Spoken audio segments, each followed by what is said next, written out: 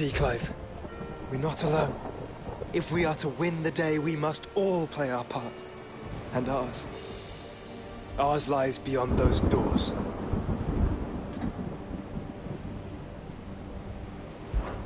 We fought long and hard for this moment. Sid's dream, our dream, is within our grasp. We need only endure this final trial, and we shall. Together.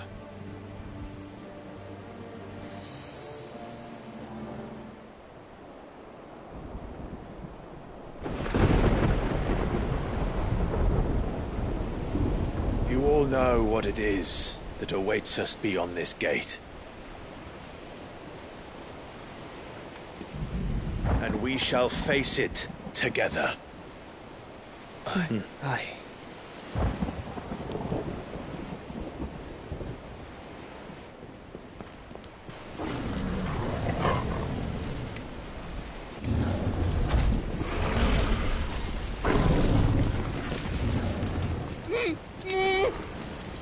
It seems our hosts would rather we remain.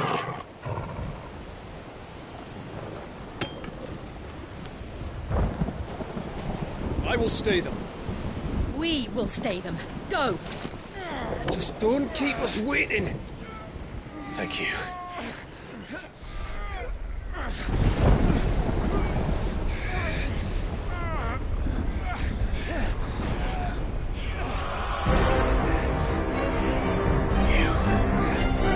Welcome, sons of fire.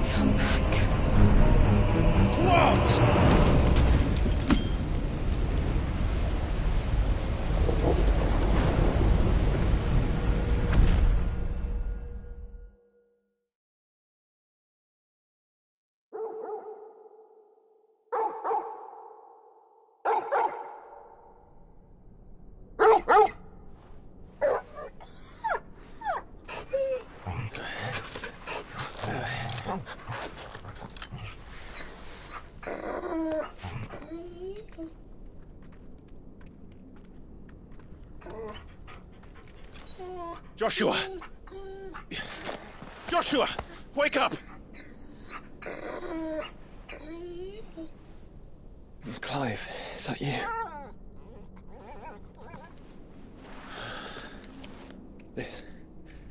This isn't stone here.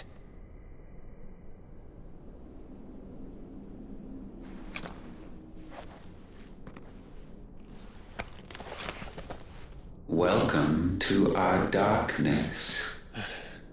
A rift between worlds wherein your kind might reflect. Show yourself! Grave and many are the sins of man. And we would have you know them, all of them. As fate has seen fit to deliver you home, consider this our welcoming gift.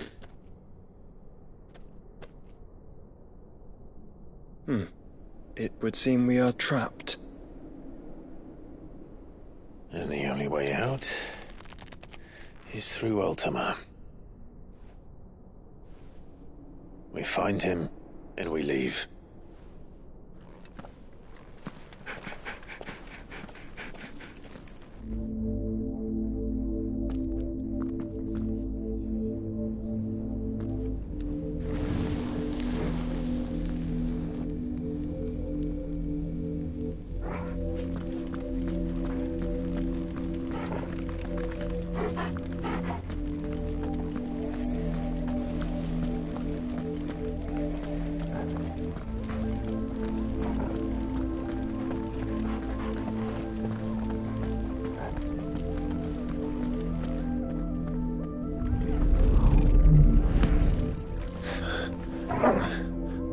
If you are to comprehend the full extent of your transgressions, we must go back to the beginning.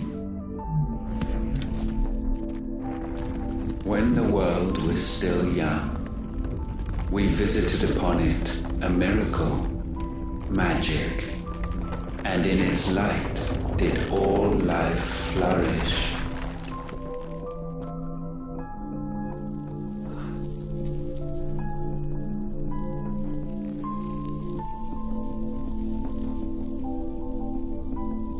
Yet the price for this boon would prove heavy. A pall descended upon the land, painting the horizon black as night. Though we labored to forestall its spread, in this one endeavor we stood powerless. And so we fled, that we might endure, that we might discover a means of salvation.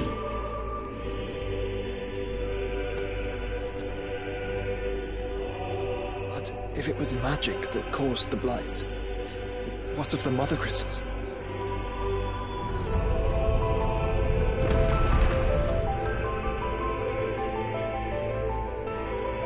I expect he'll tell us soon enough.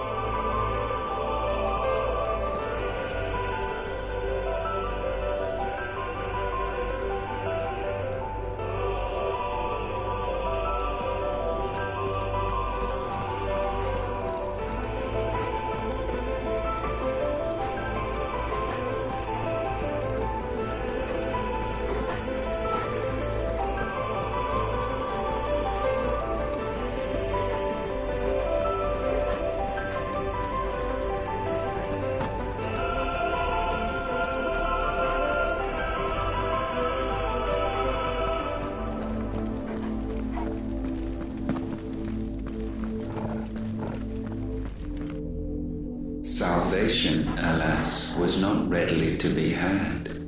First, we would require a land unvisited by the stain of corruption.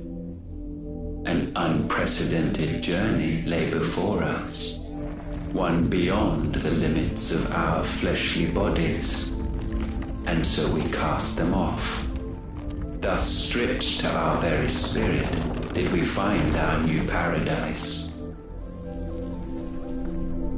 A land as pure as driven snow, Valisthea.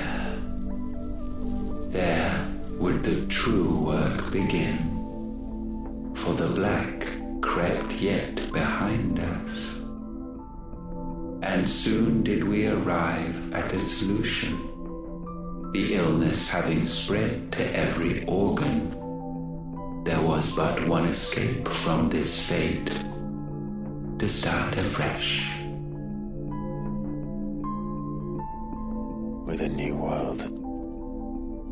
The one for which Barnabas labored.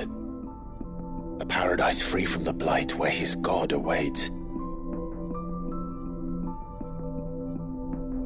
And where, if we only forfeit our wills and abandon everything we hold dear, humanity can join him. So, Ultima would have us follow in the footsteps of the king. And follow we shall. For now.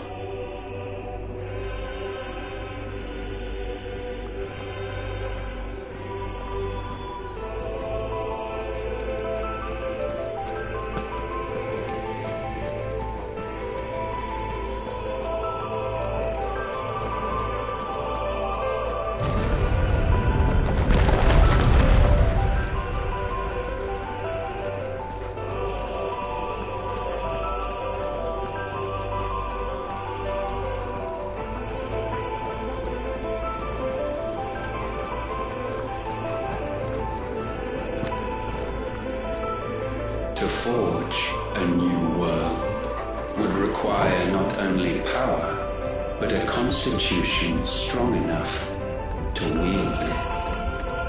Acquiring the first would be simple. Untouched by the blight, Valisthea was replete with ether, and we had only to place jewels in her crown to claim it. Acquiring the second, however, demanded creativity. And so I cast forth the seeds of humanity. You created us. Is that not what gods do? We sowed the seeds for you, Muthos, all that you might one day blossom. And our future thus secured, we thought to slumber, though that would prove a grave mistake. For it was as we slept that man committed his greatest sin. He awoke. Alone in a world bereft of his god's radiance, he stumbled blindly, desperate for guidance. Finding no light, he sought to kindle his own, and from that single errant impulse was his will born. Having discovered himself at last, man turned his eyes inward and found he desired evermore that which only magic might afford. So wars were waged and brothers slain for custody over that dwindling resource, and the land, she wept tears of black.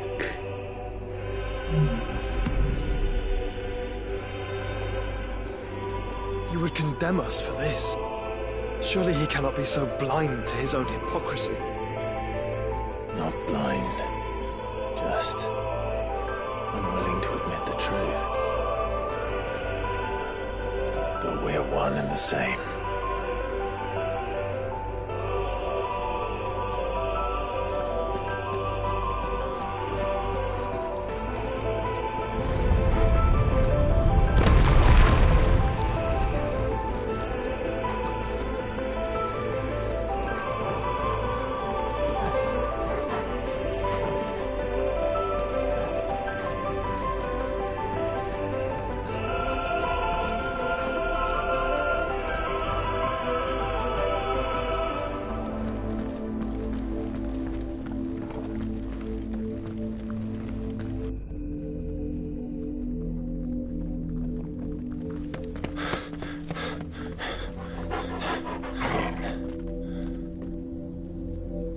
Is that Ifrit, or what's left of him? Long have our ashes lain cold for want of a spark. Cast your eyes upon them and see what you must become.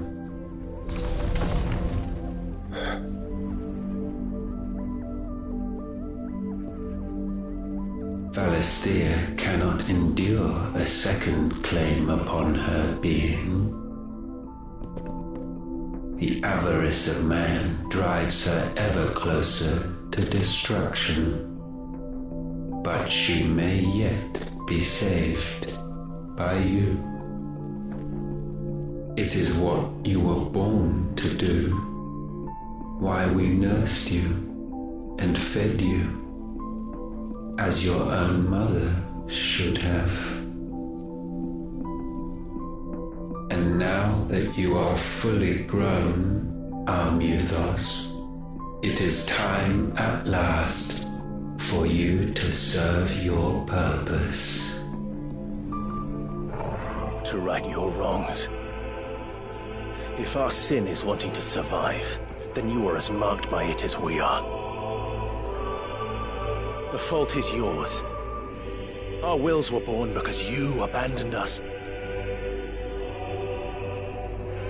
And now, you would have us forfeit them. All for a place in your new paradise. Do you imagine yourselves worthy of one? Mankind has no place in our world. Is this truly so difficult to comprehend? We only ever require you, Muthos, when the time comes to bid this wretched realm farewell. None shall follow, none shall remain. What do you mean, none?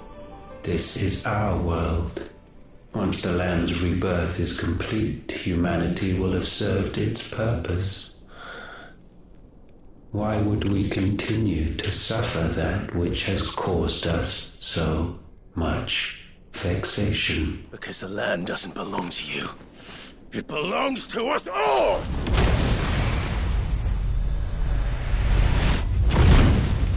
What? That is where you are mistaken. You own nothing but your precious will.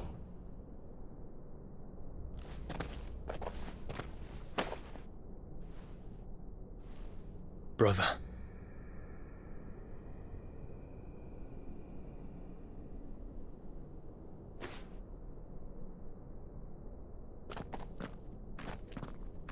I can't do this alone.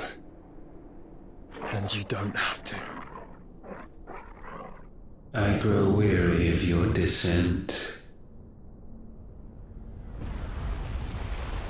Now you must learn that this master will not tolerate disobedience.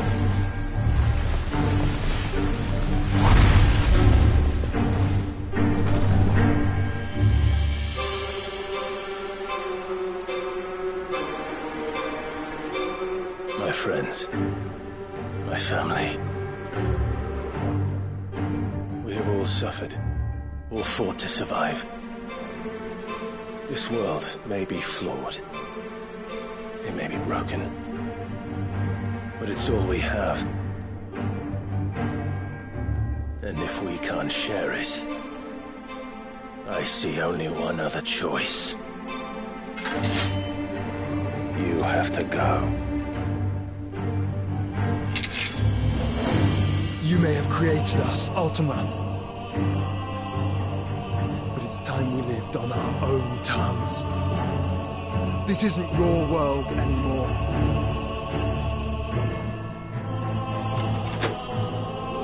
It's ours.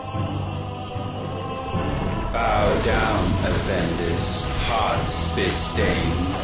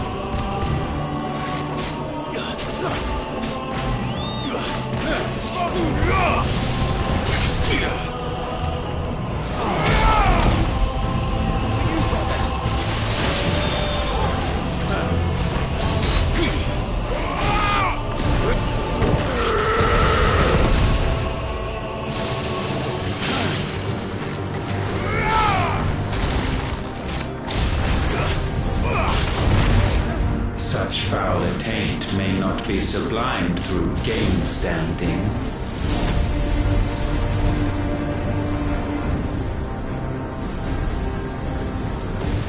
Only with heads hung low is penance paid. O wretched mortals incapable even of contrition, in fitting season shall we reap our harvest.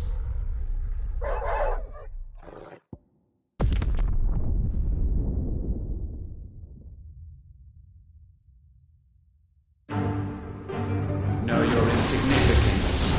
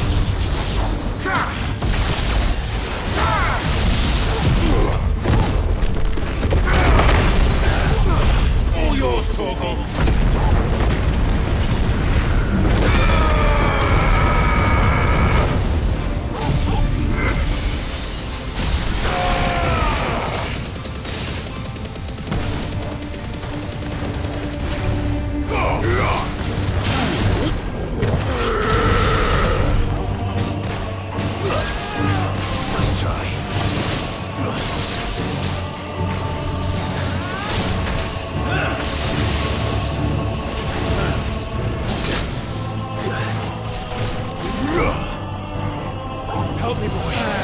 All yours, Torgal. Not good.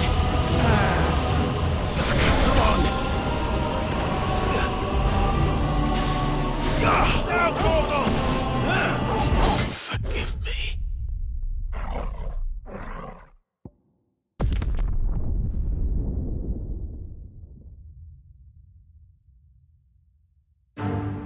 Someone's brave. Your insignificance.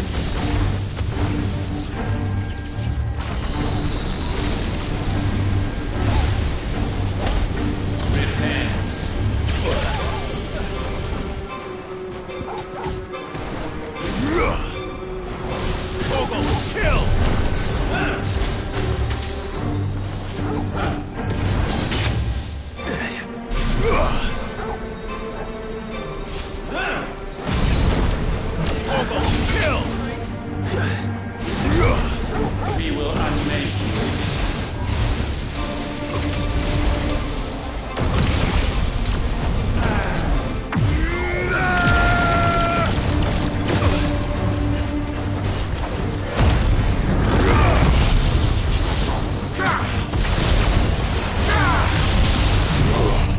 Fire and flame! Torgal, kill!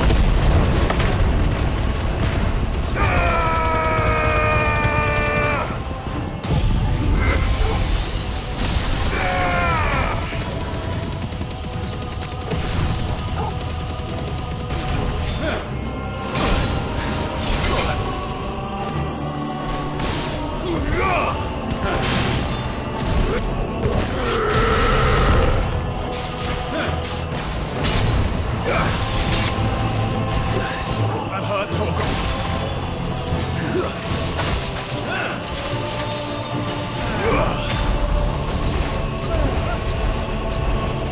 Torgal, kill!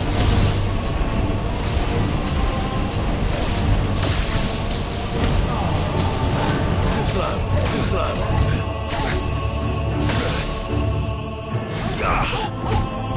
To me, boy.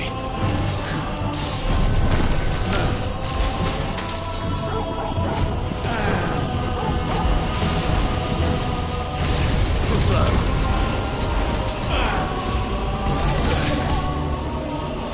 I'm hurt, Torgal. All yours, Torgal. Now, Torgal! Torgal, kill! To me, boy. Now, Torgal!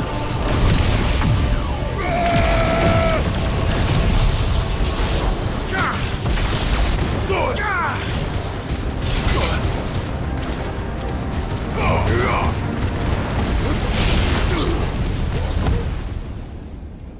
Gifted this chance, and still you would raise your hand against the Lord.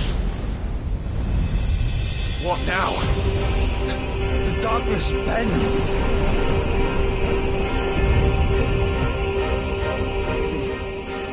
He means to end us. It wouldn't be the first time. But let's make it his last. Your fate is inexorable. Surrender the vessel unto the darkness. Surrender it unto us. Kneel before us.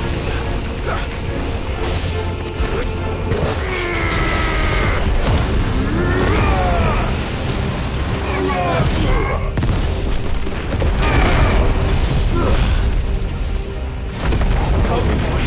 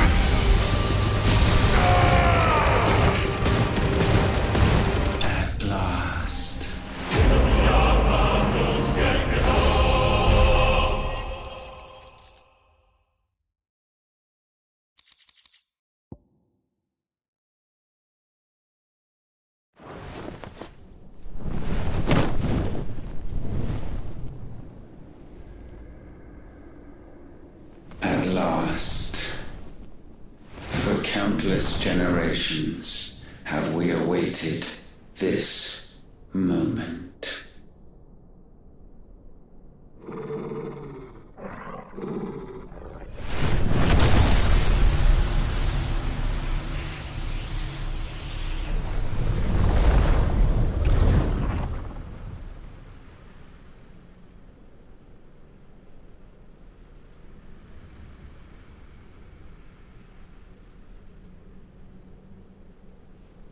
Your struggles have made you strong, yet your soul remains heavy with sin.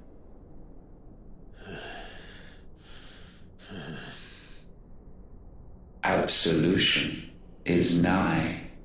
Repent, and all shall be forgiven.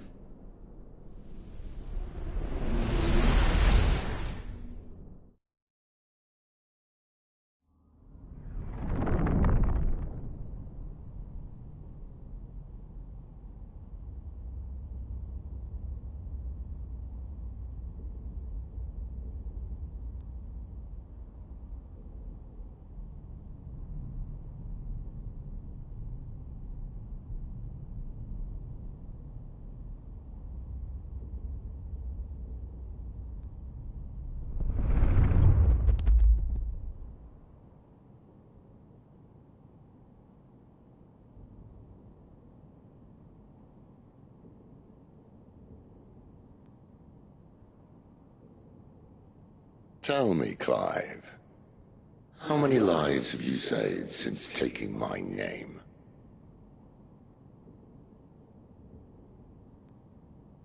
Fewer than we have ruined.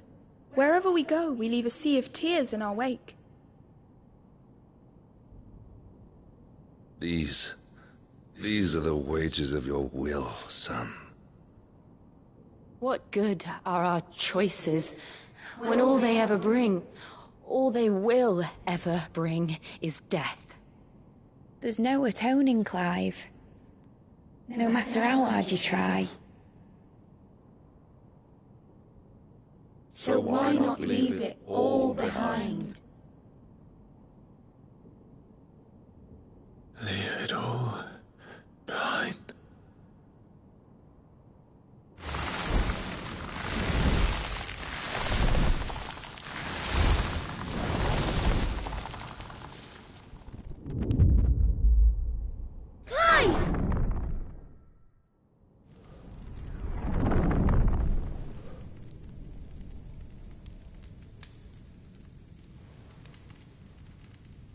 Please, won't somebody save me? Won't anybody love me? I yearn, yet still she is not mine. Have I not given enough? From will is born desire, and it is this which consumes you, rendering you incomplete. Do you not see how the world bends and warps under the weight of your hungering hearts?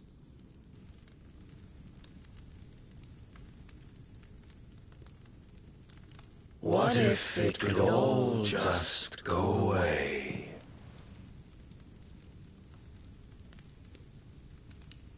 Just go away.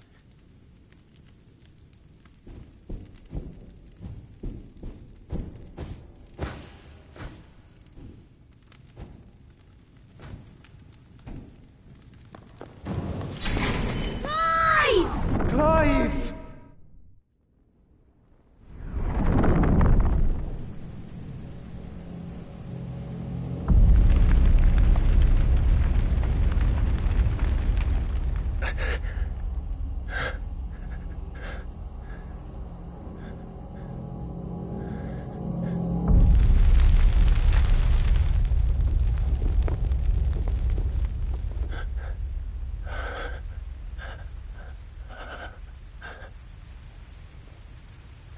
None of this is real. Wake up. It's time to go home, Clive.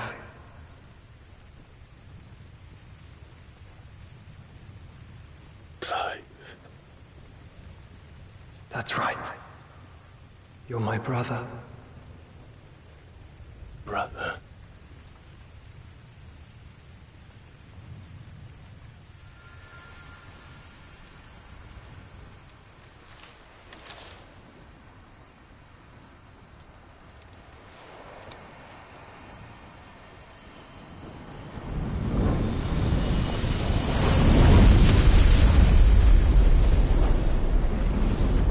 Come. Remember who you are. Clive.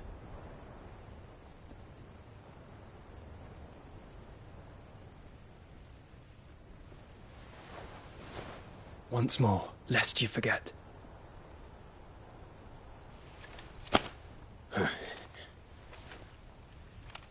My name is Clive. Clive Rossfield. Look, Ultima.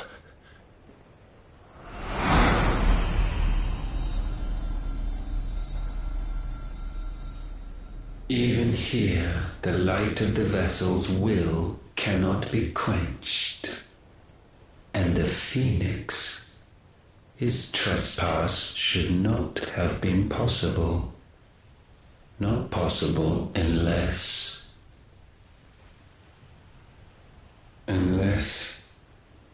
he has been with Mythos all along.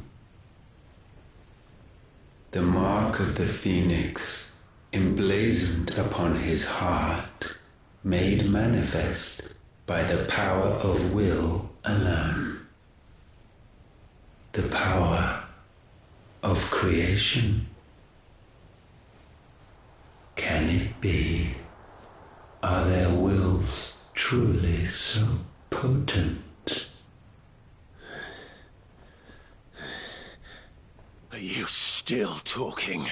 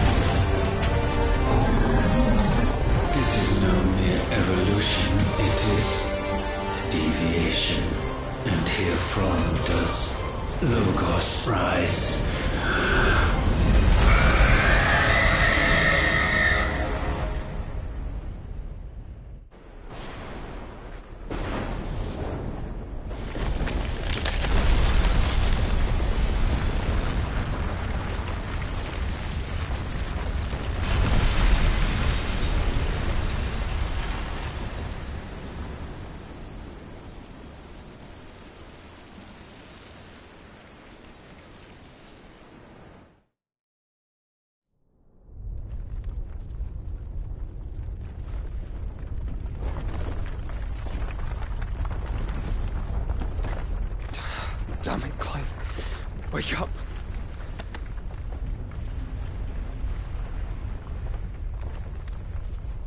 That hurt. Sorry to wake you, but I think it may be time to leave. This place.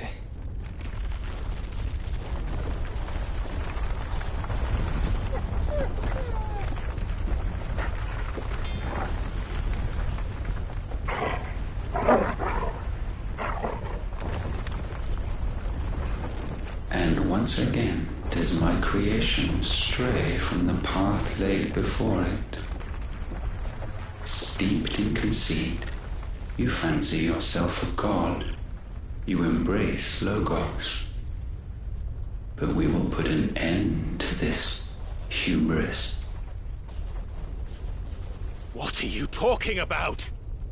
In the halls of origin does our true power quicken. And there shall you be made complete. Soon, Mythos, soon you will discover how little you know of suffering.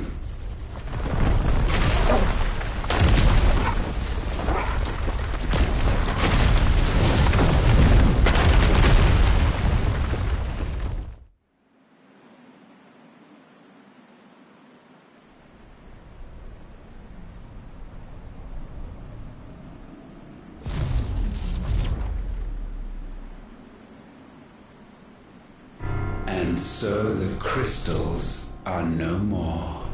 Yet in their silence, a new song rings.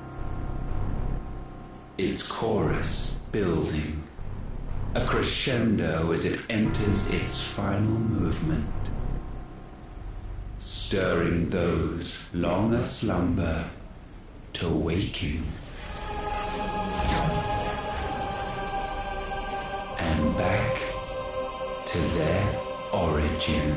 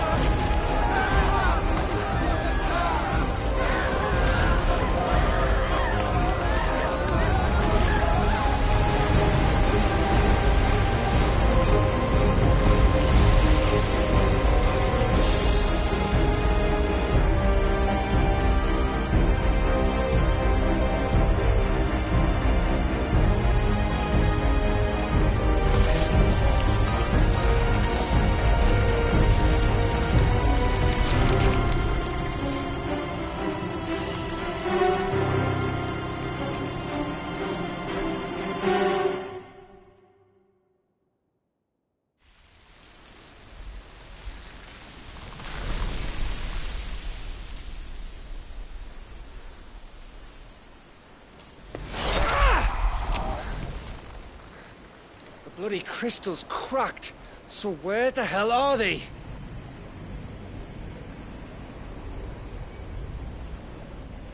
Oh, fuck me.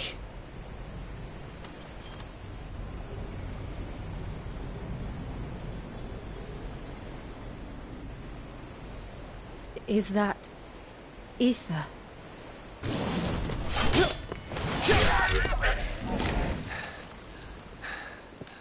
What in good Grieger's name is going on?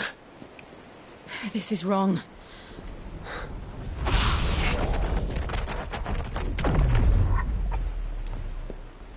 Are we back? Clive! Joshua! Jill!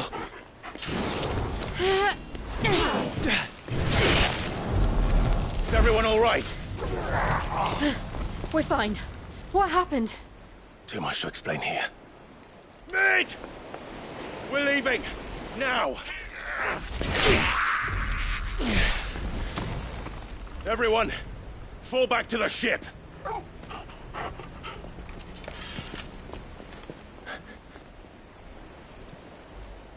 I will be with you anon. Thank you.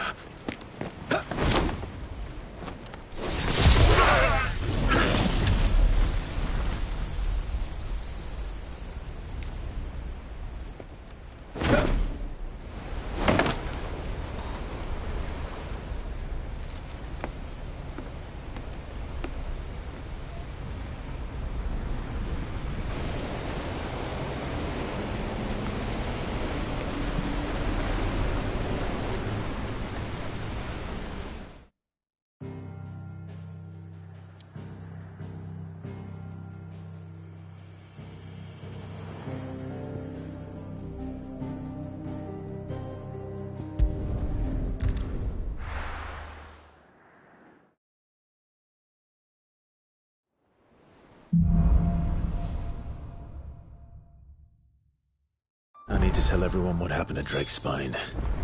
And I'm going to need Otto's help.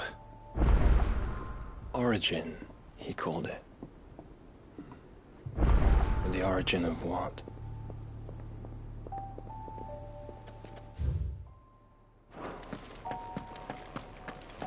Did you know that it was I who convinced His Imperial Highness to join you in stone here?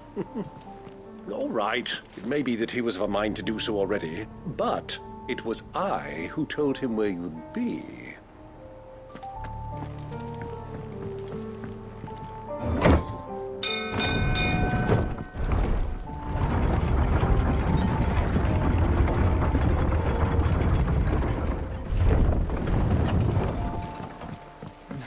Sid gonna deal with that? What do you think that thing is? It's a damn distraction. Don't you worry, Sid. I'll still take you anywhere you want.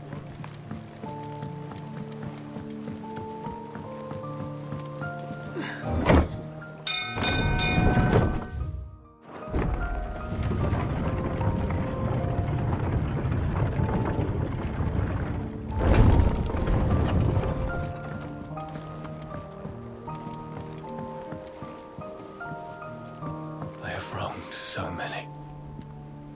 Ruined thousands of lives. I did not deserve to be saved. But save me, you and your brother did. Your uncle, too, forgave me my sins. Offered me a chance at redemption. Yours is a fine family, Ifrit. Cherish it.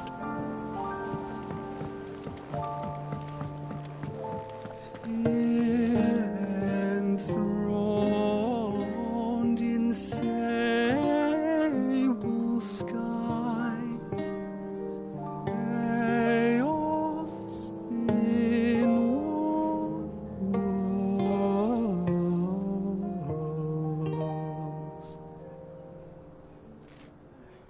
From diverse hands a dawn is spun in crimson sin unfolds.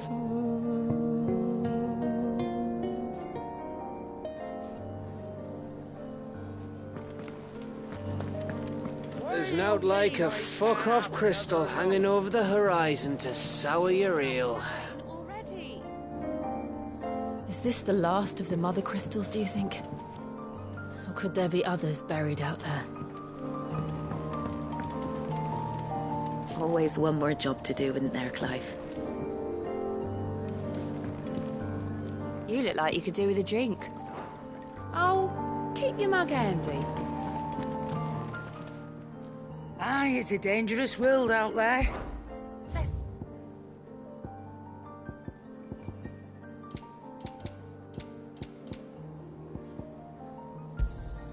You'll not find a better price than that. You're rubbing me blind, you know. I will not forget this kindness, my lord. I shall go to Eastport, but as soon as the rebuilding...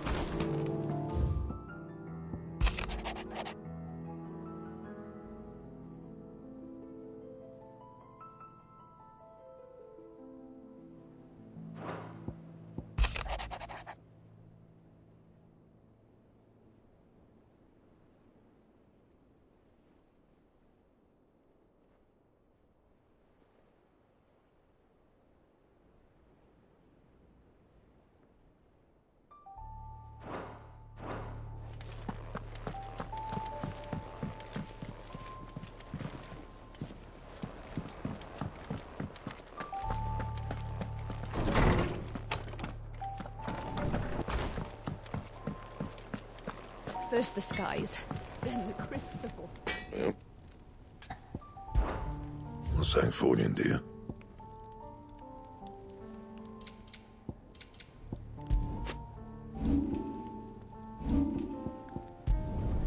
Not bad, if I do say so myself. No scratches, right? Should last you a good while. You can thank me later. Yeah, that should do you.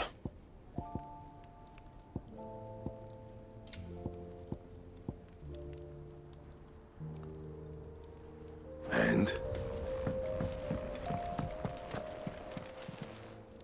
Still alive, are you? Go on, then.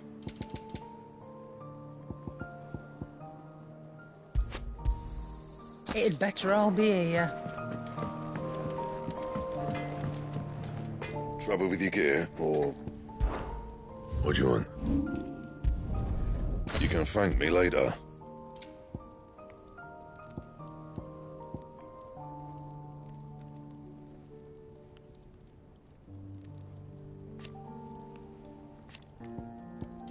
And?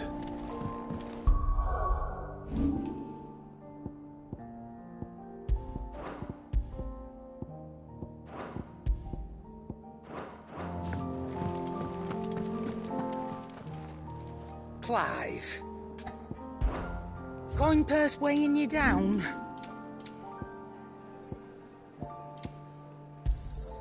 I'll be thankful you got that much. Come again. Or don't. I'm not much bothered either. Hey. I did it, Sid. I made friends with all the animals in the hideaway. But you know what I'd really like?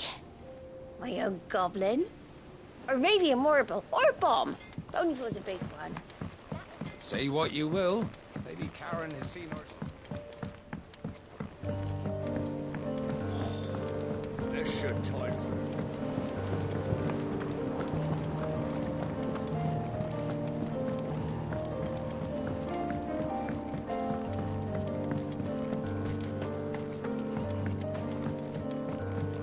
You needn't worry about the backyard, Sid.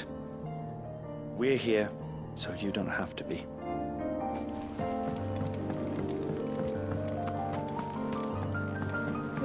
A few more of these, and the Deadlands will seem less... These flowers are beautiful.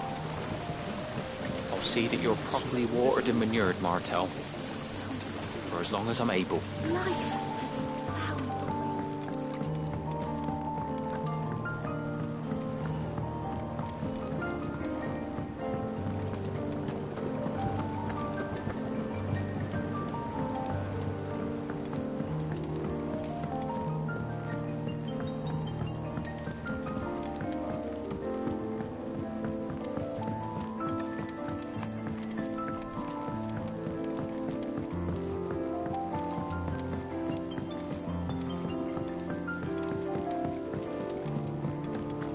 Miss Shirley says your book's made quite an impression on the children. I want to learn how to build an airship so I can fly up to the Dark Crystal.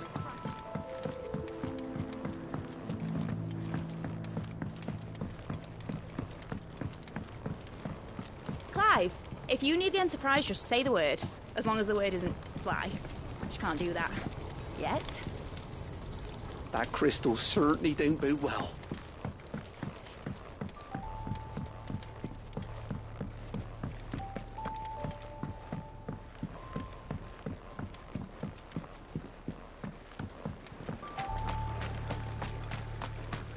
Do you suppose it's magic?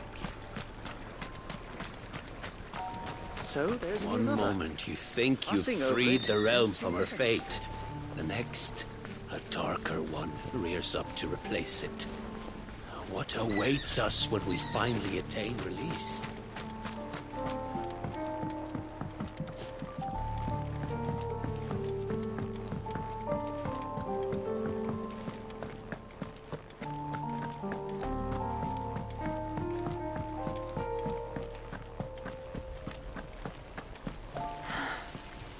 All this time, my heart has wandered hither and thither in search of the perfect companion.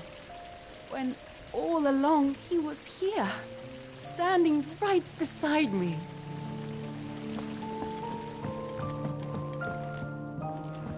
It couldn't have been easy for her making the journey from Ash.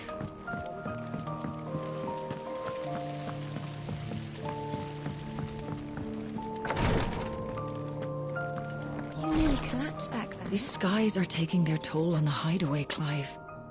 I can mend a broken arm, but a broken spirit is beyond my talents. Thank you, my lord, for taking me in. Everyone here has been so kind. It reminds me of home.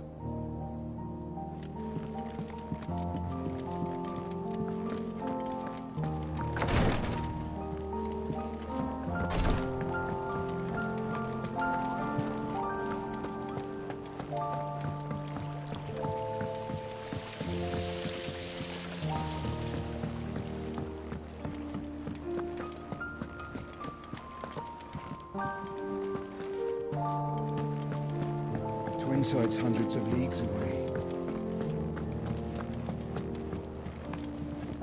Back again?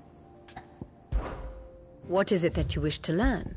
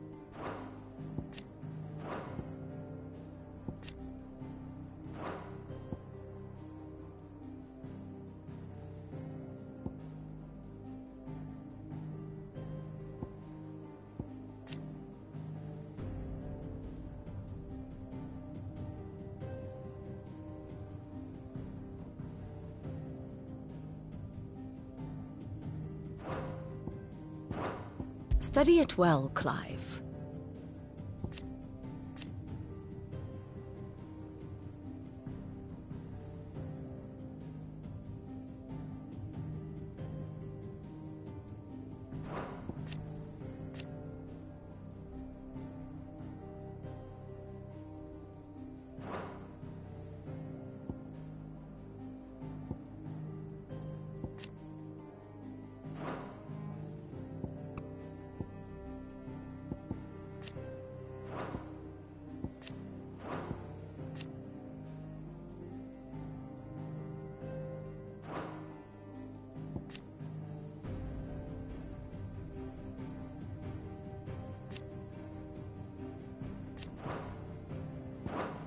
Very good. Still alive, I see. Something tells me that eyesore on the horizon is your doing. How'd you manage that? It's a long story. One that I'd rather only tell once. Right. All hands on deck, then.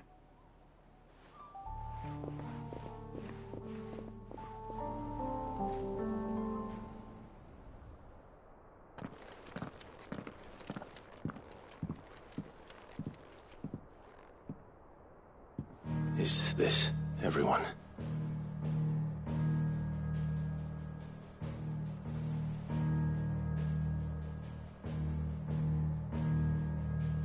As I'm sure you've all guessed, the crystal which now commands the eastern skies was summoned by Ultima. He called it Origin. Though the significance of that name is as yet unclear. What does it matter what it's called? Its emergence tore Twinside asunder and wiped my homeland from the map.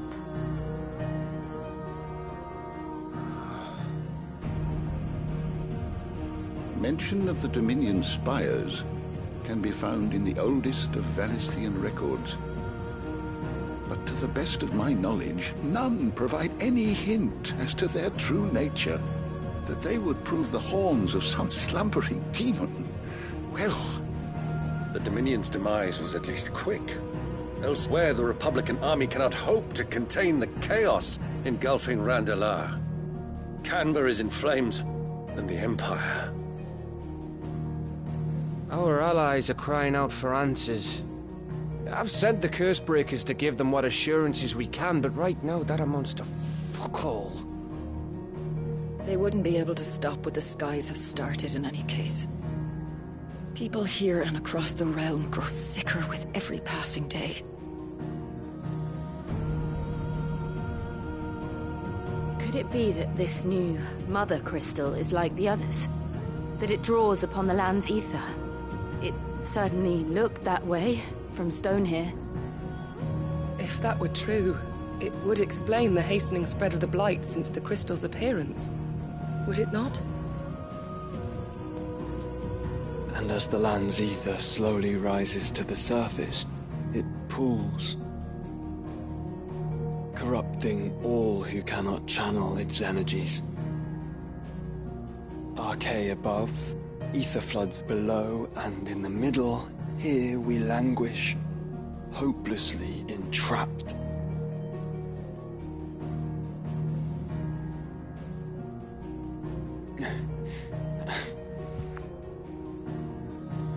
It's all right. When we faced him at Stone here, Ultima told us his true power quickens in the halls of origin. Needless to say, we cannot allow that to continue. If we are to stop him, we will have to find a way into the crystal. How are we going to manage that then? It's up in the sky. And fast as she is, the Enterprise can't fly.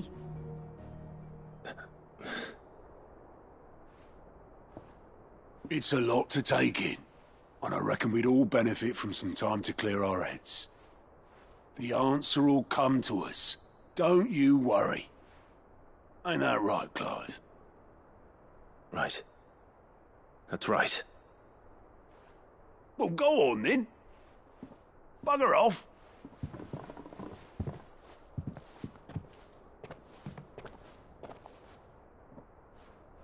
Same goes for you, Clive. You won't solve anything like this. Trust me. Go and get some fresh air, eh? Thank you.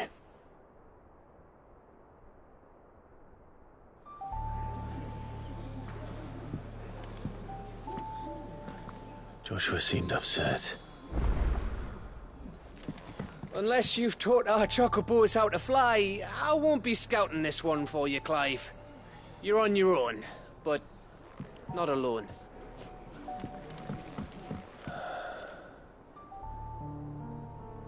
There is much to consider.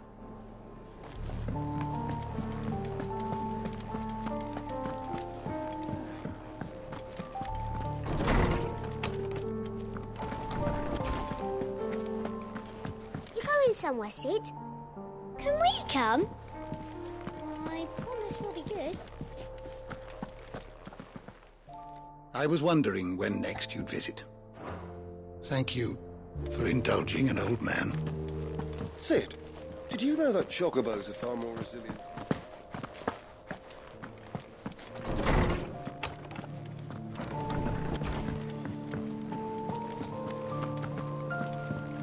Believe me, Clive, I would fly with you to Origin, nay, to the end of the world. If I could. Alas, my fear of heights prevents me.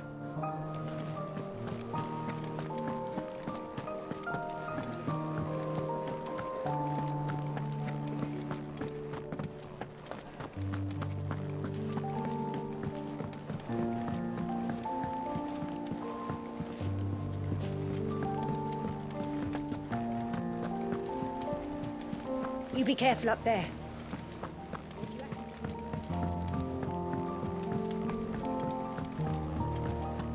Take as long as you need, Clive. Just don't take too long. Clive, Till next you need me.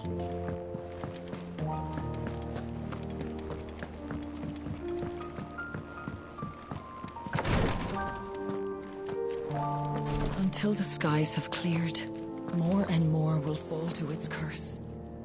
I will do what I can, but...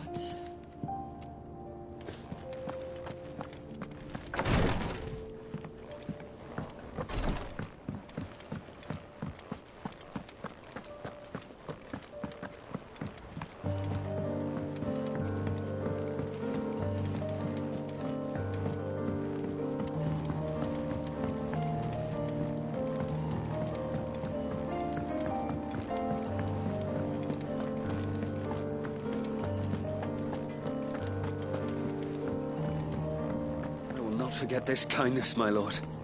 I shall go to Eastport, but as soon as the... If this origin is a mother crystal, it must be destroyed like all the rest. We've come too far to give up now.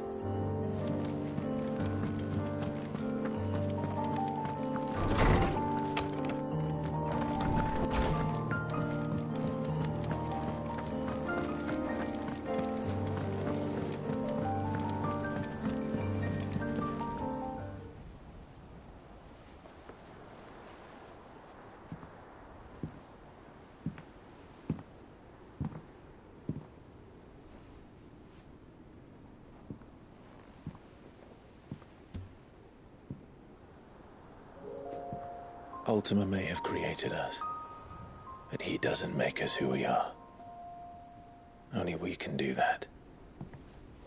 And if he would have us fight for our survival, so be it. It's what we've been doing all along.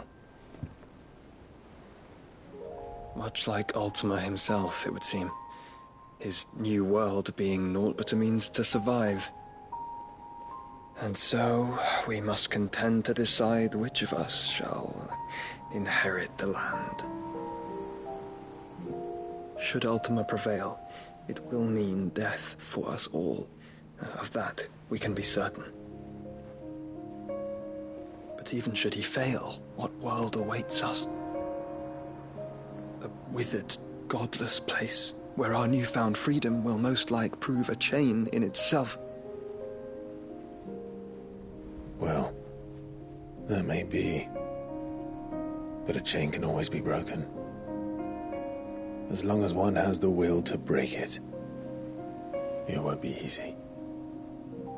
It may take generations. Centuries of suffering.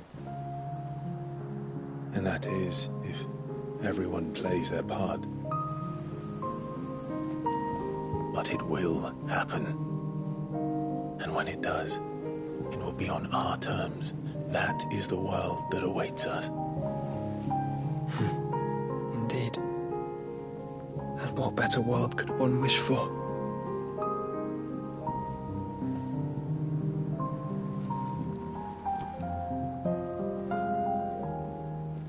But first, we have to reach that crystal.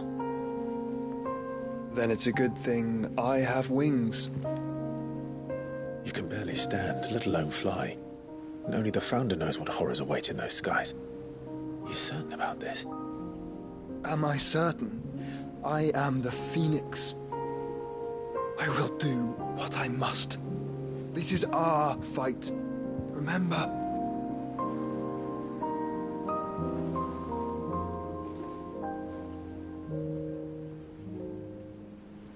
All right. I yield. But only what you must, yes? I'm still your sworn shield. That you are. And what of my wings? Lest you forget, you go to stand against a god. I would not have you succumb to fatigue before the fight begins. Ifrit, your brother mentioned that some few of the dominants who had lost their power to you were still able to prime. Is that true? It is. But their icons no longer submitted to their will. Then mine will have to be stronger. That you both might save your strength for the battle to come. You don't have to do this. If you do, there's a chance you might lose all you have left. And what have I but regret? My life ended in the Dominion. I fear death no more. Besides, I would have words with Ultima.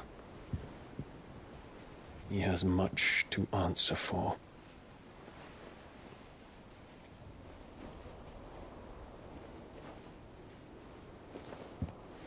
We are in your debt, Dion.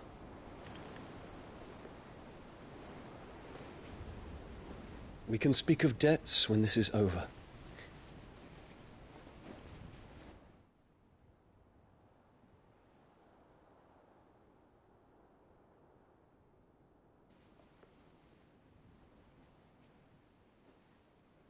He speaks like a man who knows he's not coming back. And has come to terms with that. That doesn't mean that we have to, does it, Clive? Time to talk to Jill. I only hope she understands. Take as much time as you need, brother. Something tells me Ultima will wait. Say your farewells, and let us be gone.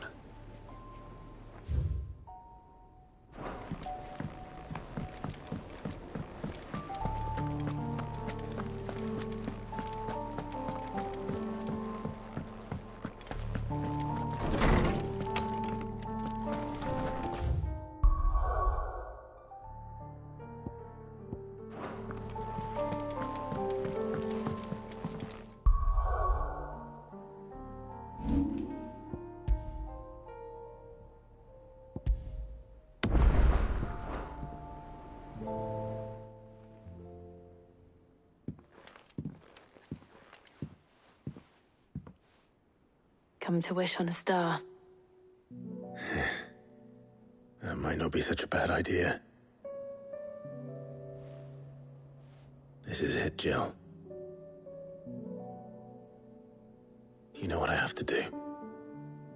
Why I have to do it. There's no turning back now. This is where our journey was leading us. Where it will end, for better or worse. I could pray to Metia for you.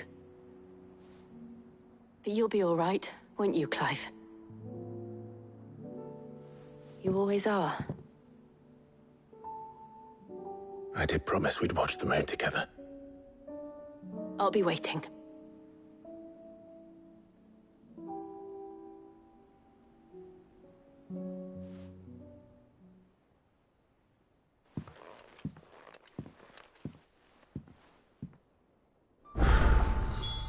It's almost time. Better make sure I haven't forgotten anything.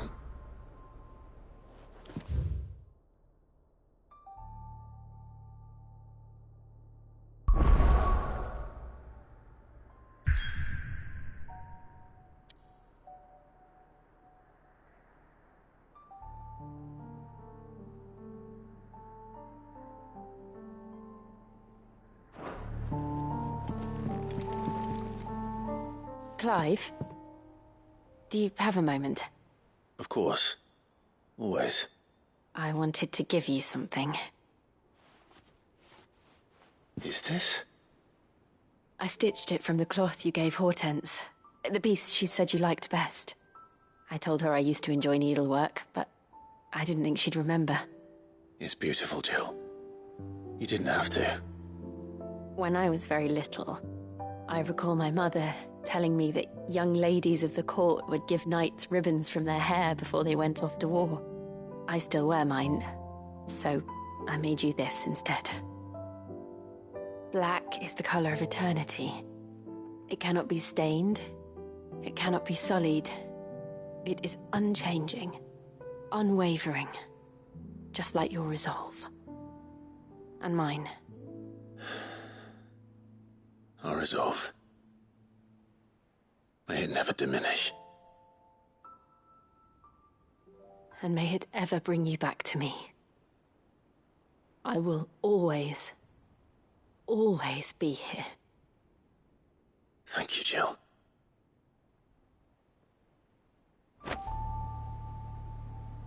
It's not time yet, is it? Somewhere in the back of my mind. I know.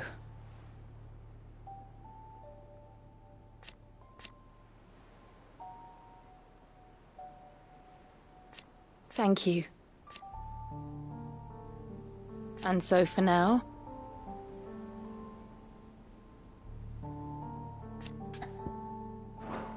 be strong, Clive.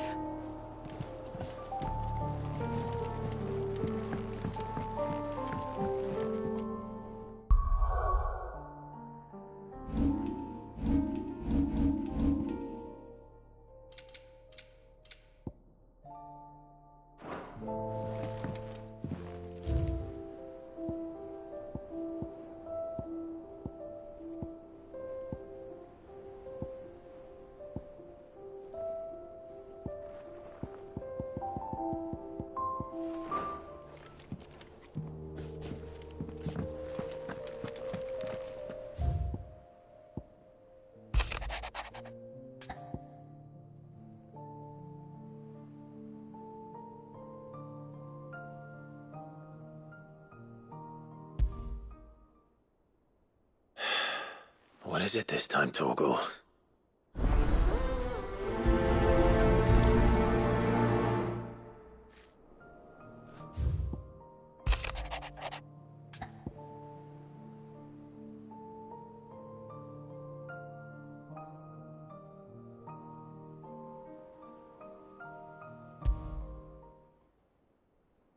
Something tells me this is no mere adventure story.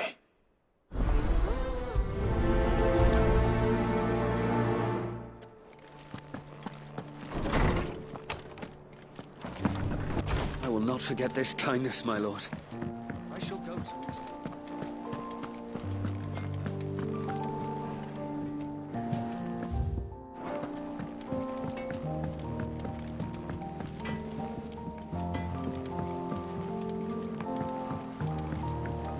I did it, Sid. I made friends with all the... Oh, what is it? There's no one like out. Your lad's worth double that. And I've...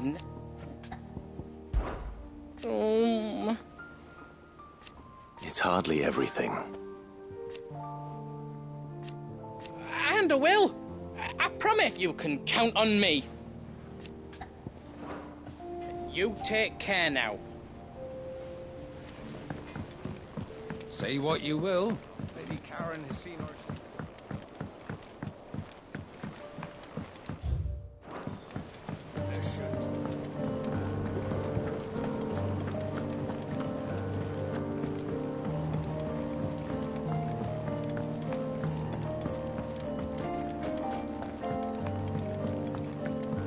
You needn't worry about the backyard, Sid.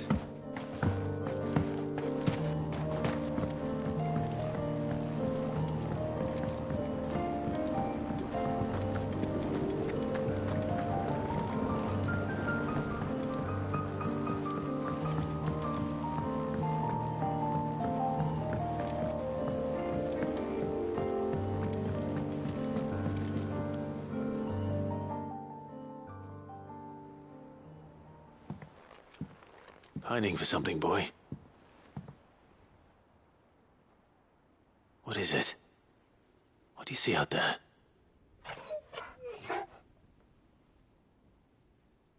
never did ask where you got that anklet of yours. From Sid, that's why. On the day he brought him home. That long ago? And you're only thinking to ask this now? Sid saw that the pup had a habit of gnawing on his leg, since you ask. Clap that there iron on him to keep him from doing it. What was wrong, boy? I'll take like as not. Must have been hard on the poor whelp losing his loving masters at such a young age.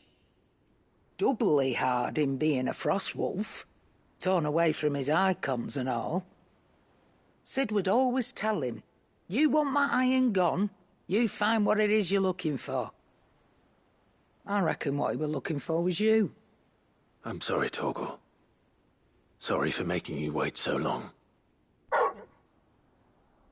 Let's get that thing off you.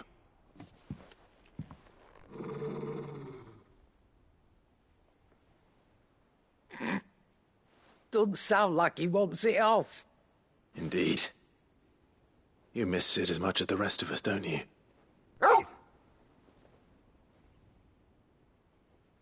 You want me to go with you somewhere?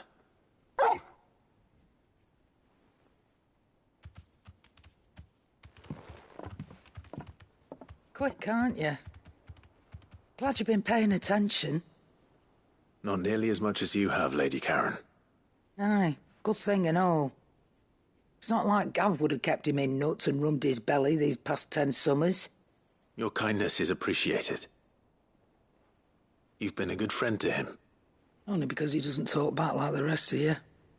Go on now.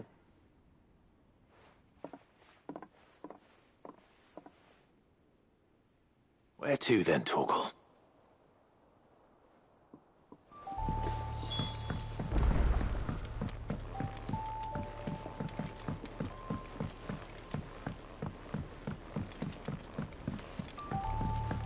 Whatever should I write? When you return, would you mind teaching the children another lesson? They did so enjoy your last.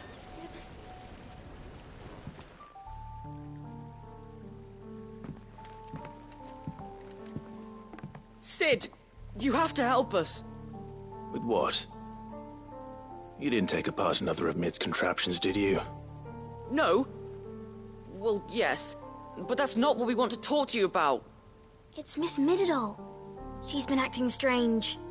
Very strange. She's barely ever around. When she is, she acts like we aren't even there. Her head's in a crowd. In the clouds. That's what I said. In the clouds. Well, she does have a lot on her mind. When did you last see her? Not long ago. Right after she got back from saving you from Stonehenge. Then it's probably just about the Enterprise. It did take quite a battering on the way there and back. You didn't break it, did you, Sid? You really should be more careful around Miss Mididol's inventions. Don't listen to her. Even if you did break the Enterprise, you could put it back together, couldn't you? But who's gonna put Miss Mididol back together? She seems really sad. Why don't I go and see if I can cheer her up? You do that? For us? She's in her dungeon. Don't scare him. It's not a real dungeon. Thanks for the warning.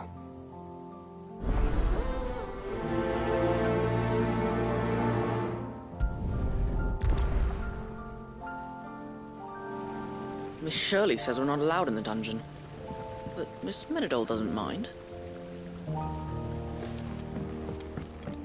Has Mididol mentioned a new project yet?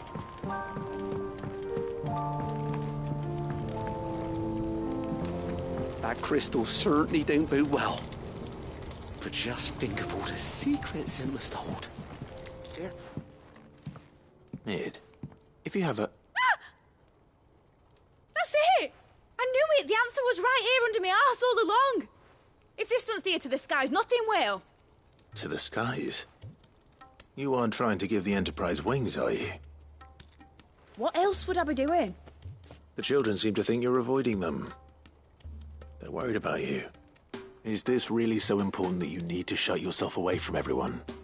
The Enterprise is already the fastest ship in the realm, and that's with the sea beneath her. But what if she weren't bound to the waves?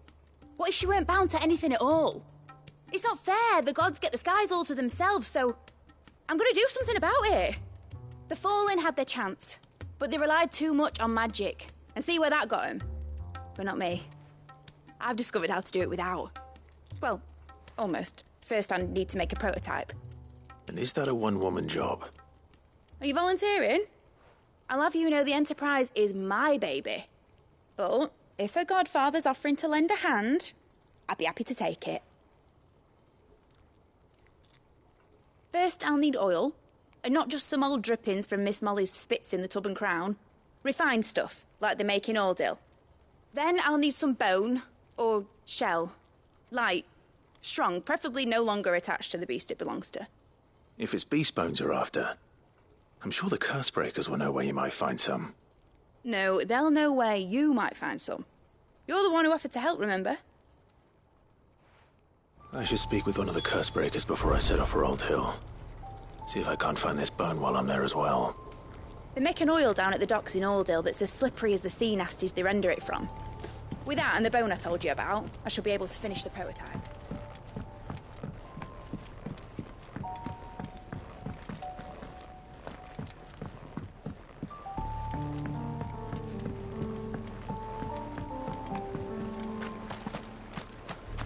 I will not let them be Sid, may I have a moment?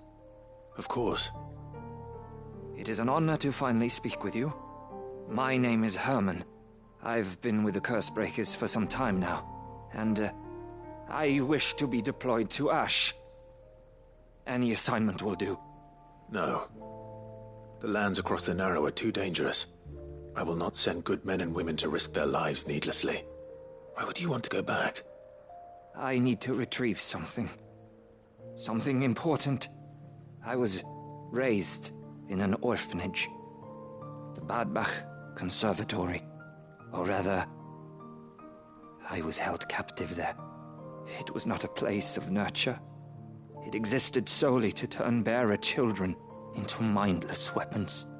We were tortured until we feared no pain. Tormented until our hearts turned to stone, and few ever survived long enough to become tools of the last king. I can't imagine. I lost so many. I can't even remember all their names, but they must be remembered. They cannot fade away, faceless and forgotten. The Institute was run with military precision. Every child measured, every name recorded, every death logged with meticulous care. Sid, allow me to travel to Ash and recover the registry so that my brothers and sisters might live on.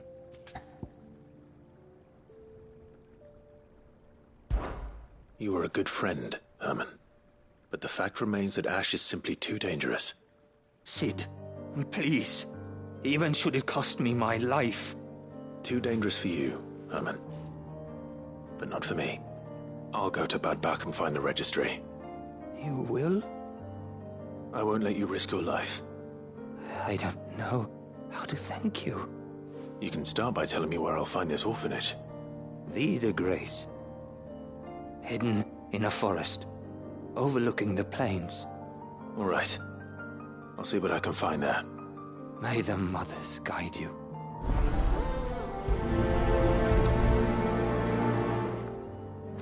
The plains of Vida Grace have haunted my dreams since I was...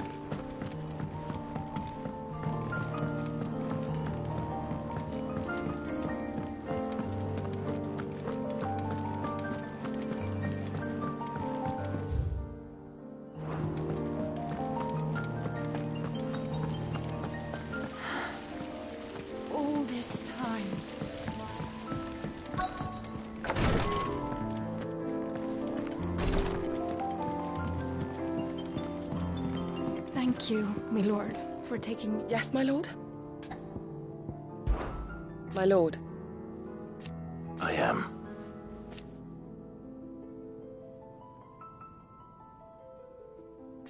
I do not doubt it. Thank you, Yote. May you return safely. Have care, my lord.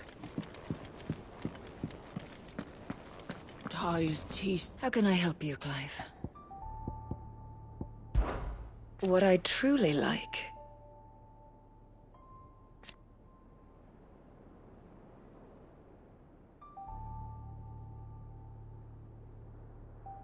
But teach her medicine.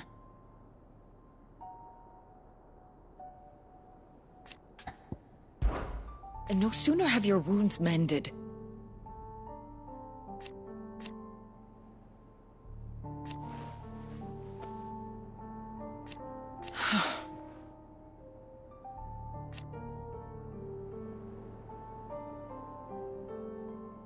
While I may not have Gav's nose,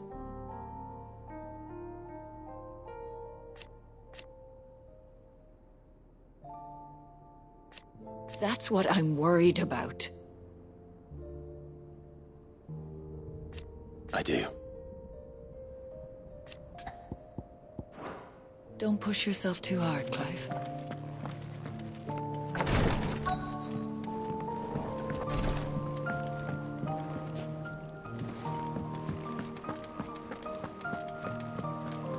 If you've got something to ask, ask.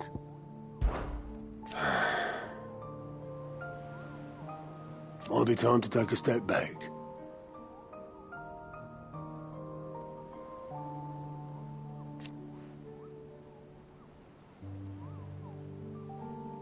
And if it weren't for Sid...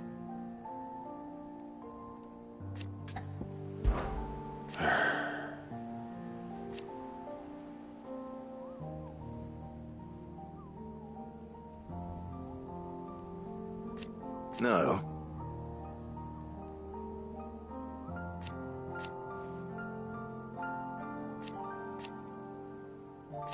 Is that right?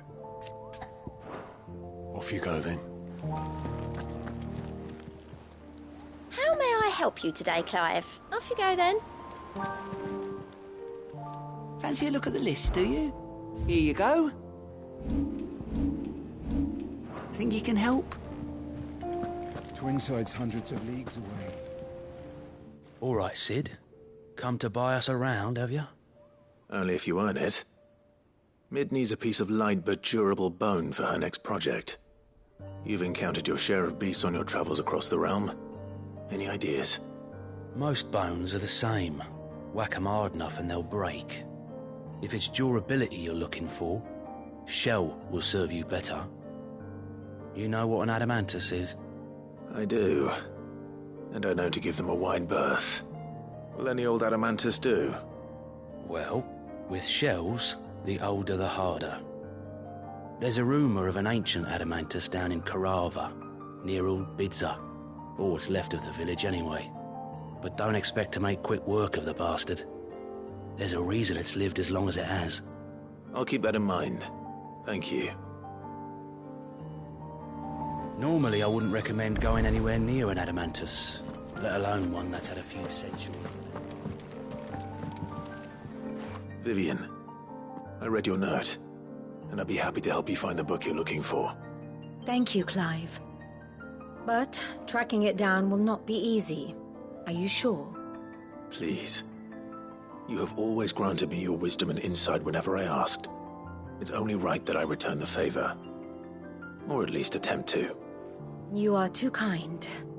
Alas, what I ask of you is rather more trying than delivering the odd lecture.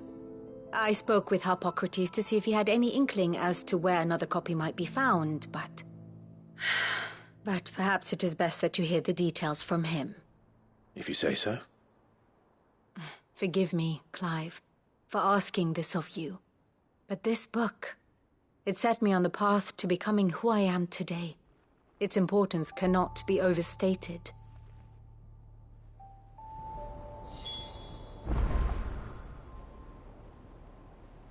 Back again?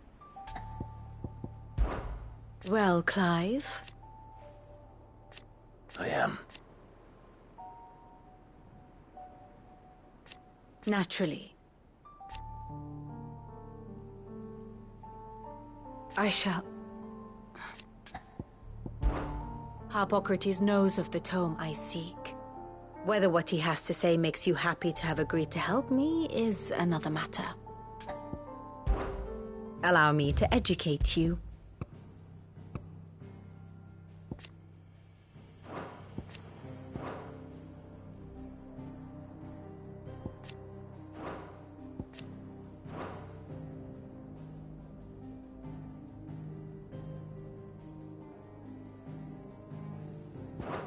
Study it well, Clive.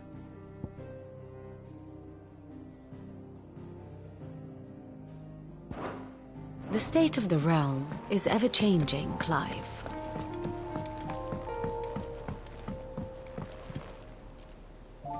Sid, I was wondering if you could help me. It depends what with.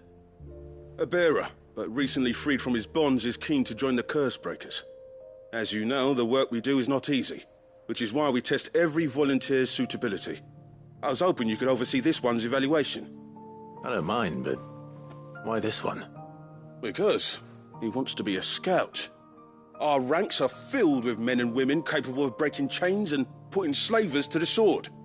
But scouting, we're few with the nose for that, which is why we still rely so heavily on Gav.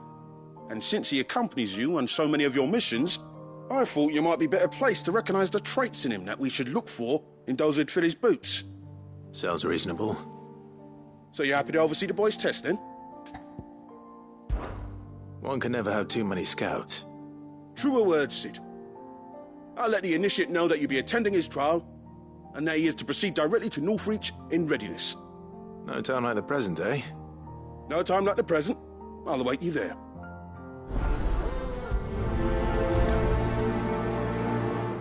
Northreach.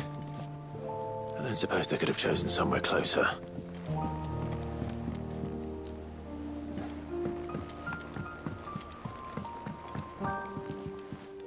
Must we away? My decision is made.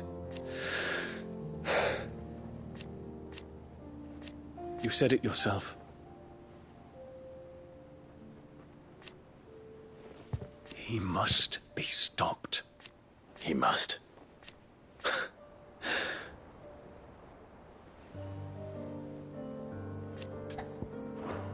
The time is nigh, Ifrit. The hour fast approaches. Make ready. Ah, Clive. This is it then, brother. Indeed.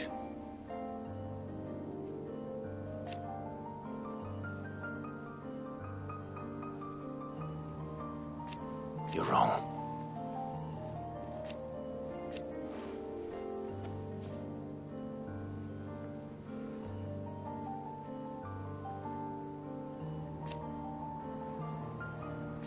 Of course.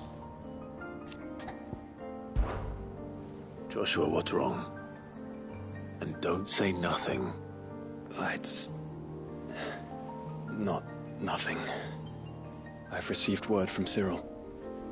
The Undying have found Father's will, or something akin to it. His will? How and where? In the crypt beneath Rosalith Castle. After Kupka was kind enough to drive out the Imperials, the Undying took the opportunity to recover what relics of the Duchy yet remained.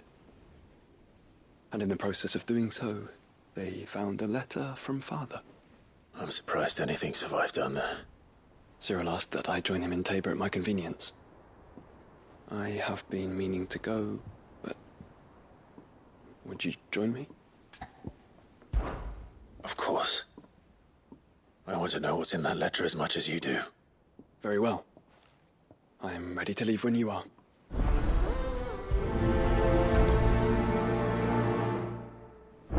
Back to Tabor, then. Not to be reunited with Yote this time, but with Father.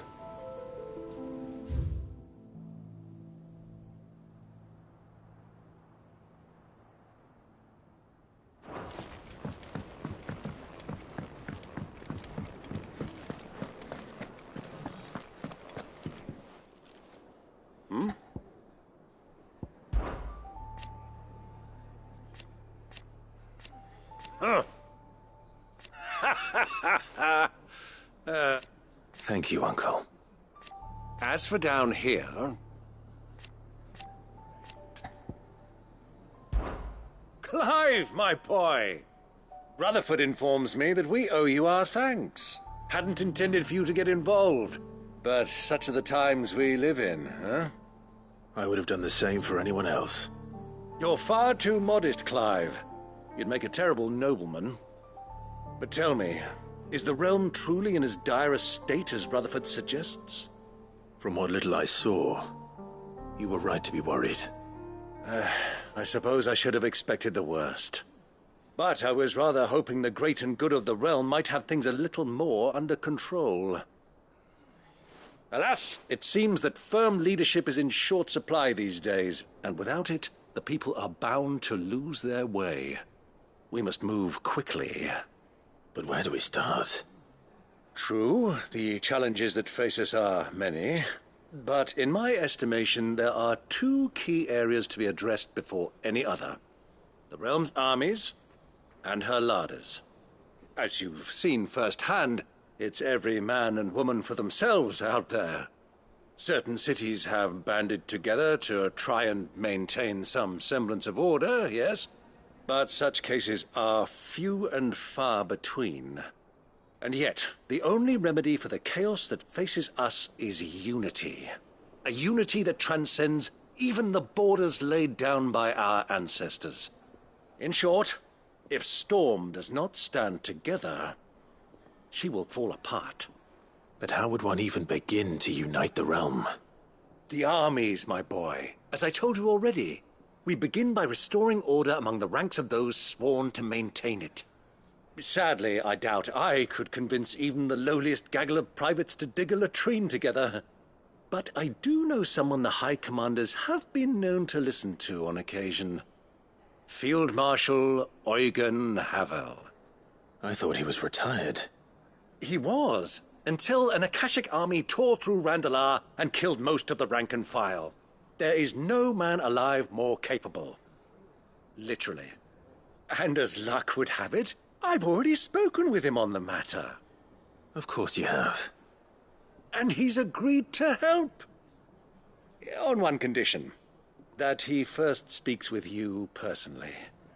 Havel has always been a man of frustratingly rigid principle, and he has certain qualms about clasping arms with, well, with an outlaw. I extolled your many virtues as best I could, of course, but the old goat was adamant that he be allowed to appraise you in person. You don't mind, do you, my boy? Of course not. As long as chaos reigns, we will never build a better world. I'll do whatever it takes. And if the Field Marshal wishes to speak with me in person, then so be it. That's the spirit. I'll leave for Randalar at once. Would you send a Stolas? Of course. Rutherford is already in the Dalmekian capital. I'll have him tell Havel to expect you forthwith. Excellent. Thank you, Uncle. No, thank you, Clive.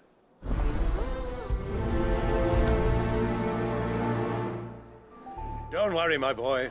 Rutherford is in Randalar this very moment, singing your praises to all and sundry. They'll adore you. You all right? About that.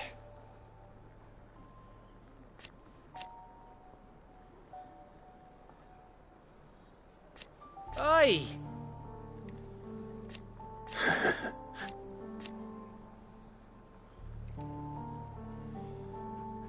Let's see.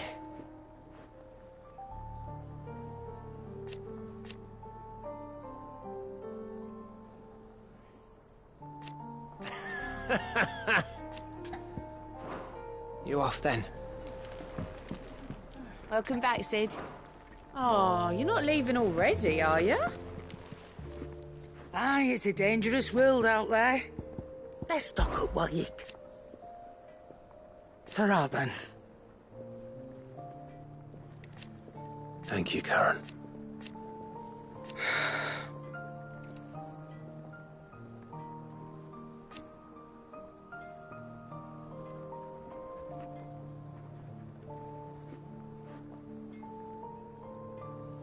You could do this too. What are you still here for? That... Go on, then. Do us proud.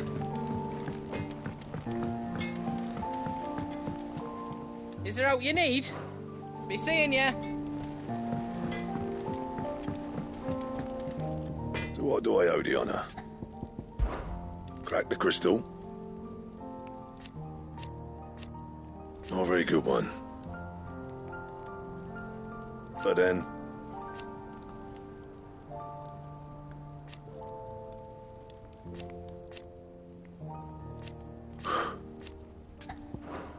I'll keep the forge up. First the skies, then the crystal. What next? Great Griga herself. I'm sure we'll be fine.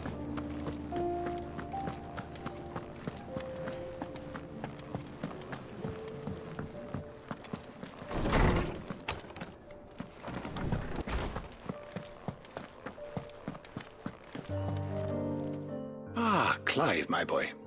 What a pleasure it is to see you. Hippocrates. There's something I need to ask you.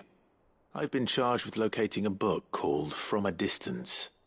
Then you seek a rare gem indeed.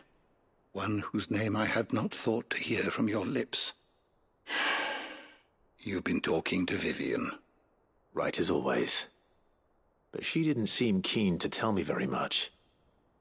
I take it she didn't like what you had to say.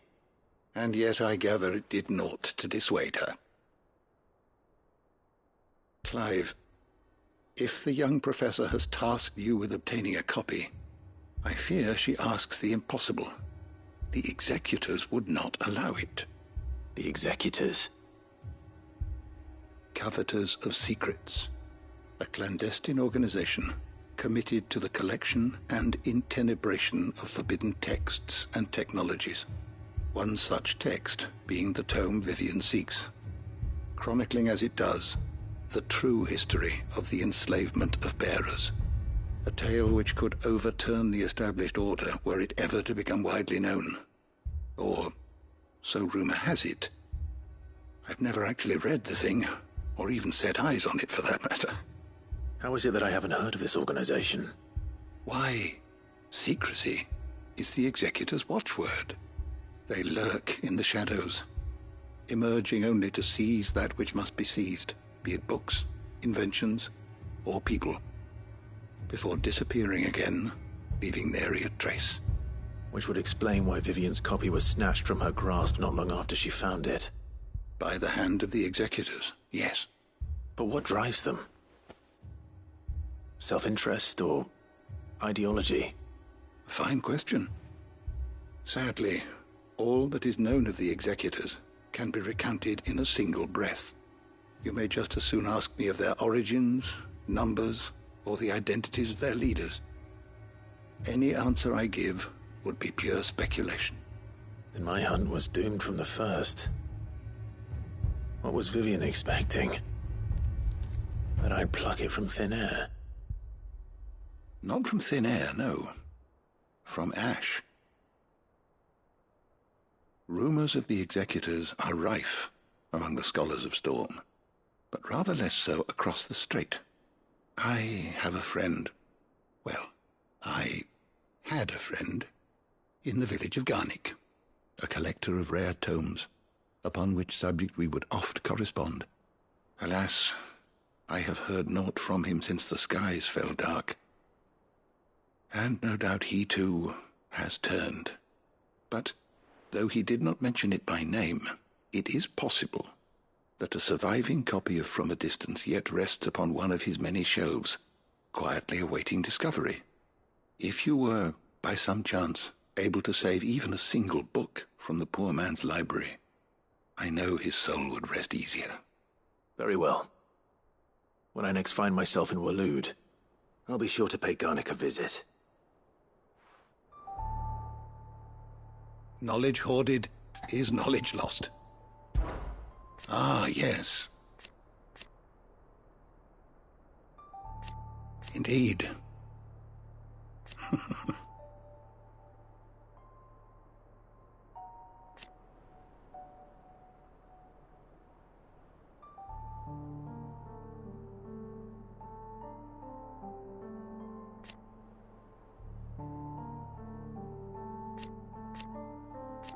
Then go.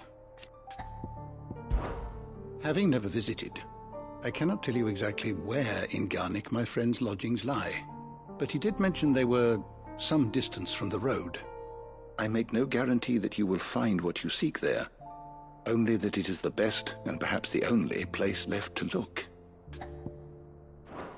Fare thee well, my friend.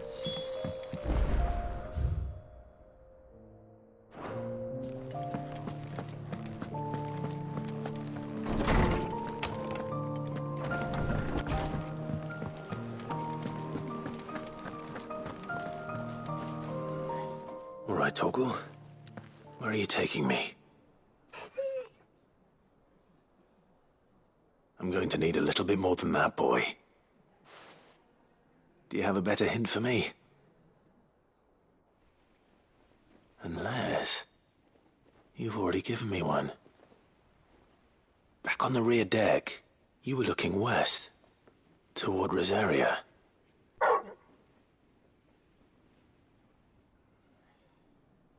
Why don't we try the rookery?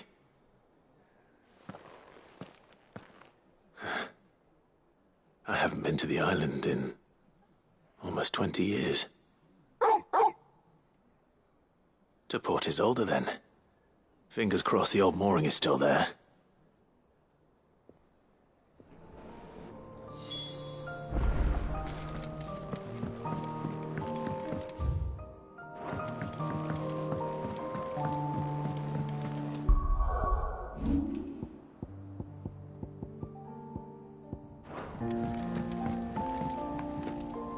Sid, do you have a moment? By all means. It's my old master. Seems there's no escaping her. She found some way to send me a letter. And something else. Records from a Waluda prison. Seems they were keeping a lot of bearers there. How did she come by such a thing?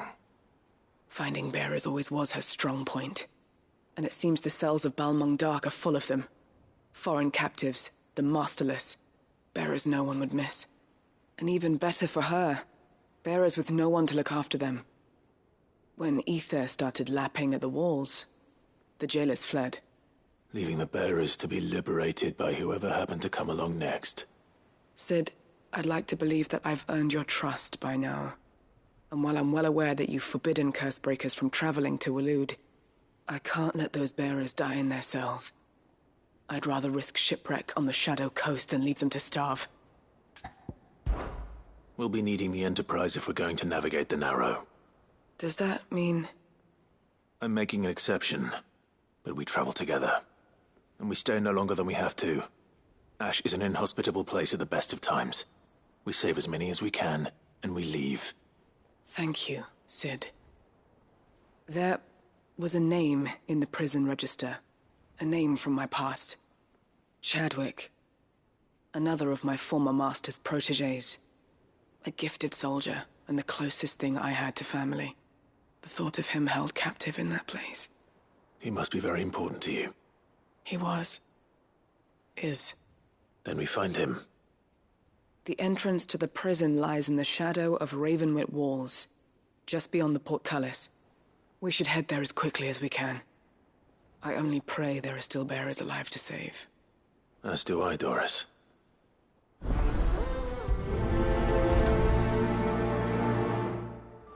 How long has it been since the jailers of Balmung abandoned their charges?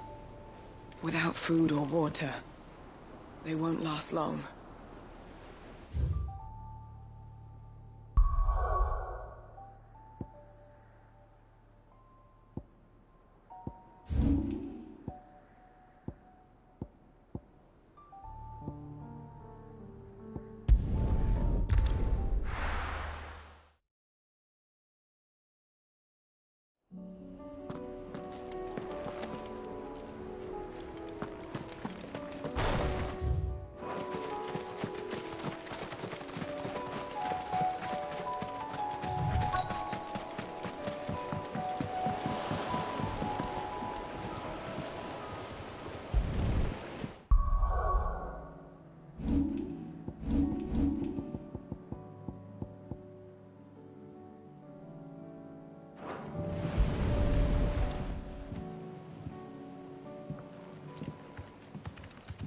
It's still here.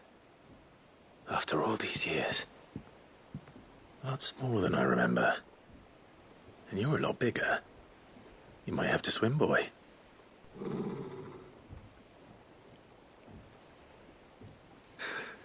I wasn't being serious. You two go on without me. I doubt that boat will hold a third. If you're sure, we won't be long. Hop in, boy.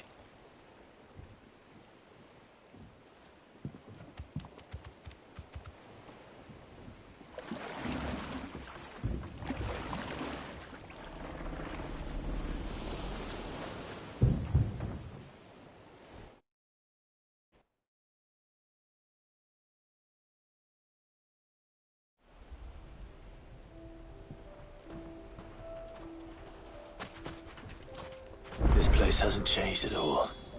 The rookery's right through those trees. Come on.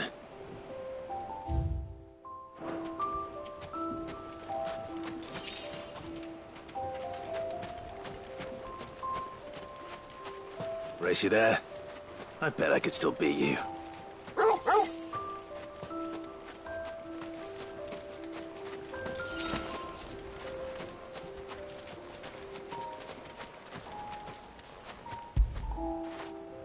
Where would I be without you?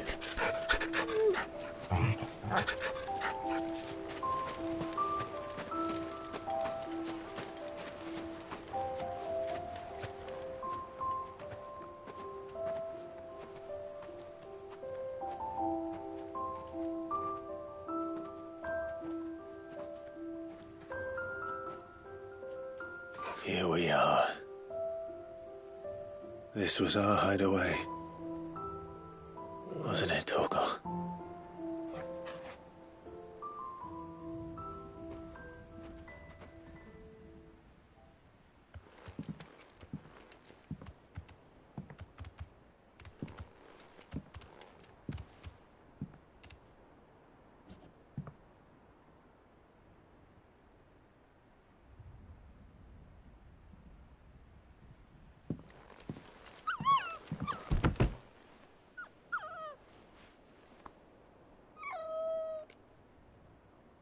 Coming here helped me to forget who I was.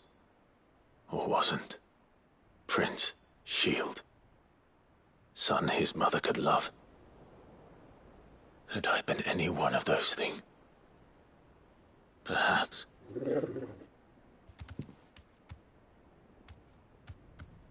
What is it, boy?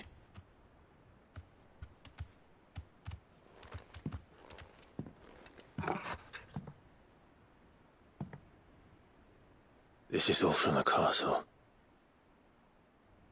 And Phoenix Gate. Did you bring these here?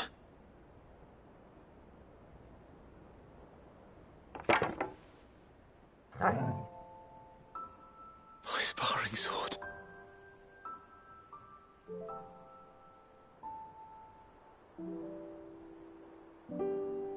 Well. You never stopped looking for me, did you, boy?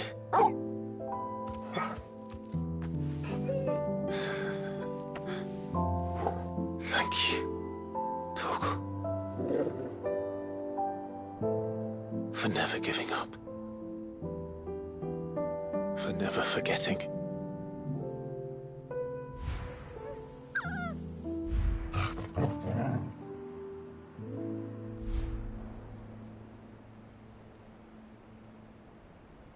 Let's take this with us, shall we? So I don't forget either.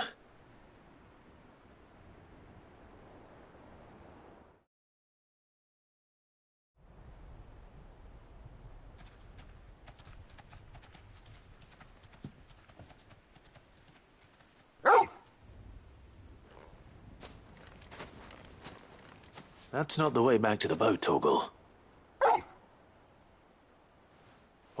All right. I'm coming.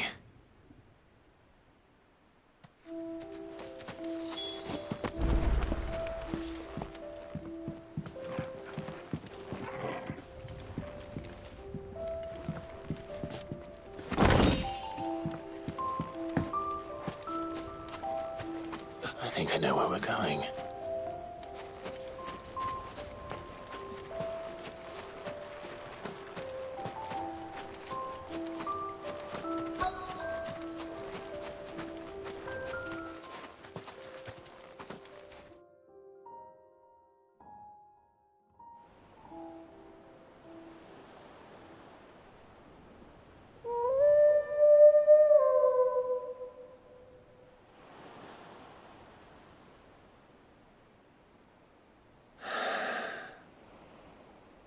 People always talk about the importance of putting the past behind you. But without it, we wouldn't be who we are today. And we certainly couldn't steer our way to a better tomorrow. Come on, Torgal. Let's go home.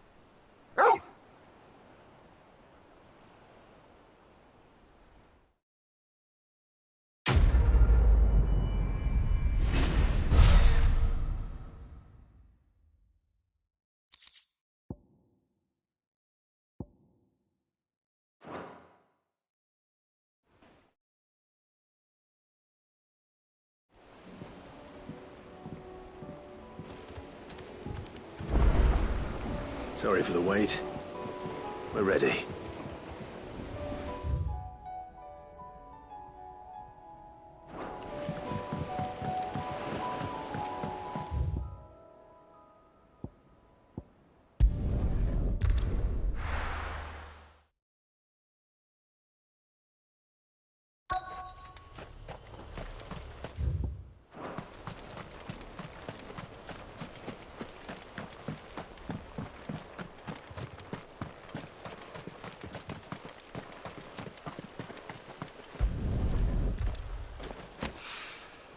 It's oil. After what happened here, it's a miracle there was any left at all.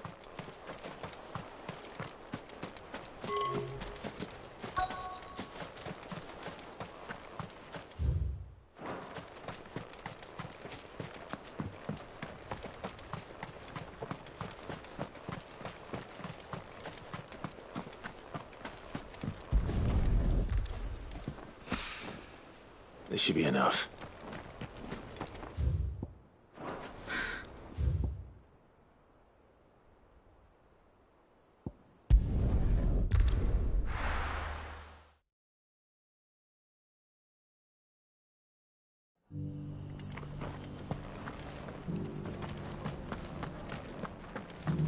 The Guardians of the Flame were true friends to the rest.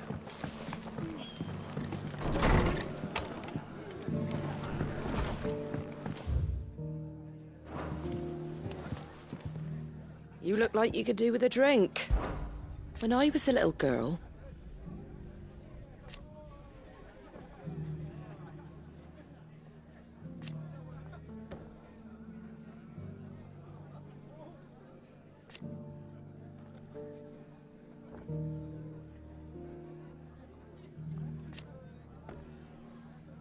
My grandmother. I swore then and there.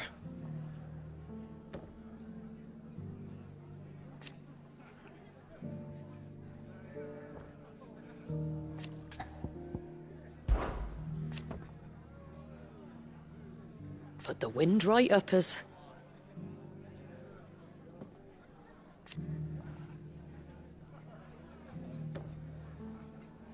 And thank goodness they did.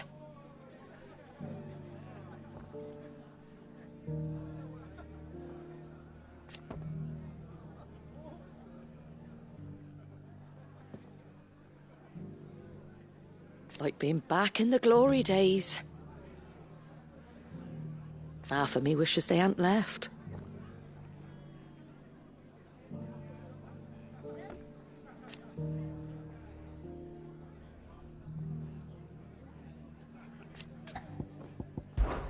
It ain't exactly a bed of roses.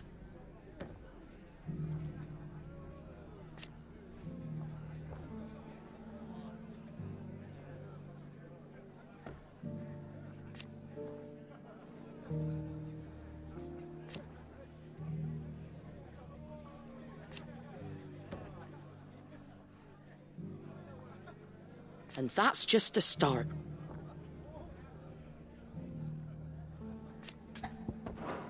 Stop by for an ale any time, eh?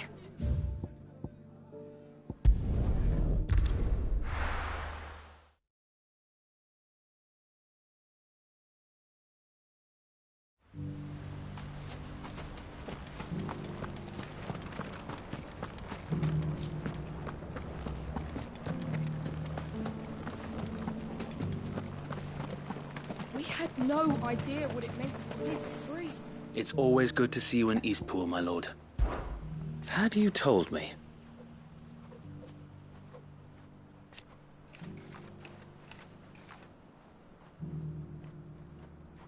Truth be told.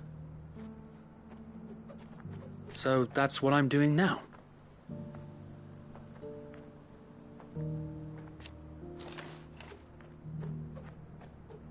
Eastpool is the duchy.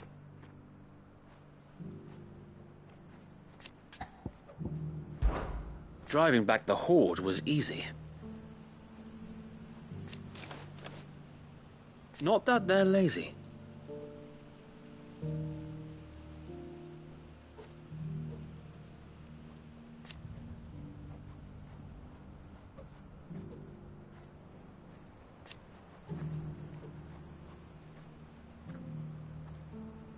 No.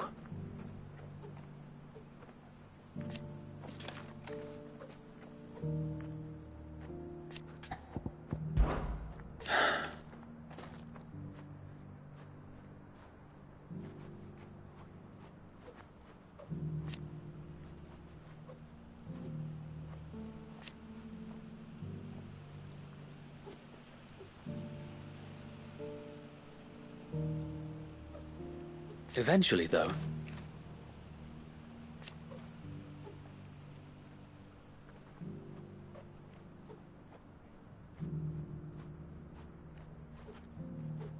And while he has yet to lend his axe... And now...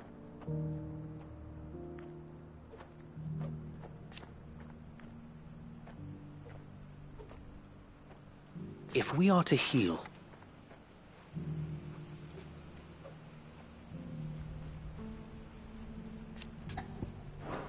You are welcome any time, my lord.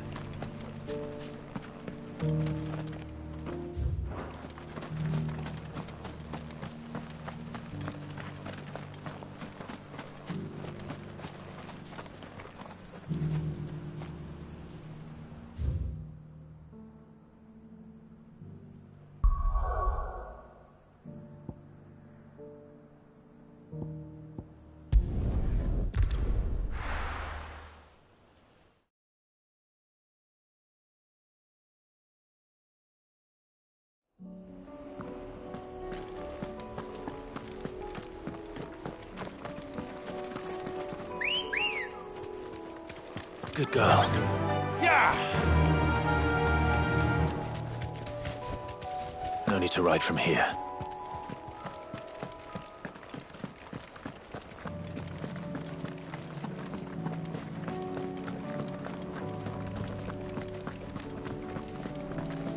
We thought we'd be finding The Imperials promptly quit their posts once word of the Dominion's fall came. Lord Rosfield hired us not long after to see the refugees safely inside, and make certain those who now want in, get in.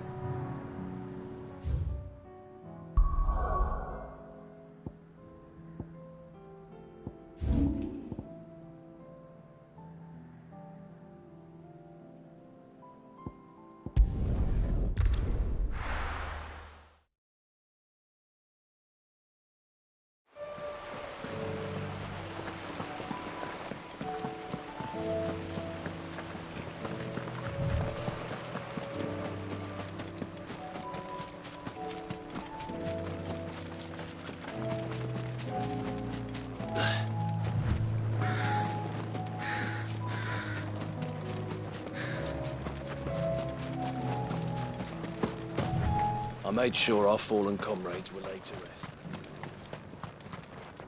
Sid, we weren't expecting you. The night my family was taken. And for my folly,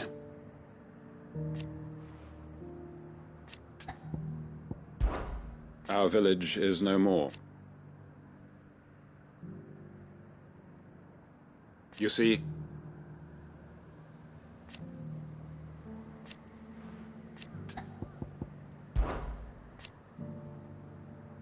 yet here I remain.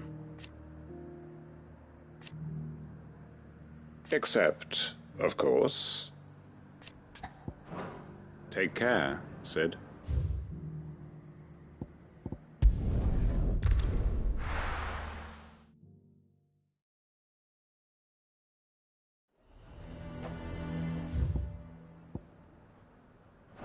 Nazaire might at least have mentioned where in Northreach he'd be testing this recruit. Sentries from the markets. I would speak with this Duke. Saw the captain just now.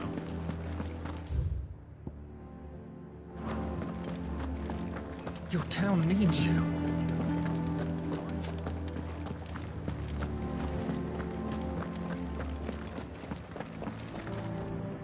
Do you have a moment, Clive? What is it?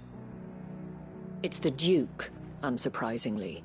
His Eminence has assumed full control of the garrison and put every able-bodied man to work on the fortifications.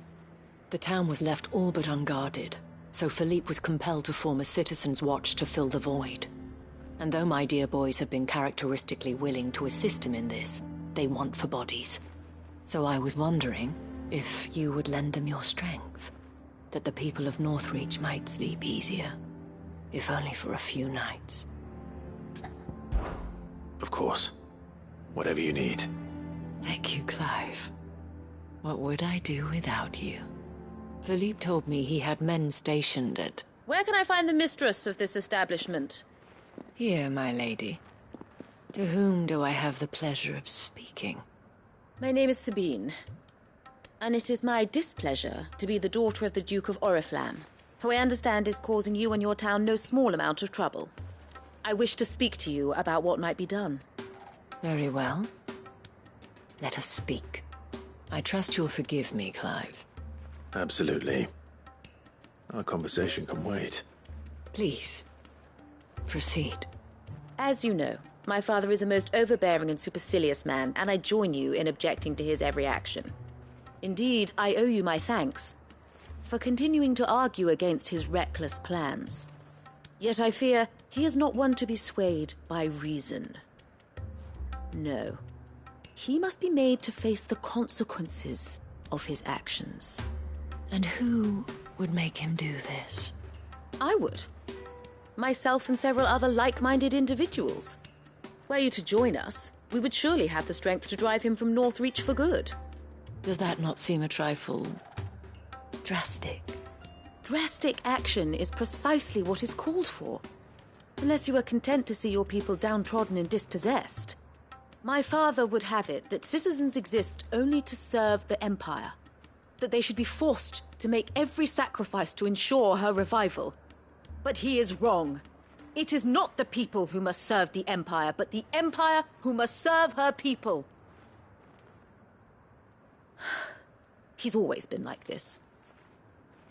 Scornful of the opinions of anyone he judged beneath him. But he cannot be allowed to ride roughshod over the common folk any longer. We must fight him. By all possible means. Fight him? No. My purpose is to quell the tension in Northreach, not to stoke it. Respectfully, my lady.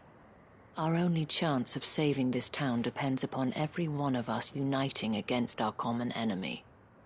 Your father and his followers included. While I understand your frustrations, I cling to the hope that he may yet be won round. False hope, I assure you. But I see that your mind is made up. I shall bother you no longer. If you will extend me the same courtesy, I bid you good day. She certainly has spirit. Indeed. But unfortunately for us, that spirit is only likely to harden the Duke's resolve, which may be enough to seal the fate of this town. Not that she cares. This is all about her and her father. Families. I'm sorry, where were we? Ah, yes. I was about to tell you of Philippe's plans for the town watch. But perhaps it's better that you heard them from him. I believe he's in the market, if you'd be so kind as to seek him out. Right away. It's just a pity I cannot join you. I'd like to see the two of you in action together.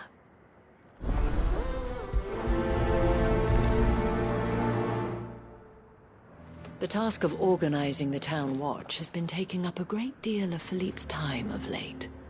And the rest he spends guarding the main gate.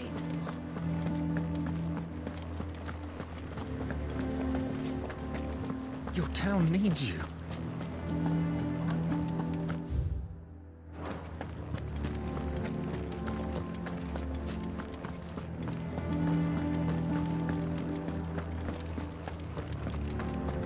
The Duke might have soldiers at his beck and call. You've heard then? The Duke. So you are content to abandon... Please, I beseech you.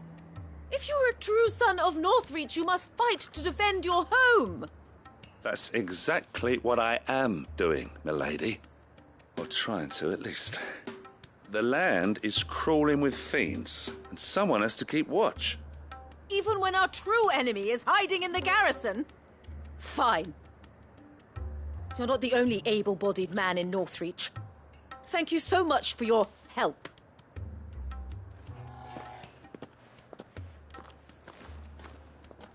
She cornered you too, then? Could hardly get a word in edgeways.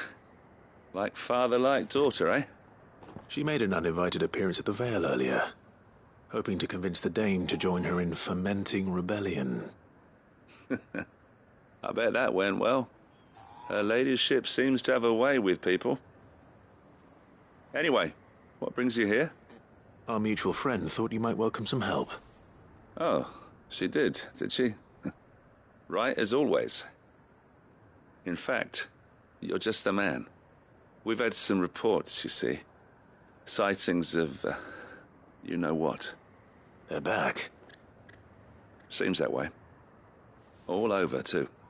We haven't been able to confirm anything yet, but if you're willing, you could go and see what's what. Right. Where should I look? You know Grieger's Weep? One of the sightings places them somewhere on its shores. I'm on my way. Thank you, Clive. I'll look into one of the other sightings. Let's rendezvous back here later.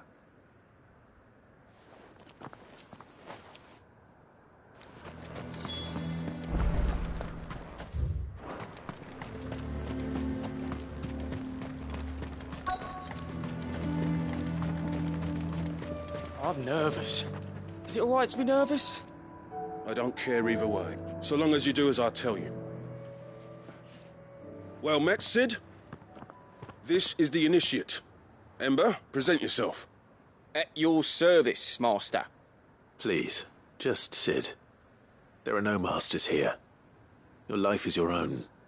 Oh, of course. Thank you, Sid. The sergeant says you'll be evaluating me at my trial. To become a scout, yes.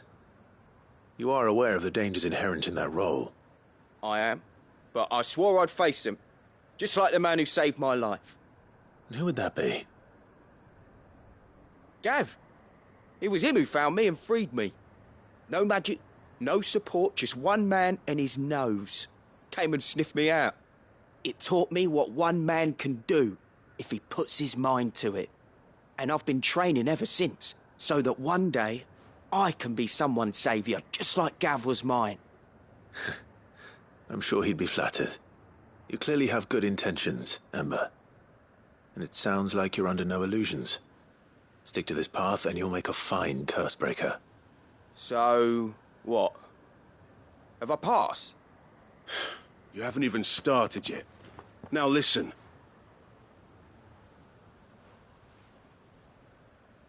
Not far from here is an Imperial lookout, Eastwatch.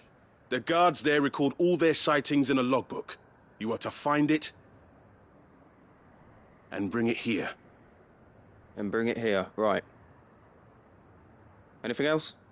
No. Sneaking into a heavily guarded Imperial outpost and stealing the logbook would be quite sufficient. You'll need to assess the situation, determine a point of entry, create a distraction and effect an escape, all without being discovered and thrown into an Imperial oubliette. Ember, Gav isn't our best scout because he can do everything. It's essential that you know your limits. Know my limits, right. I won't let you down.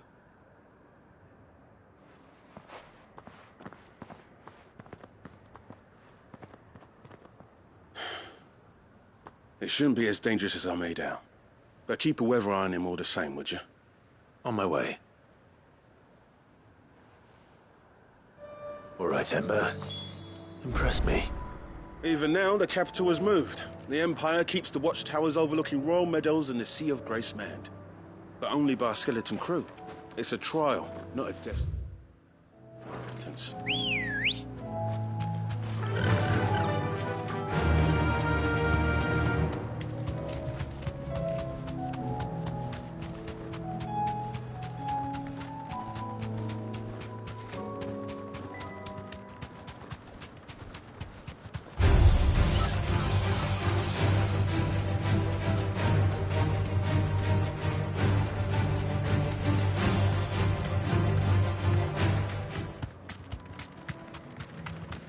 These are clean kills.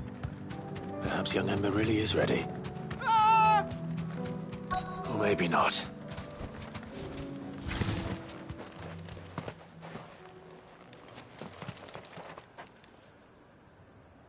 Damn it. Ember, draw your sword! I can't! Then run! If you want him, you'll have to go through me.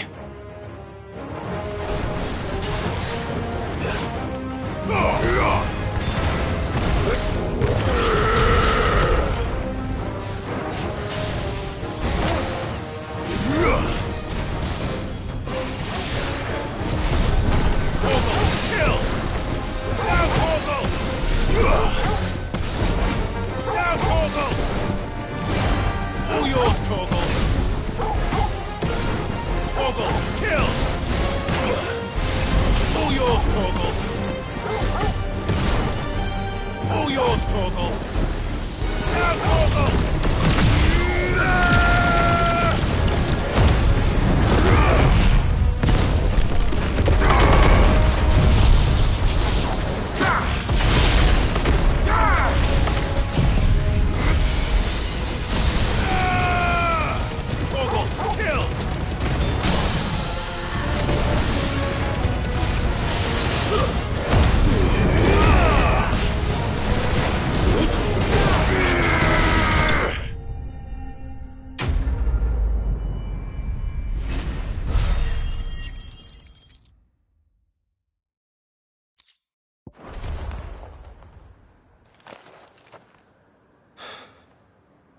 Ember, are you...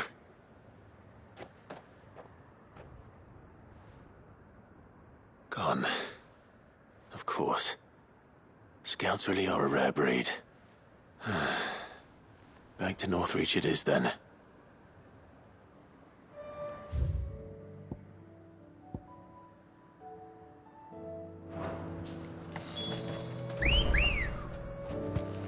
Come on.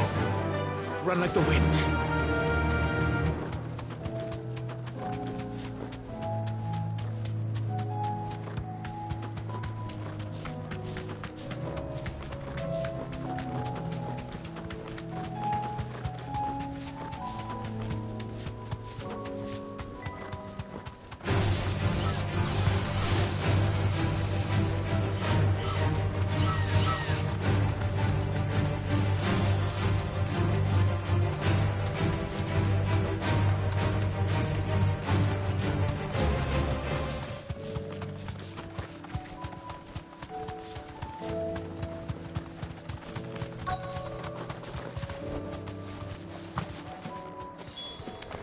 Damn it.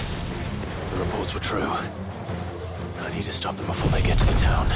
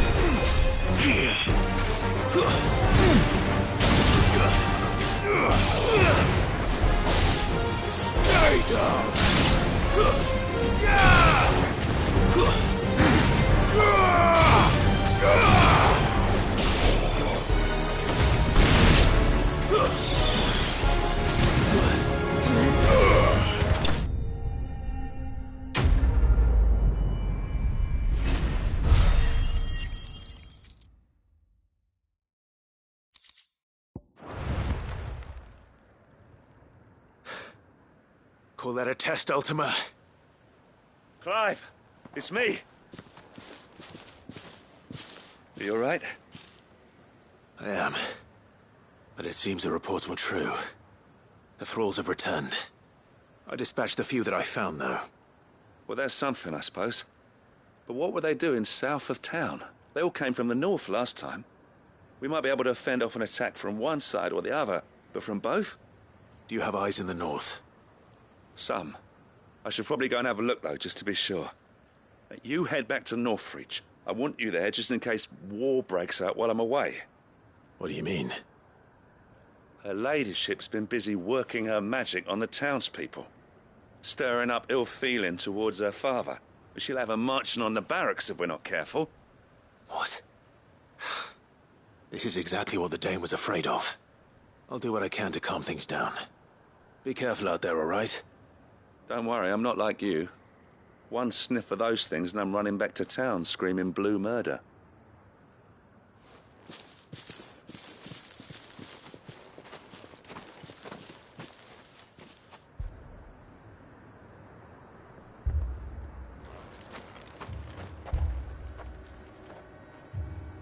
Do you not see, Father? The people of Northreach have given enough, and only a fool would ask for more. Listen to me, Sabine. Where would our people be without their country, hmm? The Empire is their sword and their shield. It is she that ensures they can live without fear. But now she teeters on the brink.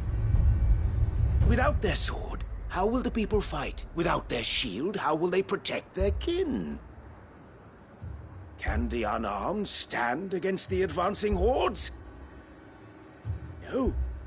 But there is yet hope. A new shield, a new sword. A new empire. We can rebuild Sandbreck, just as great Griga wills it. Perhaps we could, Father. But we don't want to. Not if it is built on the broken backs of the people. Please, let us not quarrel in the street. You must see that no good will come of this. Our fight is not with each other, but with the threat that draws ever closer to our gates. A threat that your sword has yet to rid us of, Your Eminence. You will hold your tongue, whore! You may have filled my daughter's head with your heresy, but I will not be corrupted. Corrupted? Your daughter's opinions are her own, as you would know if you had ever deigned to listen to her. At least I hope they are your opinions, and not posturing born of a family feud.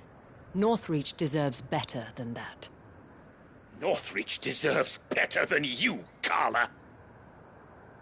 Yes, I know who you are.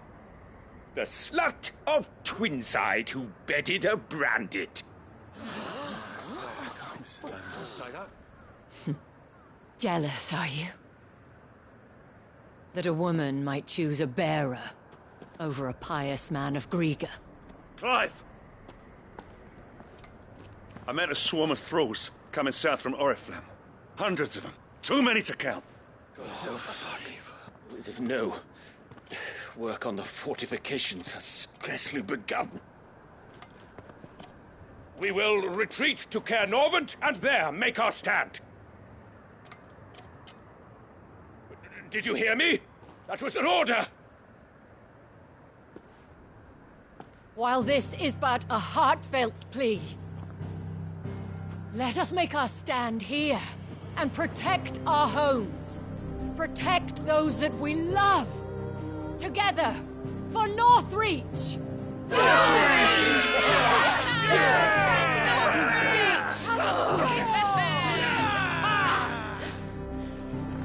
You heard the dame. What are we waiting for? Pikemen to the gates. Archers to the roofs. Quickly, come on!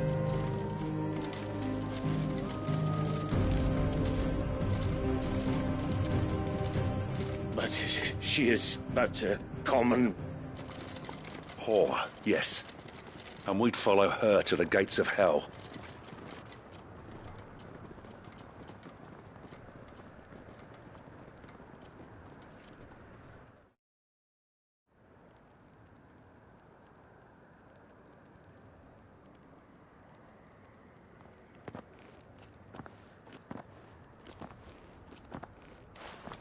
The men have their orders, and they look like following them. I got them spaced out at regular intervals. Whichever direction the thralls strike from, there'll be someone there to meet them. Thank you, Philippe. Rest assured the people will play their part. The herbalist has donated her stock of medicines to me. Should any of your men be injured, take them to the Vale. We'll see to them there. Thank you, milady. I will. I'll play my part too. You still want for numbers. Unlike the enemy. I only hope I can go some way to evening the odds. Philippe, can I leave the south in your hands? I doubt the thralls by the lake were the last of their number. Of course. I'll lead a party down that way so we don't get taken by surprise. What about you? I'll make my way up the road to Oriflamme. I fought a few of these things. And while I can't promise to hold them all back, I should be able to thin the herd. All right. But take care. Thank you. Both of you. You can thank us when it's over. Till then, madame.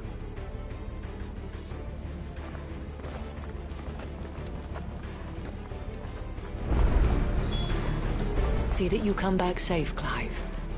And we shall do everything we can to ensure the town is still here when you do. Wounded here? And we'll be ready for them. We've got ointments and linens aplenty. I have served the Duke for many years, and I hope to do so for many more. But I cannot turn my back on these people. Merciful Krieger. Wherefore would you... I want steel in the hands of every man or woman willing to...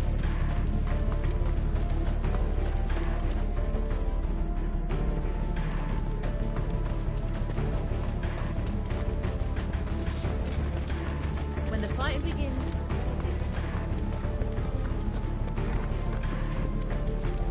This is not a tale, children.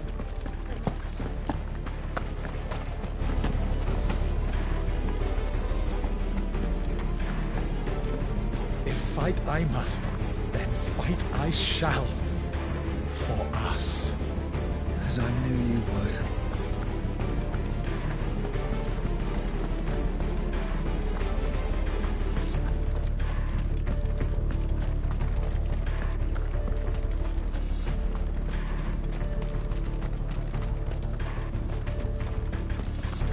We can help with the wounded.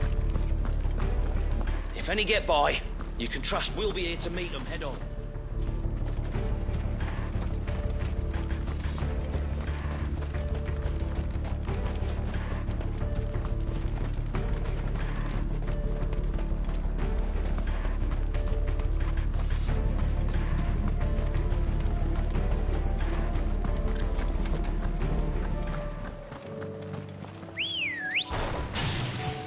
Ready, girl?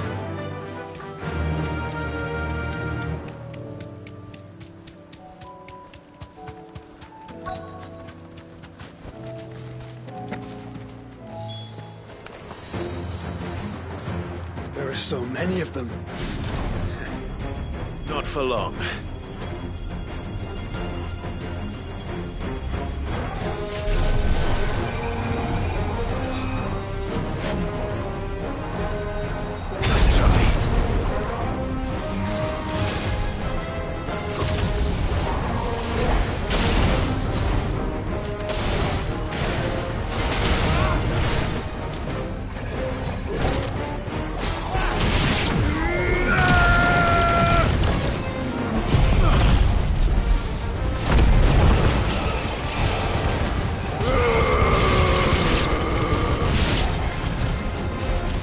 Is it over?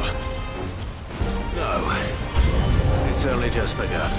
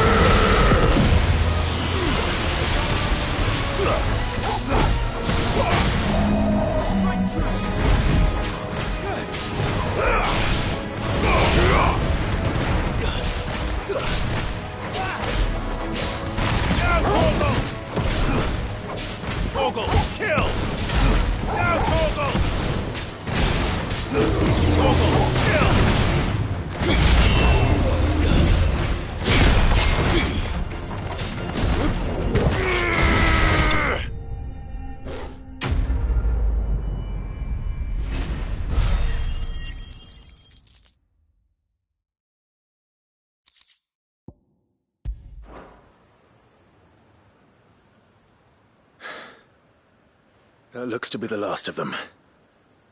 I wonder how the others fared. Better hurry back to town.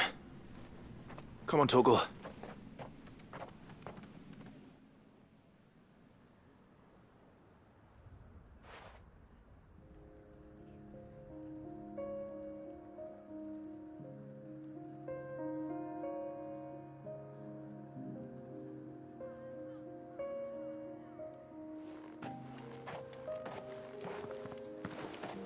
Clive, it's good to see you. And you. The road to Oriflamme is clear. How did you and your men fare? Well, we ended up fighting for our lives down by the lake. Took a few nicks, but nothing the girls of the Vale can't put right. Glad to hear it. Well, it seems we've survived. For the time being, at least. I thank you both for answering the call. You were right. And I was wrong. About everything. I had thought that the only way to unite the people was under the banner of Empire. That without a strong hand to guide them, they would drift apart. To be borne hither and yon by the eddying currents of fate. But you brought them together. Not by force, nor by the exercise of goddess-given authority, but by simply being one of them. By knowing what they feel, because you feel it yourself. Our purpose was ever the same, Your Eminence. You were merely distracted by a loftier vision of empire and glory, while our eyes beheld matters closer to home. You have the right of it again. As did you, Sabine. His radiance said it himself. Sanbreque is naught without her citizens. I forgot that, and I am sorry. I'm sorry too, Father. I should never have taken things so far. I only wanted you to understand how the people felt. How I felt. But my anger got the better of me. Do not blame yourself, my dear. This was my doing.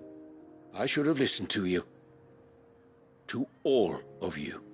Your Eminence, your ladyship, I do not doubt that you came here with the best of intentions. But I believe the same could be said of us all. We all want safety, security, prosperity. Not just for Northreach, but for the entire realm. And we may yet achieve it. If only we work together. Will you join us in this? Yes. We shall. Thank you, Your Eminence. Now that that is settled, I must go and see to the wounded. The Vale's doors are always open to any soldier in need of relief. And today there are more than ever before.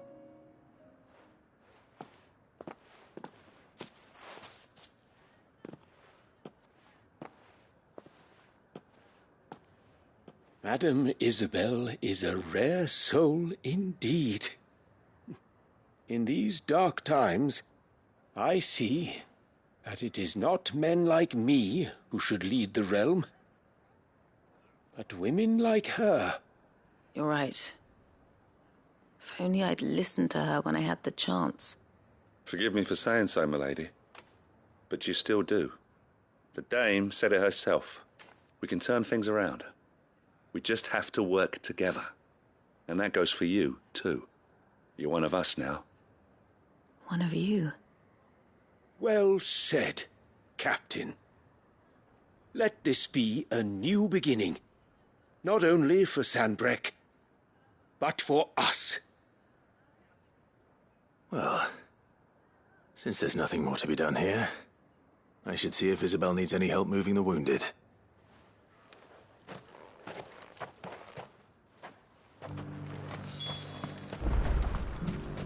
You too are a friend of Madame Isabel's, are you not? A sellsword won over to the cause by her brave example. Remarkable. I only wanted what was best for Northreach, for Sanbreque, and I still do. But this time, I will go about things the right way, in concert with others, rather than in spite of them. Thanks for your help, Clive. We couldn't have done it without you. Now all we need is for their eminences to start pulling their weight. Thanks for standing Can we get you with us. anything?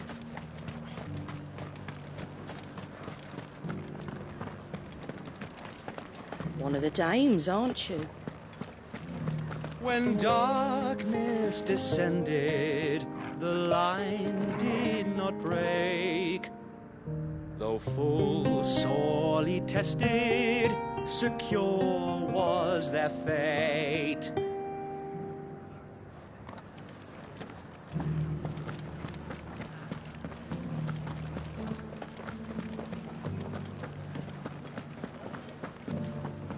Just a little further.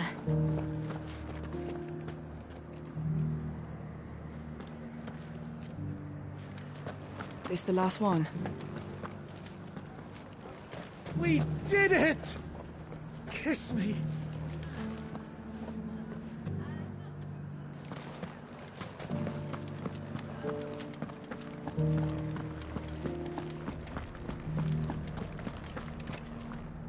How goes the treatment of the wounded? I'd be happy to man one end of a stretcher if it would help.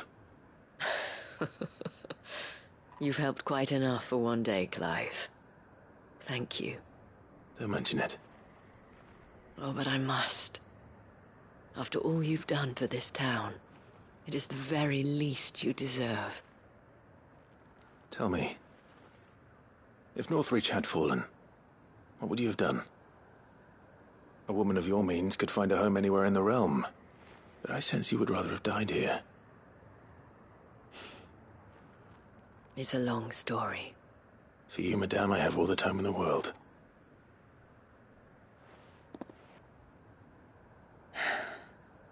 Very well. Long ago, I had a life in the Crystalline Dominion.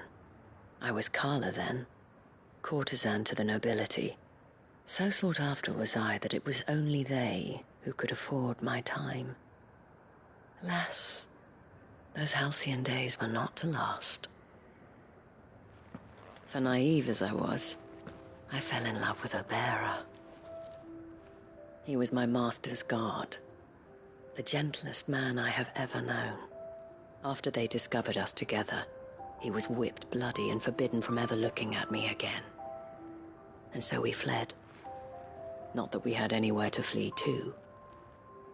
We wandered, aimless and starving, half dreading, half praying that the next day would be our last.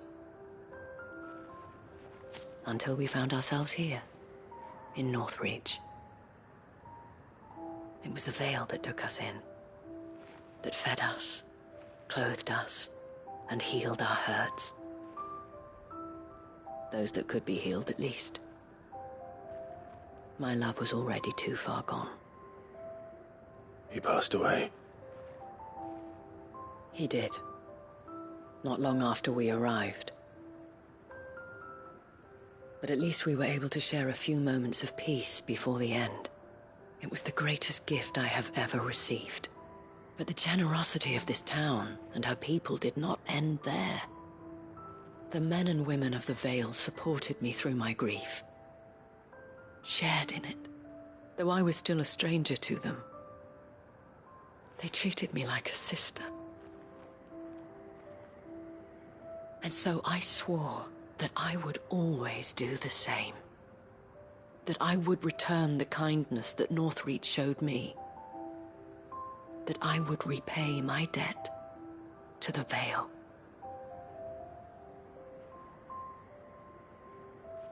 Thank you, Isabel, for sharing this with me.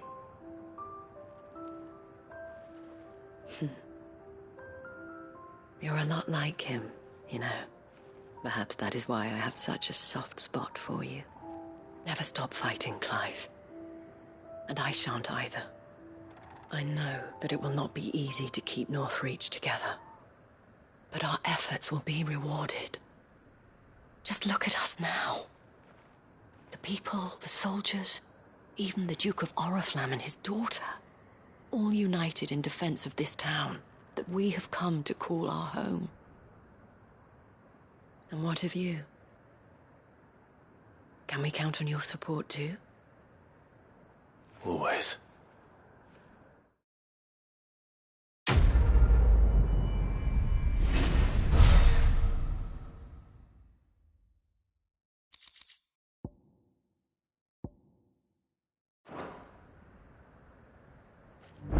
We have brought Northreach together. Now the fight begins to keep her together. For if this town is to survive, we must all play our part. Including you, Clive. This the last one?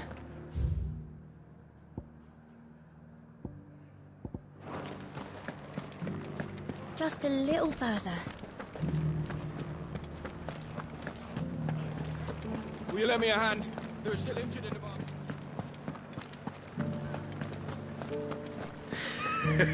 You held your own. Those merchants are a vicious lot. Remind me not to cross them. We rain fire down on their heads. I could give you another elixir. I didn't expect you back so soon. Where is Ember? How did he fare? I thought I'd find him with you. He must have fled. I followed him to Eastwatch, where I found him being set upon by a wild Avis. He was just standing there. Didn't even draw his sword. I had to step in and take care of things. But by the time I had, he was nowhere to be seen. I assumed he'd set off in your direction, but apparently not. Oh, I'm sorry, Sid.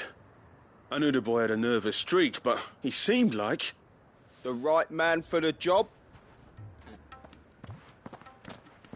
I believe this is the logbook you tasked me with retrieving. Eh? How did you... Don't you tell me you breached the tower while Sid was busy saving your skin. What? Wasn't that what you asked me to do? To bring the thing back without getting caught? He has you there, Nazaire. And he did it all on his own. But Sid, he did what he thought was best. And now I have to decide whether I agree. Of course. We'll await your evaluation back at the hideaway. Don't you leave my sight. Yes, Sergeant.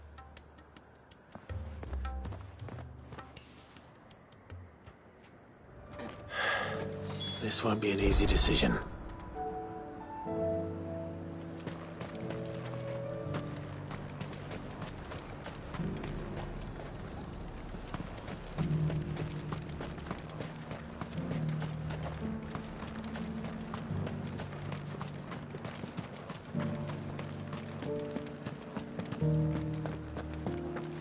You should have seen the man. Spin, parry. We did it. We saved the markets.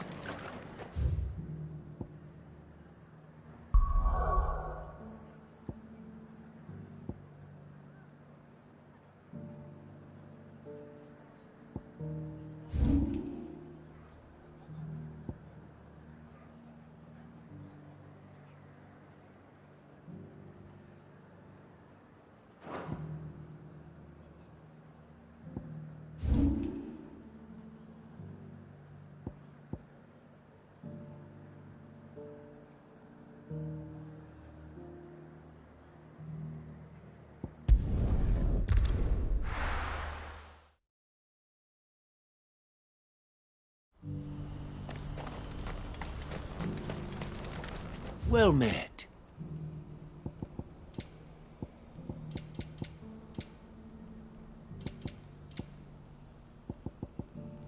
May Gilbert smile upon you.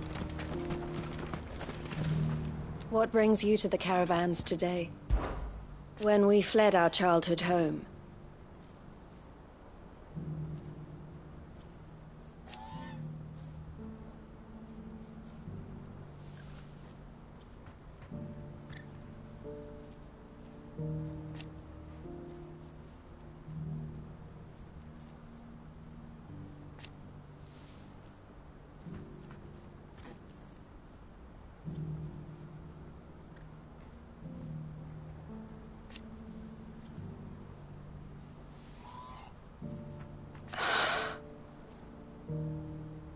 I loved him.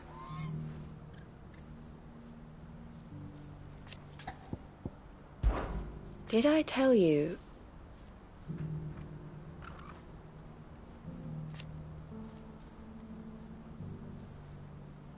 That was what he wanted.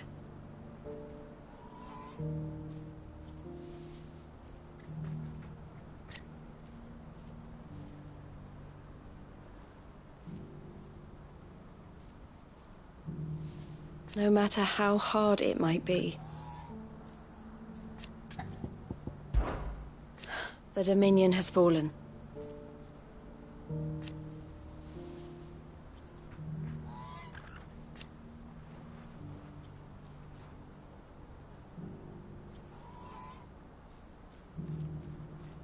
The Crimson Caravans must set an example.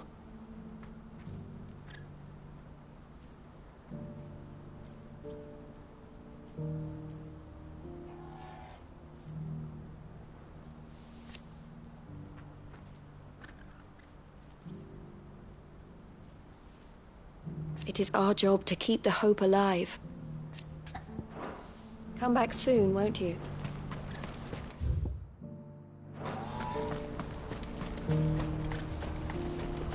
Do you see that too?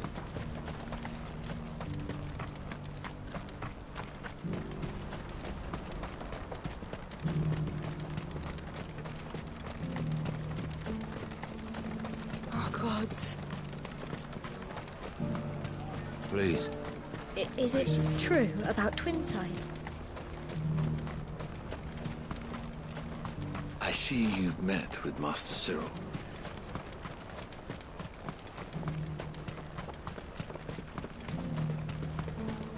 Please. I've walked the length of the tables. Just between you and me, we lost contact with the forward camps a while ago. Till we know more about the situation in Twinside.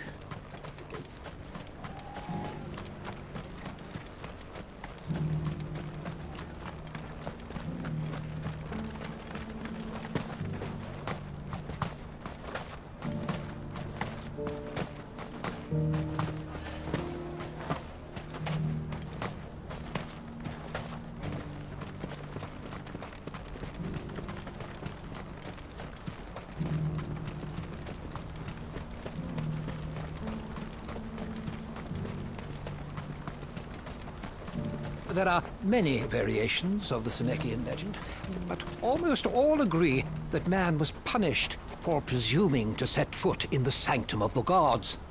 Some describe it as holy, others heavenly, which is to say, of the heavens.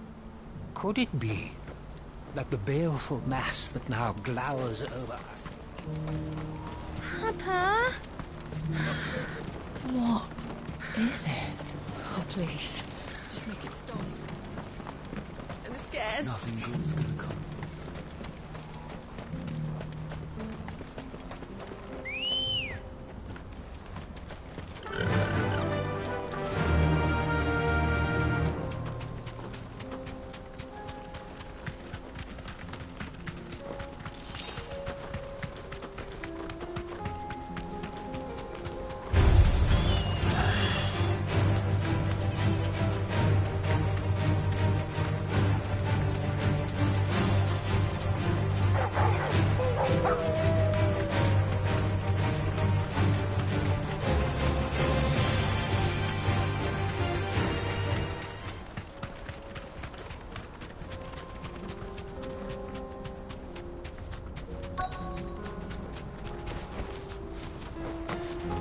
Can't be Rutherford, can it?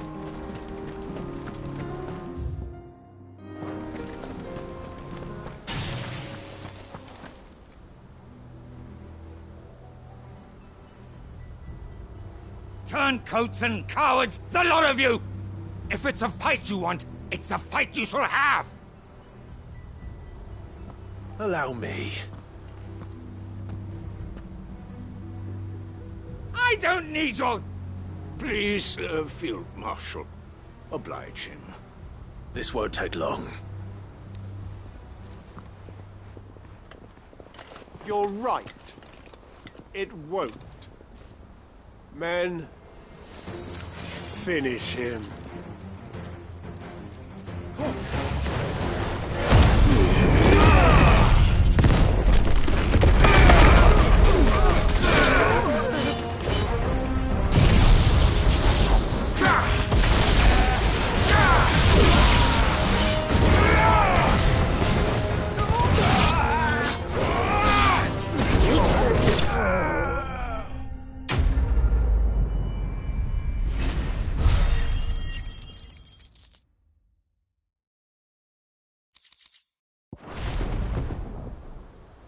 A little longer than I'd have liked.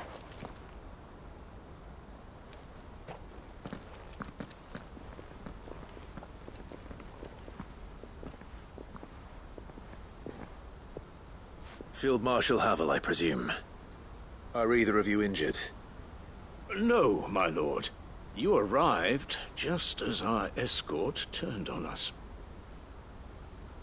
Fucking traitors. I'd heard reports of soldiers in the outlying regions abandoning the oaths they swore. But I hadn't thought the corruption had reached so close to the heart of the Republic. It's a fucking disgrace. Your interfering old bastard of an uncle tried to warn me, of course. My lord Marquis. Or is Sid the Outlaw more to your liking? Call me what you want. It doesn't change who I am, or the urgency of the message I bring. My uncle has a plan to right the realm, and he needs your help to see it through. Before I agree to anything, I'd have you answer one question. What do you stand to gain from all this? I won't deny that I might benefit from further chaos. But I seek a new beginning for all of us. And while the choices I've made may not always have been the right ones, I know I made them for the right reasons. For so long, so many of us have been told how we could live, how we could die, when it should have been our decision all along. Now we have a chance to put things right. But in order to take it, we must stand together. Even if it be beside those with whom we don't see eye to eye.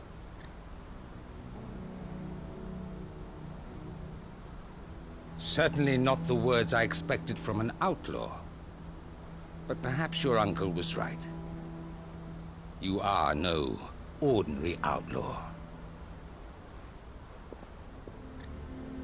I'll never hear the end of this. All right. I'll start by ordering my most trusted guard to bring the Dhalmekian fringes under control. Next, I'll make contact with my counterparts in the Imperial Army and see if I can't convince them to try and restore order in their own territory. Thank you, Field Marshal. But they are not the only ones we will need to convince. What do you mean? I don't doubt that I can bully some sense into a few generals. But those they answer to require a different kind of persuasion. And when it comes to honeyed words, well, we will need an envoy. One who can court even the most stubborn of statesmen. You, perhaps? I'm flattered. But I'm no diplomat either. And I have other problems to attend to. What we need is a skilled arbitrator. And I may know just the person. Is that so?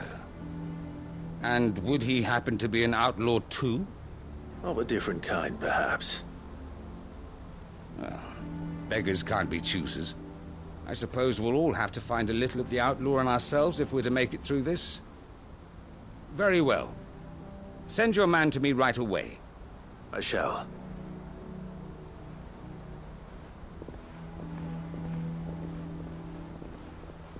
My Lord Marquis. Your Lord Uncle bade me escort the Field Marshal to his manor in Port Isolde. And I will see that my associate joins you there. Very good, my lord.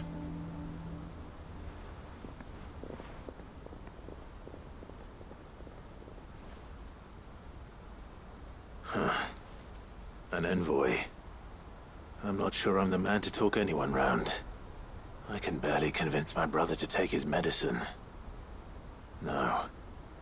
This is a job for someone with experience. Someone like Quentin. I hope I can convince him at least.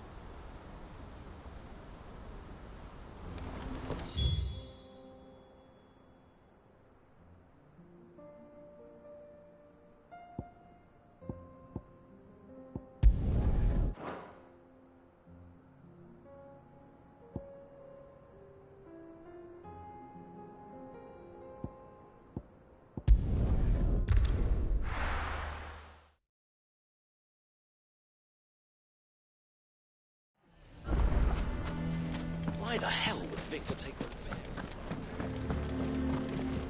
I'm going to go with him. Why is everyone being mean to Lubor? He didn't do anything wrong. Here to help me pack? Thanks, but I'll be traveling light. I'm almost finished already, in fact. You're really going to go through with this, then? I am. But before I go, there is one small issue I'd like your assistance with. Well, two, in fact. If it's within my power to help you, I will. It's the children. I refuse to let them share in my disgrace. And if I leave them here, they surely will. Our friendship would see them ostracized forever. But I can't take them with me either. I can think of only one place where they are certain to be safe and provided for and loved. The Hideaway. Of course. The children would be more than welcome. Thank you, Clive. I will not forget this. Lubor, are you still here? What is it, Ferda? You look pale. There's been a flood in the Velcroy, a damn big one. The League of Outlaws encampment was completely submerged in ether. What? Every last one of the bastards has turned. And they're headed this way. Bandits are one thing, but Akashic bandits are quite another. The town guard won't stand a chance against them. We need to evacuate. There's no time to lose. Ferda, gather the men. The Akashic may strike at any moment. We must make ready to cover the townspeople's escape. Well, what are you waiting for? Yes, my lord. Clive, change of plan. The children stay with me for now. I need you to find Conrad and Natalie. Tell them to prepare for a full and immediate evacuation. Understood. I'll do what I can to convince everyone else. Wish me luck.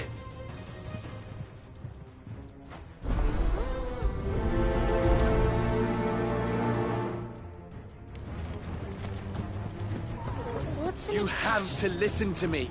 They're coming. You need to evacuate. Know your place, bearer. Why do they always have to make such a fuss? Huh? What's the command?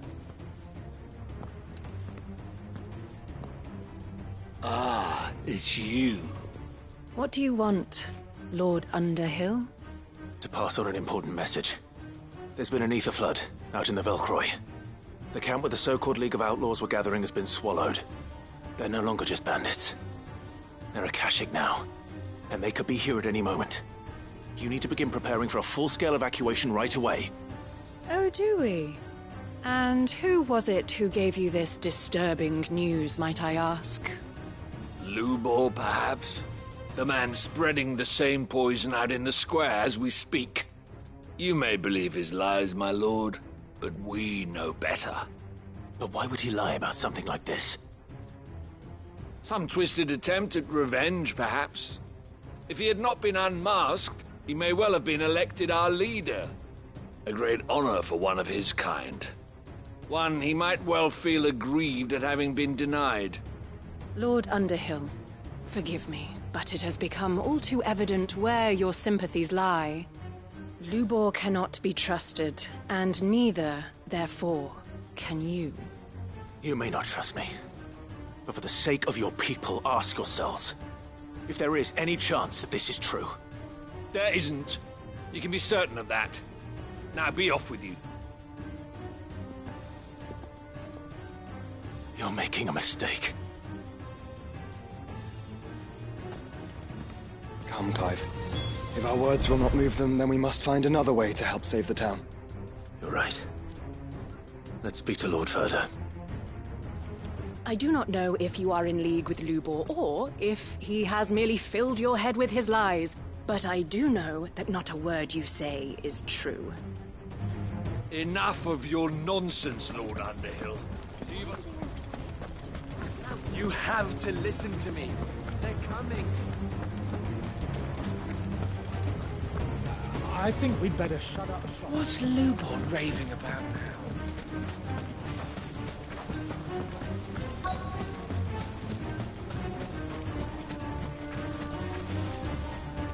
Lord Ferda. Cid, what's wrong? I went to warn Conrad and Natalie about the Akashic, but they wouldn't listen. They've convinced themselves that nothing Lubor says can be trusted. The bloody fools. Which means the town guard can't be counted on for support. But I can. If there's anything I can do to help you defend Dalamil, you only have to ask. I appreciate it. Cid! Ferda! I've been looking for you everywhere. Victor? I thought you'd left. I couldn't abandon a friend in need. And Lubor is in need at this very moment. Come quickly.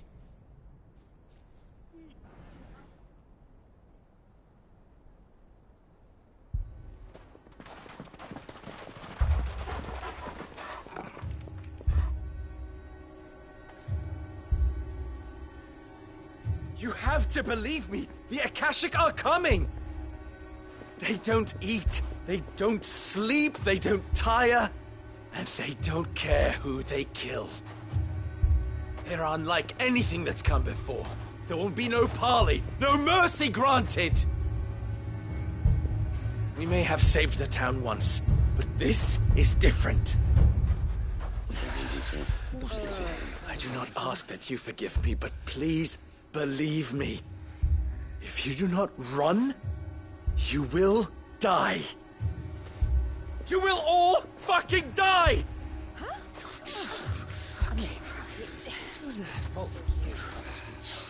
You'd like that, wouldn't you, bearer? Yeah, with us out of the way, your kind will be free to claim Dalamil for yourselves. It's you who should run! Run, bearer! Yeah, run! Run! Far away! Run! Just go on. Yeah. Yeah. Yes! Go. Go on, then. Go on! Just go. Lubor. Wait. Someone's coming. Go. Come on! Stop! You're hurting him!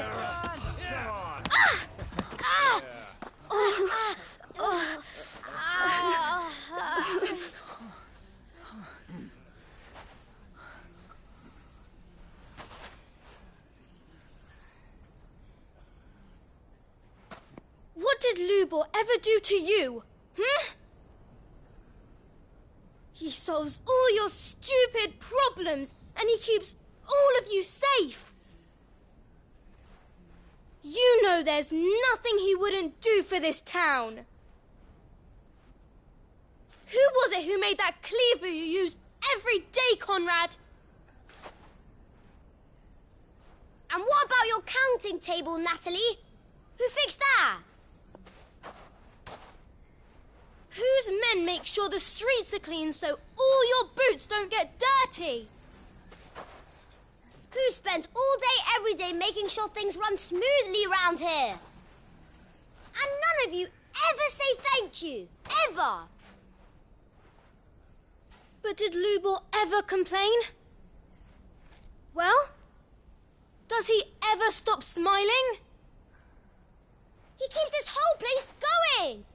And you act like it doesn't even exist.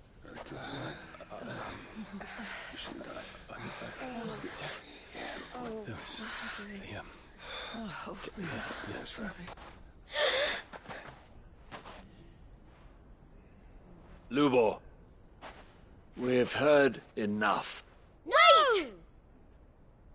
We will not run. The town guard will not abandon the very place it is sworn to protect. And I will not give up for lost the stores that we labored so hard to fill.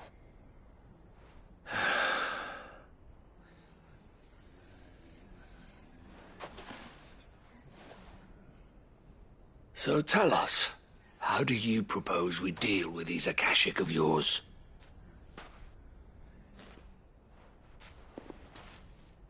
We won't run, but we will fight.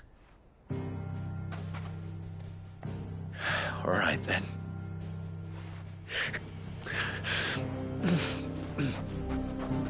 Fine.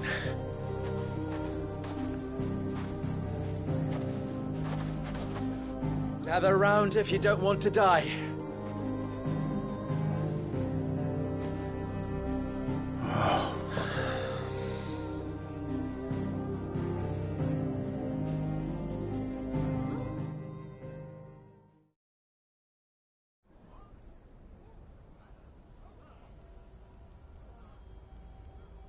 Allow me to explain the situation.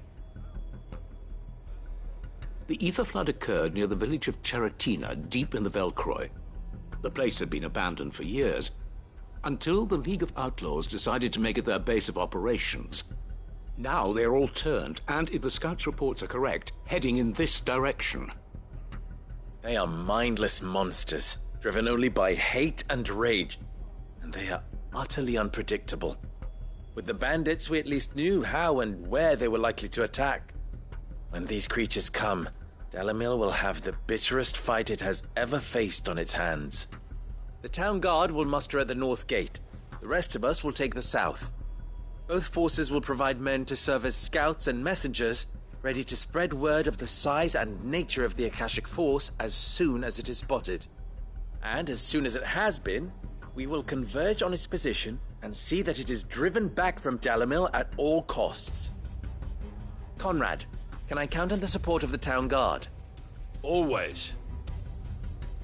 I leave the selection and coordination of the messengers in your hands, Victor. And the command of our men in yours, Ferda. If you would both be so kind. Consider it done. As you wish. Natalie, I would ask that you and your people have the townsfolk barricade themselves inside the bathhouse. And tell the merchant not to waste time securing anything beside the essentials. Preserving life is our one and only concern. As long as we survive, it doesn't matter what trinkets we might lose. Our riches can be regained. And if anyone doubts that, let it be known that the Briar's Kiss stands ready to cover any losses. Very well. I shall tell them. Where do I fit into this plan? Where else but the most perilous place of all? I would like you to travel to the home of our erstwhile League of Outlaws, Cheratina itself. The main host is most likely still there, and Dalimil will not be safe until it is eradicated, root and branch. A little gardening. How pleasant. I doubt it. I have a feeling these weeds will be particularly stubborn. Luckily, so am I. So you are. All right then, we all know what we have to do. Now it's simply a matter of doing it. For Dalimil.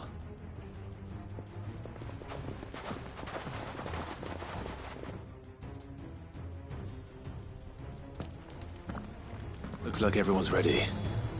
I'd better not keep them waiting.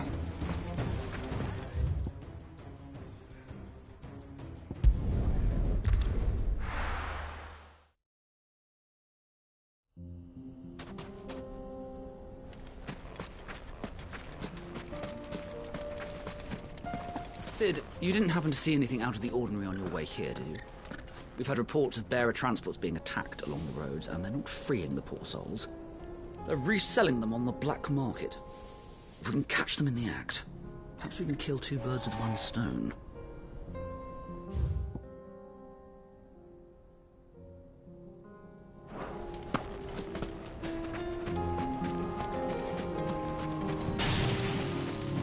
There it is. The flood. But what's waiting for us inside?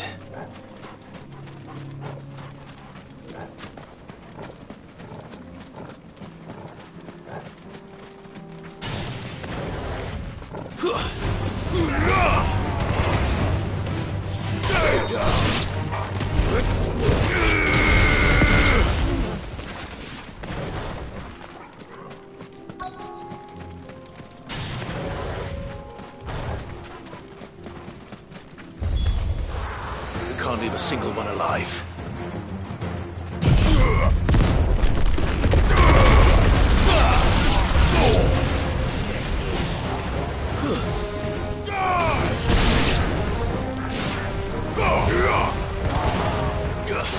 Stay down!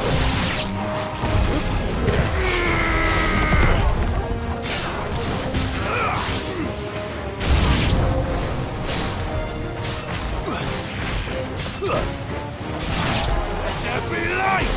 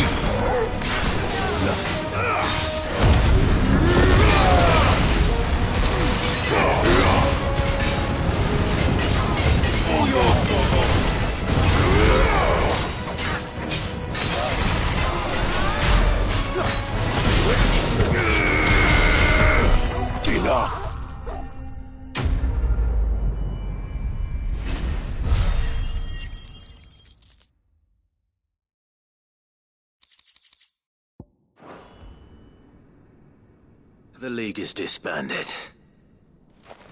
I should get back to Dalimil and see how the others fared.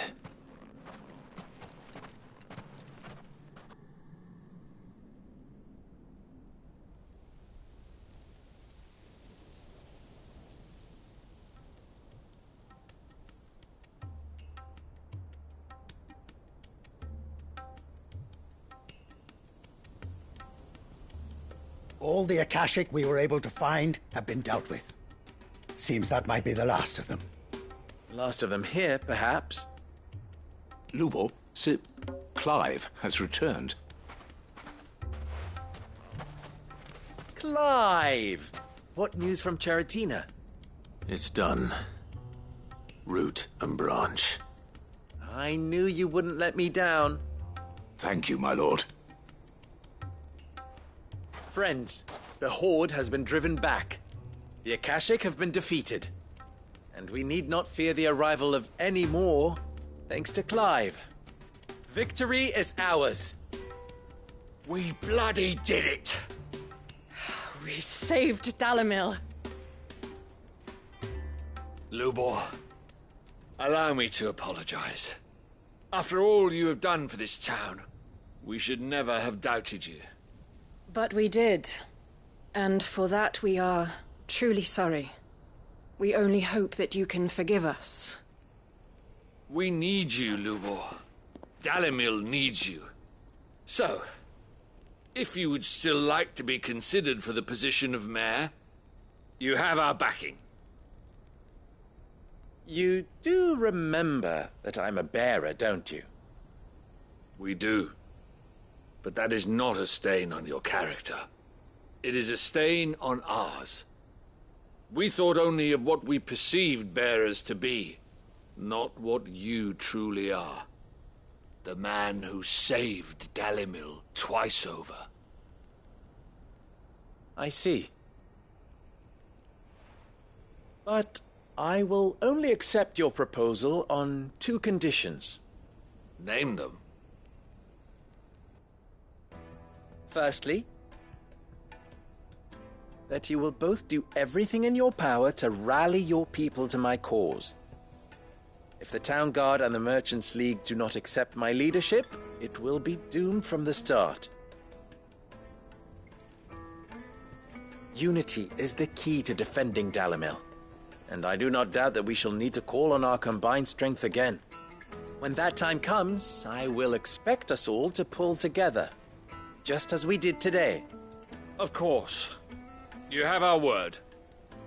And secondly, You will accept that if I am to lead you, the mistreatment of bearers must end here in Dalimil. Any bearer within our walls shall be afforded the same rights as any other citizen. They will not be judged by what they are, but who they are. As we failed to do, and came so close to losing everything. We agree to your conditions. And we have only one in return. That you continue to work for the good of Dalimil, as you always have. Condition accepted. Well then, it seems my mayorship is all but confirmed. Do I get some sort of special hat?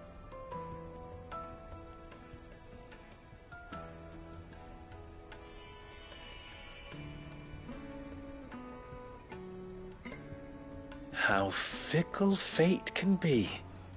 Not so long ago, I had resigned myself to leaving Dalimil in disgrace. And now, I find myself her leader. Here. For everything.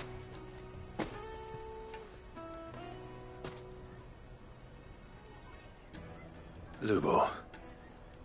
About the children. Fear not. You are, of course, relieved of your responsibility. I would sooner face another horde of Akashic than see them brought up as outlaws. I'll make sure they're safe here. I don't doubt that you will. And not just the children, but everyone in Dalimil. I'll do my best. Can't have all your hard work going to waste.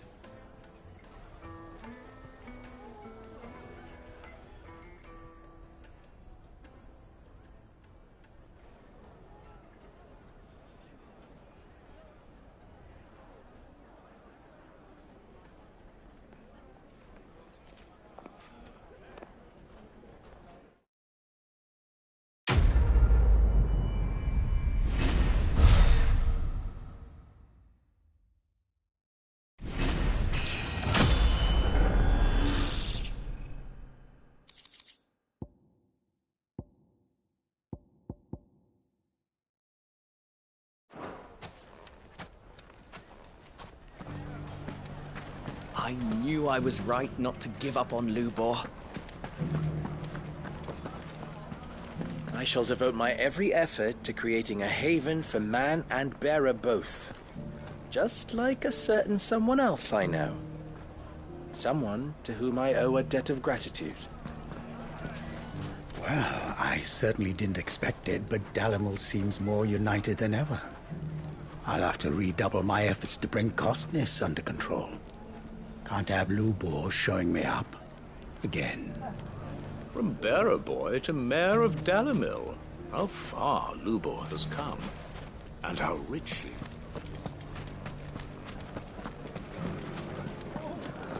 A bit of much-needed peace. Not that it will last.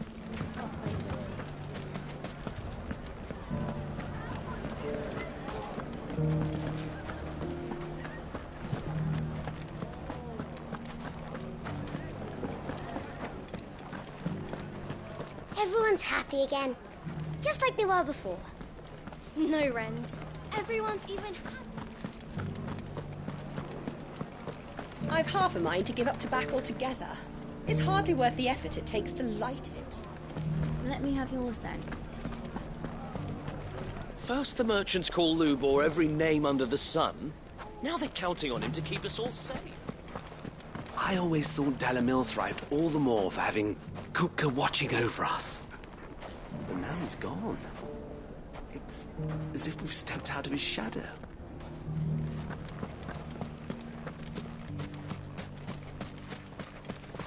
You there! How would you like some? So now we have a bearer as a mayor. People will flock from all over the realm to see this.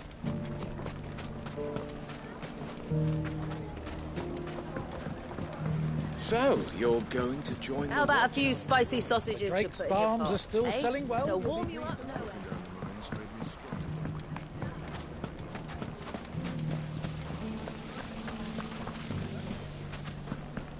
fella who used to run this stall took to his heels right after the Fang fell. Well, if he returns now, we'll gladly welcome him back. We were set upon As a by customer. a horde. When I'm older, I'm gonna join the town guard. Lubor is a forgiving soul indeed, agreeing to lead us after we doubted him. I fear that I doubted you too, when first we spoke, Lord Underhill. Never have I been happier to be proven wrong. All the shards around here are as spent as... Oh, why did I sell my bearer?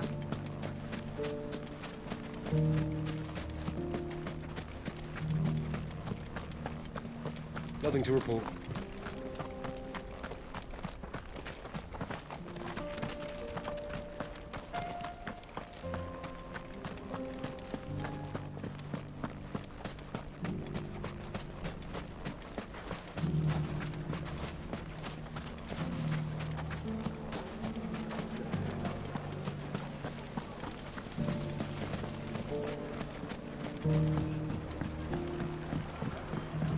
How about a few spicy sausages to put in your pot? Ginger and ginseng.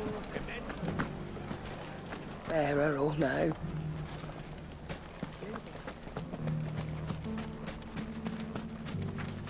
So, your given name is Clive. I heard Lubor use it when he spoke to you. I'll be sure to write to Randalar and propose that Lord Clive Underhill of the League of Merchants be decorated for his services to the Republic.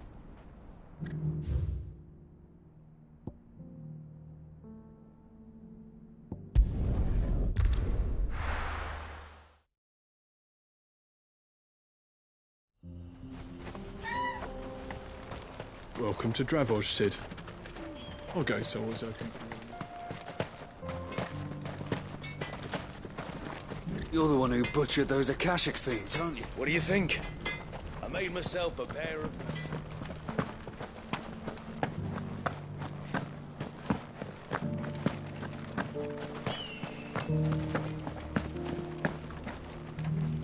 You're far from home. Did Blackthorn ever tell you? I still remember. Set us straight.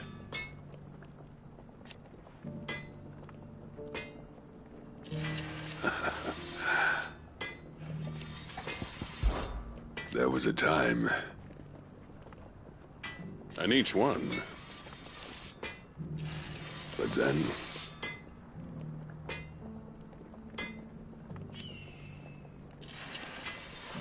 while Blackthorn, in the end...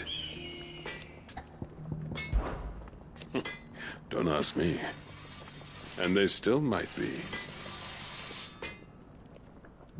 And should those Akashic come calling again...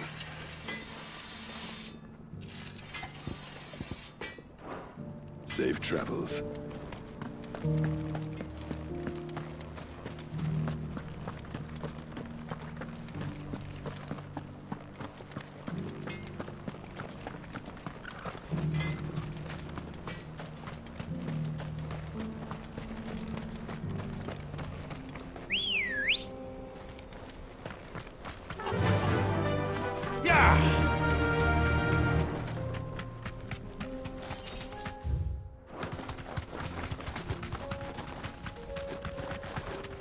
Have care.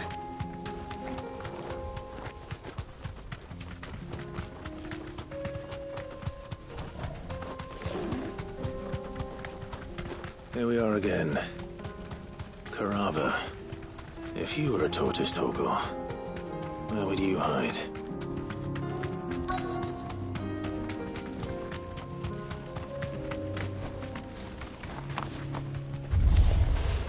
It looks like we found him.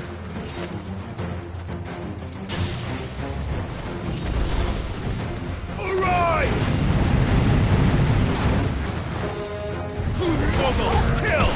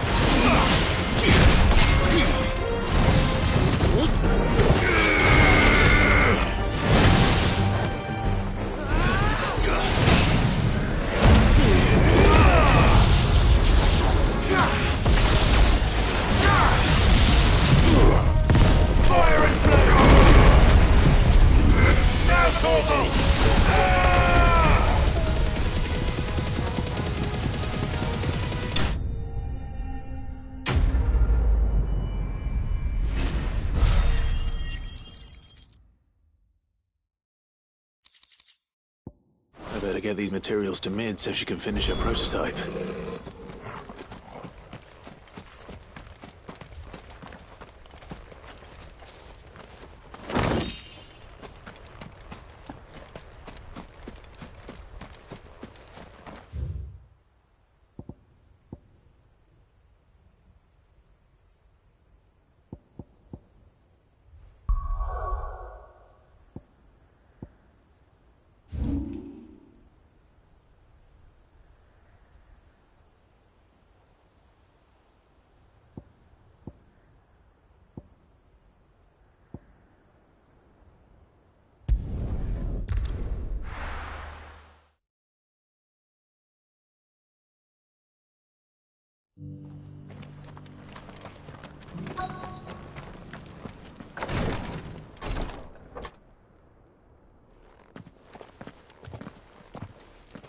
Your Grace, my lord, I trust your journey was not overly onerous. Cyril, you found a letter from Father? Yes, I have it here.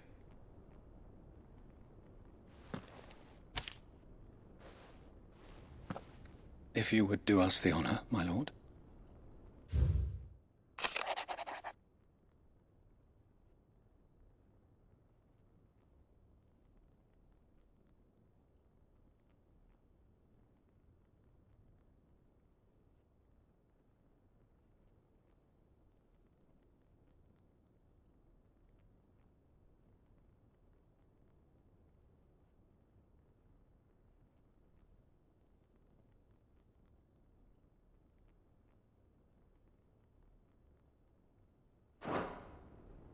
An inheritance.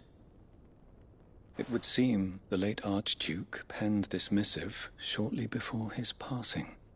The day before we left for Phoenix Gate. What are these plans he spoke of? His plans for the duchy, Your Grace. Your father entrusted them to my predecessor, the former bearer of the Burning Quill, who entrusted them in turn to me. The complete emancipation of bearers is their stated aim. But your father's dream did not end there. His Grace also spoke of building hospices to care for those stricken by the curse, and the founding of a new university to further the development of non-magical technologies. With the blight spreading ever more widely across the twins, Archduke Elwyn saw this as the only means of securing Rosaria's survival. He wished to see men and bearers treated as equals. To see centuries of common wisdom overturned. Small wonder he did not think it achievable within his lifetime. But he thought it achievable nonetheless. Had he not, he would never have written this message. Nor would he have entrusted his vision to his most faithful aides, those who would have stood with you, shielded you from the machinations of the less benevolent personages at court. It's a pity only they are still with us. 'Tis true that those most loyal to your father were the first to suffer the Duchess's wrath. But one at least remains, and she has come bearing gifts. What do you mean? Mayhap it is better that she explain, my lord.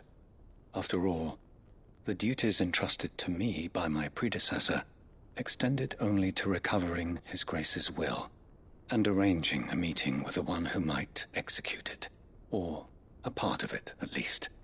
And where is this woman? She awaits you in the archive, Your Grace. Thank you, Cyril. Shall we then?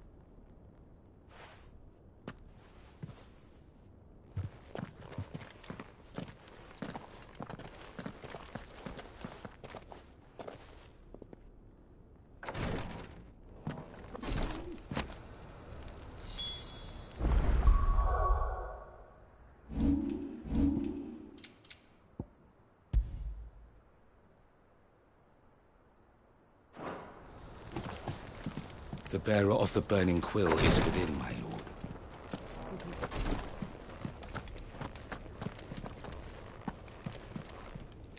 Lord Marquis, if you have a moment. What is it, Cyril? One of our brethren lately journeyed across the strait in order to pursue a new avenue of inquiry in our ongoing investigation.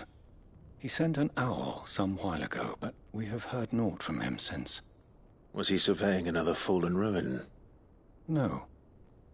The object of his study was a savior cult that has arisen in Ash in recent years. We believe it may have some connection to the Circle of Malleus, an ancient religion that worshipped Ultima as its god. By gaining an understanding of this new faith, we hoped to learn more of the Circle's original beliefs. And so you sent one of your brothers to Ash, a continent teeming with orcs and Akashic. Fully cognizant of the risks, yes. I entrusted the mission to one of the most able of our order, the Third Chair, a master of the arts of combat and survival both. Though he has been silent for some days now, I have thus far refrained from sending any others in search of him, lest they be lost in turn.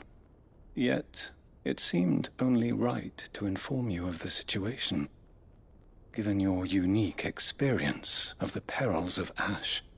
For as you so earnestly advised me, it would not do to abandon a man to his fate, when he might yet be saved. It would not. But Ash is a big place. Can you be any more specific? Perhaps. The last owl I received from him mentioned a village where he had heard the cult were wont to assemble. Mickleburg was its name. It lies in the southern reaches of Waloed. If aught ill befell him, I expect it did so there. Right. I'll see what I can do. You are much too kind, my lord. Go then, with my hopes, and may the Firebird's flame ever burn in your heart.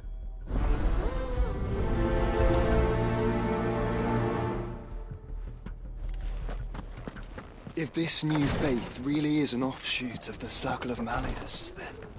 Let's concentrate on finding the Third Chair first, shall we?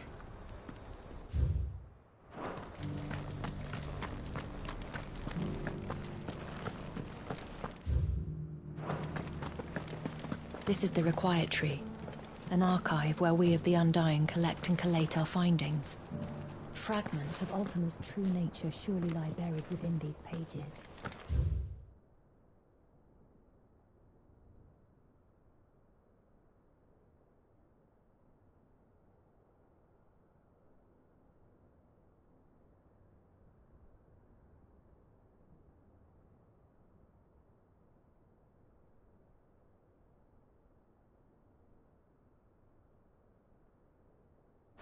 Only to unearth them.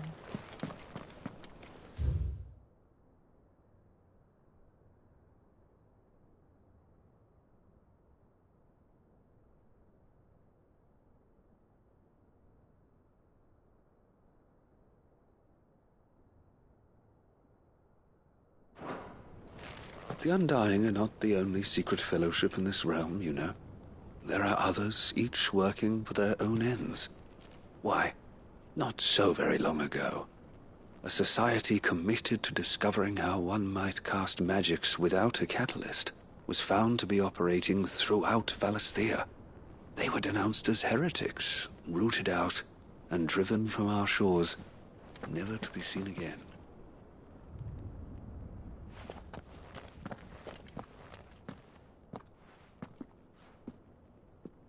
My lord, your grace.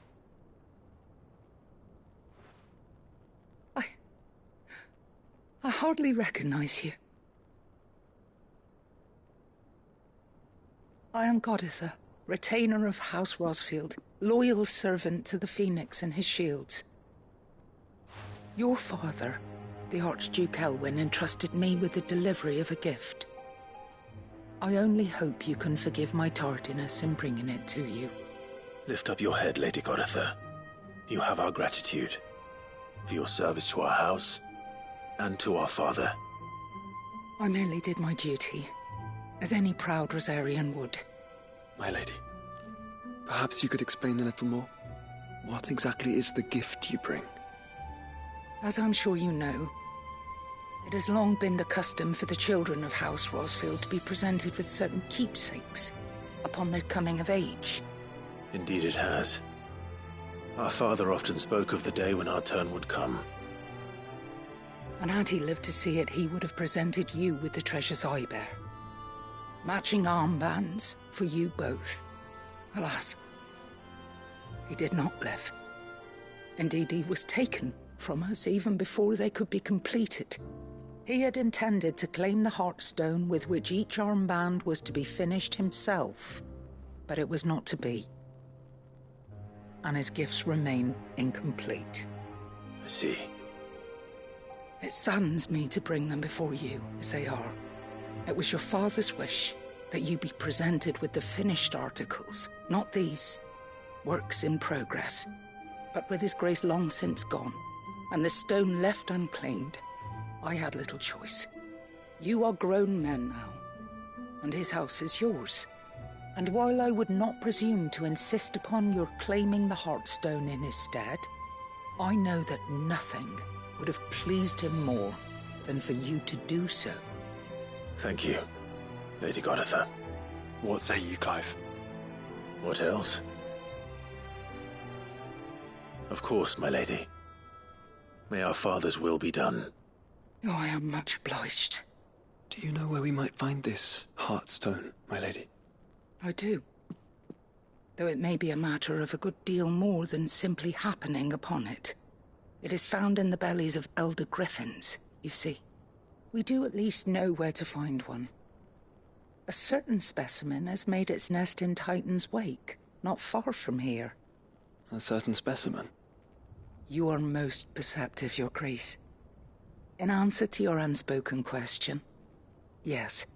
In fact, this is the very same beast your father meant to slay. I have been tracking its movements since you were but a boy. Were you to slay it in his stead, as men of House Rosfield, it would surely make your father proud.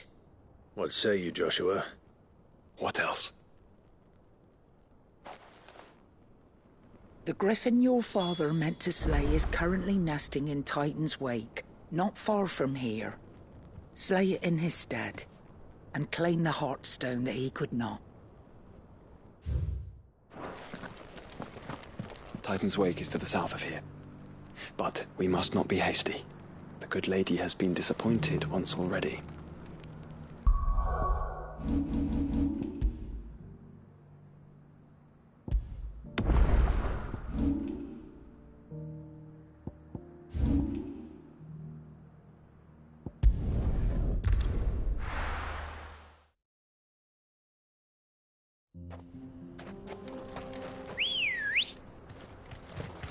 Let's go.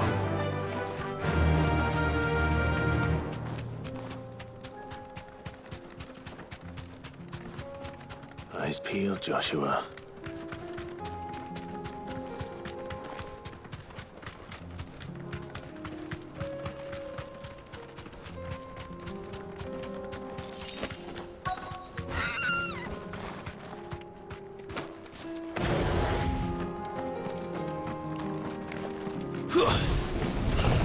There it is. The House Rosfield.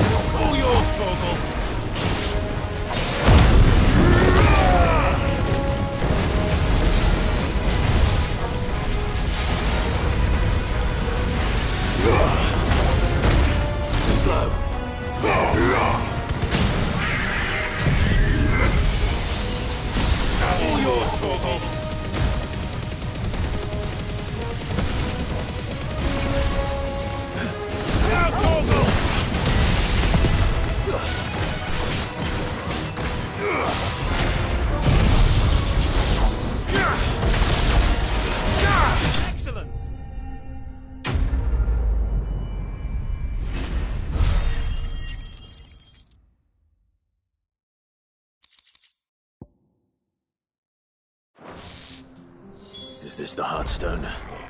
I expect Lady Goditha will know.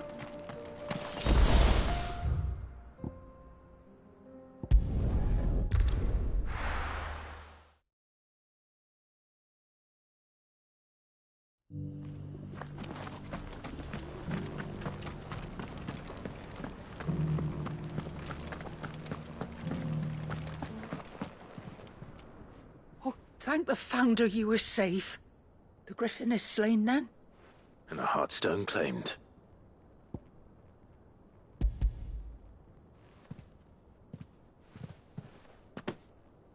Yes. This radiant luster, like frozen flame, it is just as your father described it. Thank you, my lord. Your Grace. Your father would be so proud. Lady Goditha, the lapidary is ready. Thank you, Cyril. I will be with him shortly. If you would excuse me, I shall have the stone cut and set forthwith.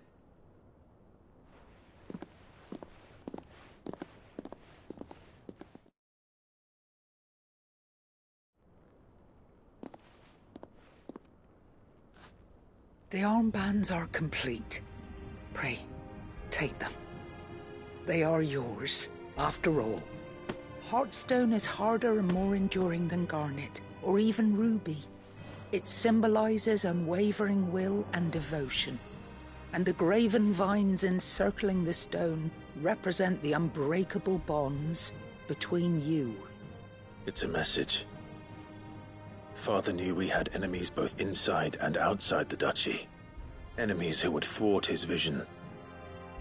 Only with unwavering devotion would it ever be realized.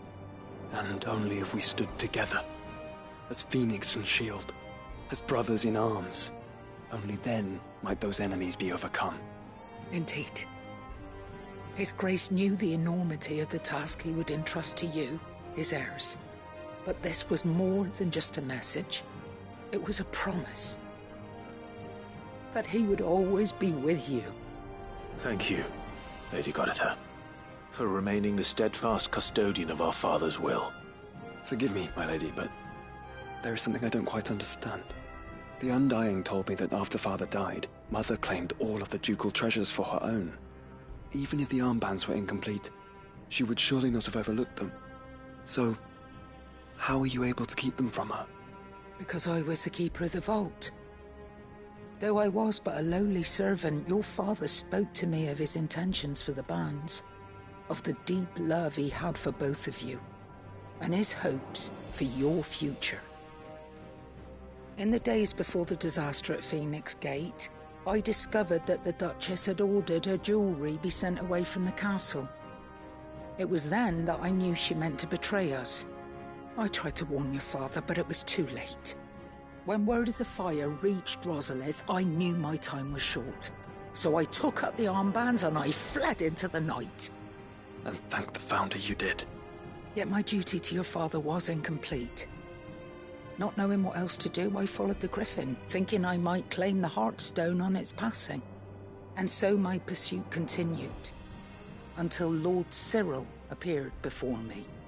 He informed me that His Grace's will had been recovered, and that his sons were alive and well. Lady Goditha, on behalf of my father and all the people of Rosaria, I thank you for your loyal service. As do I. Thank you, my lord. Your Grace, for coming back to us, for giving my service meaning.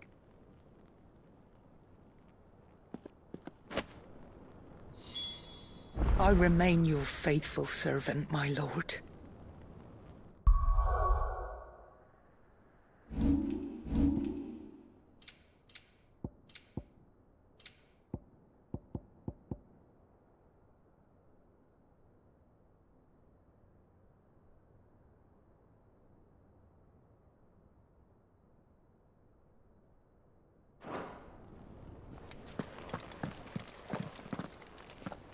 The bands suit you well. It must be gratifying to finally receive the inheritance that was denied you for so long. It is. And we thank you for the part you played, Cyril.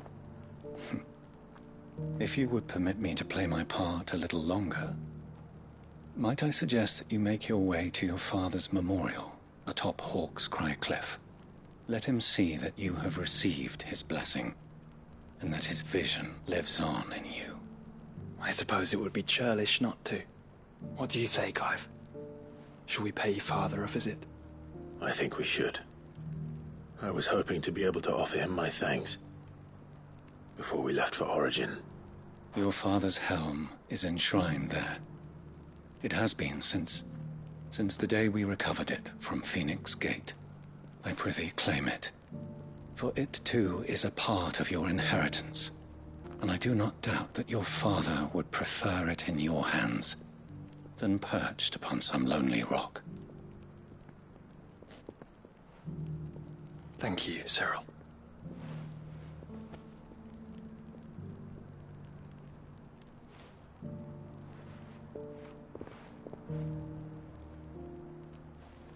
Come on, Clive. He's waiting.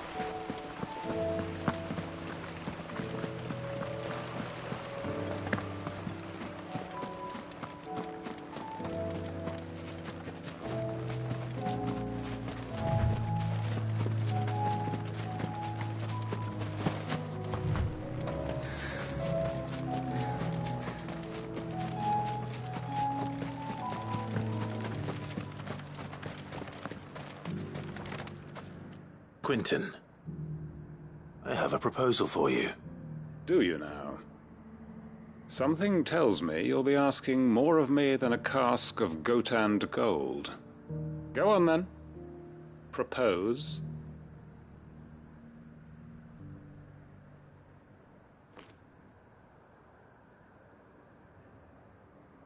You'd have me convince the chiefs and chamberlains of the realm that they should simply swallow their pride and do the one thing that has proved impossible for thousands of years. Was there anything else? Perhaps I can fetch you a meat pie as well. I know it's a lot to ask, but I can think of none better suited to the role. And you'd have me give up what little I have left to do it. I told you, Clive.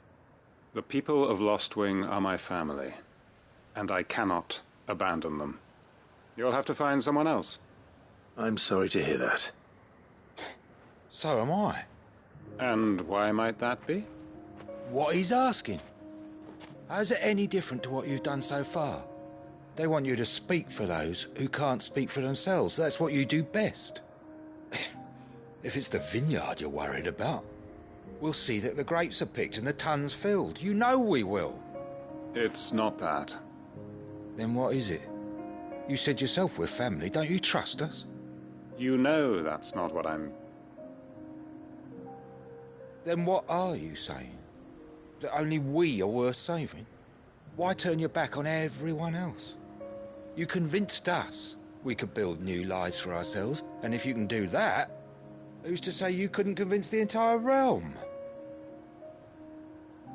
A stirring argument. I fear that any rejoinder I make might fall somewhat flat by comparison. So you'll join us? Where do you need me? Field Marshal Havel will want to speak with you in person. He's currently in Port Isolde. I can arrange for a party of Cursebreakers to accompany you there. That would be very much appreciated. I hear the roads are far from safe these days. Hopefully not for long. My uncle will want to know that his plan is taking shape. Any statesmen we speak with are liable to resist our entreaties if they feel that what little power remains to them is at stake. They must be dealt with skillfully. I shall not repeat the errors of my past. Reckon Master Quinton could argue an egg back up a hen's quim if he set his mind to it.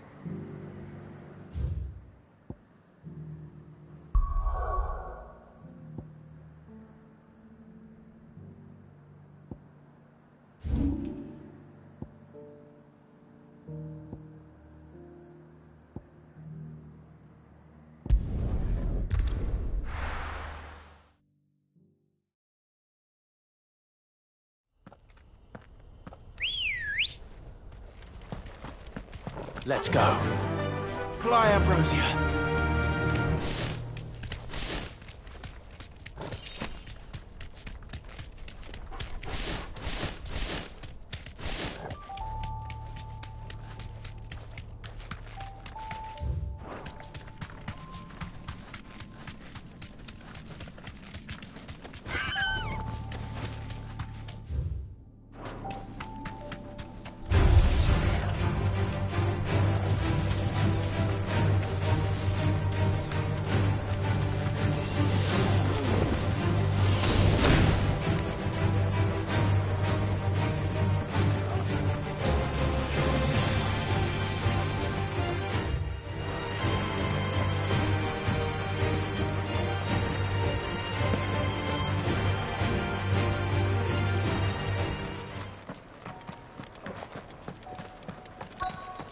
Might this be Mickelberg?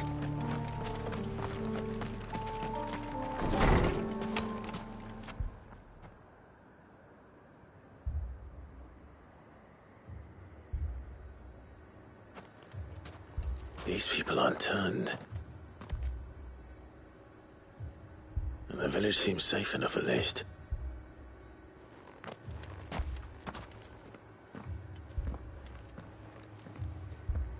What is going on here? Ah. Did you, too, heed the call? Heed the call? No, I came here looking for someone. To be honest, I wasn't sure I'd find him here. Let alone all of you. Is that so? What are you doing here? Is this where you live? It is my home. The others, they heeded the call. You keep saying that. What do you mean? They came here to perform the rite, just as King Barnabas instructed. This village is their altar, where they shall cast their souls upon the gentle waters and give themselves to the Lord. Give themselves? Oh, Lord, cleanse us of our sins. Let us be reborn in your loving arms. Free us from the torment of this mortal realm. They want to be saved. Forgive me, but did another foreigner like me come here? He was probably wearing a cowl. You mean the traveler from Stone? Yes. He's staying at my house, toward the rear of the village. Thank you. If you don't mind, I'll go and greet him. They seek the same salvation Barnabas did. Bring us salvation. At least the third chair still lives. Let's go and find him. Your friend with the cowl has been staying with me. Please. Make yourself at home, too, traveler.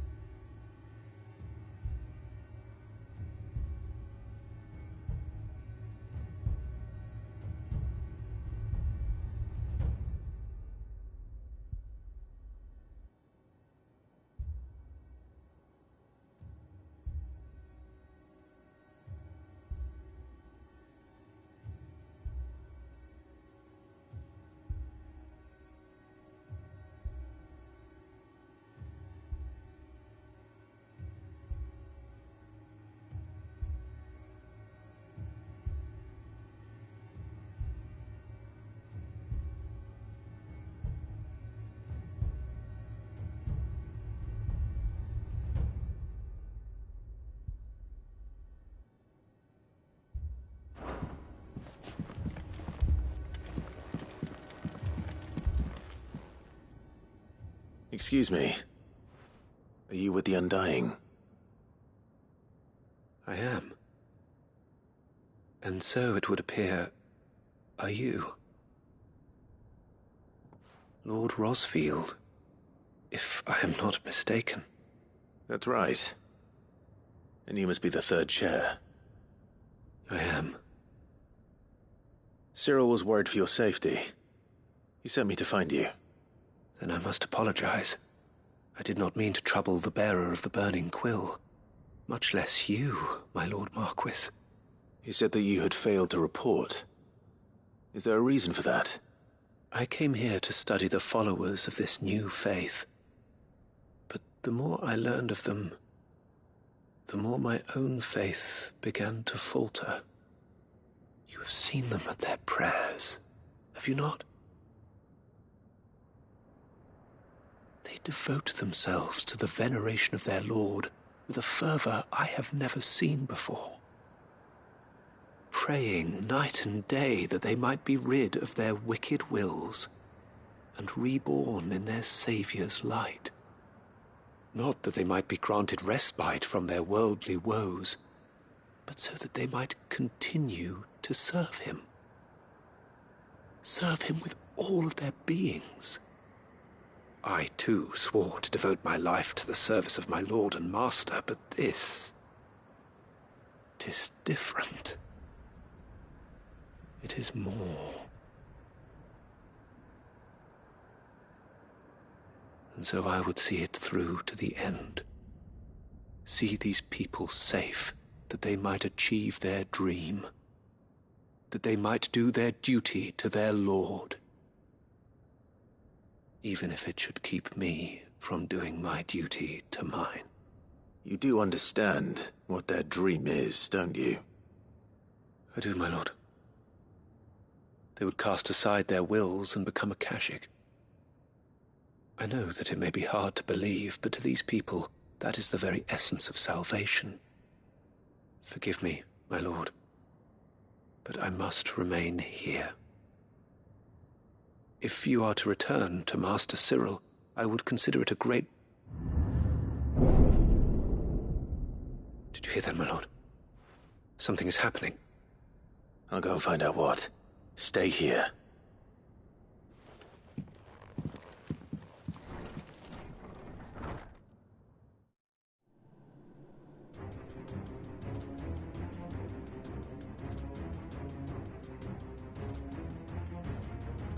Beneath the flood. Oh no. There must be something I can do.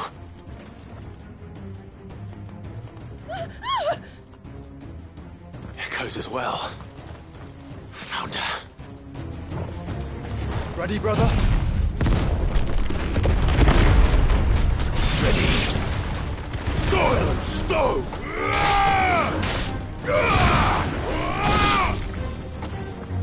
Let them...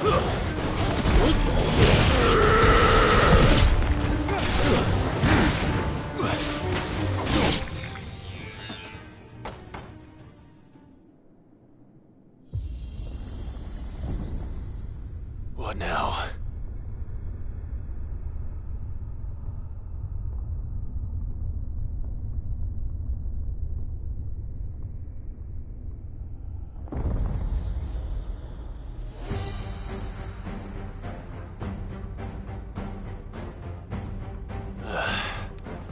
We meet again.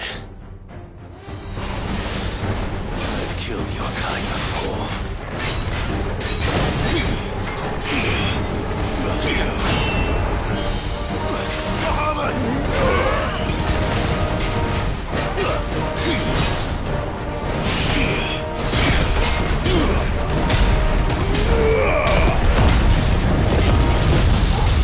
To me, boy!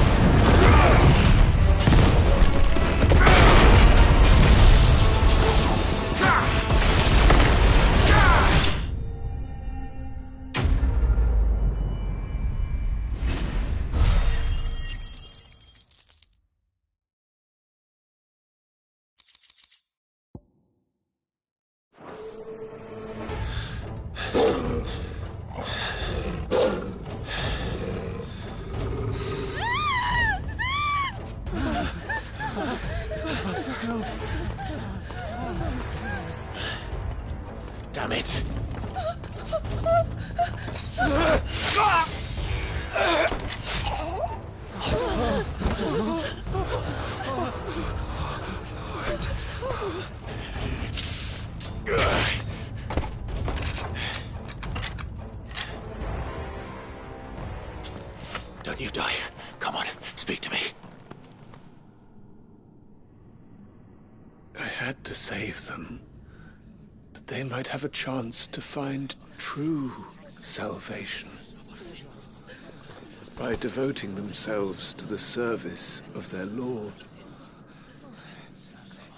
Just as I did, when the Undying plucked me from the gutter and gave me a cause to believe in. A duty to serve was everything to me, and I would not deny them that fulfillment, even if they must become a Kashik in order to achieve it.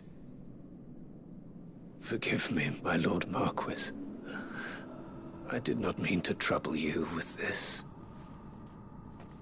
My findings. Could you deliver them to Master Cyril for me? Of course.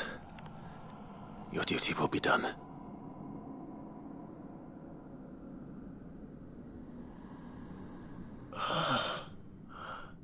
Look, my lord.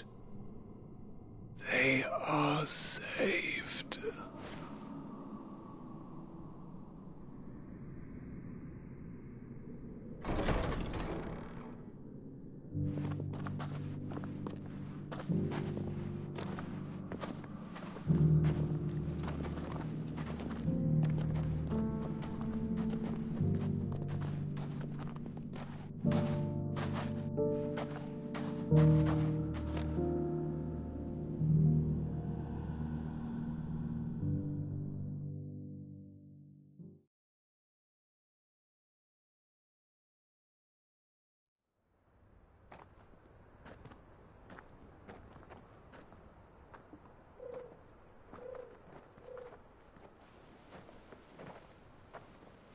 They are saved. Founder. I should get this report to Cyril.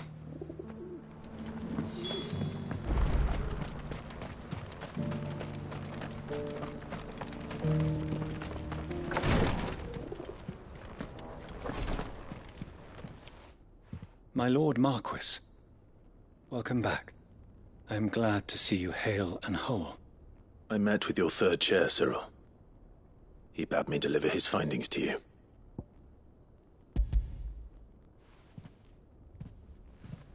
Thank you, my lord. He remained in Ash? He died protecting the villagers from an echo. I buried him in Mickelberg. I'm sorry that I couldn't save him. If you could not save him, no one could. The villagers, they were believers in this savior cult. They prayed to their god that they might be unburdened of their wills. Then an ether flood came, and their wish was granted. Your brother sacrificed himself that they might live, even knowing that that life was death by another name. Then he perished defending liberty. A hero's end. For the right to choose how one dies is no less sacred than the right to choose how one lives. Sid would agree. He wanted to build a world where people could die on their own terms. A noble ambition. To die for one's cause is the most perfect expression of one's faith. It matters not how misguided others might judge one's decision to be. Only that the decision is one's own. We live according to the teachings of our order. We believe in them, we protect them, and yes, we die for them.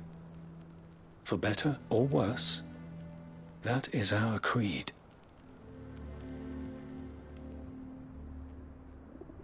But he didn't die for your creed. He died to save them. And you still believe that what he did was right. I believe that he believed it was.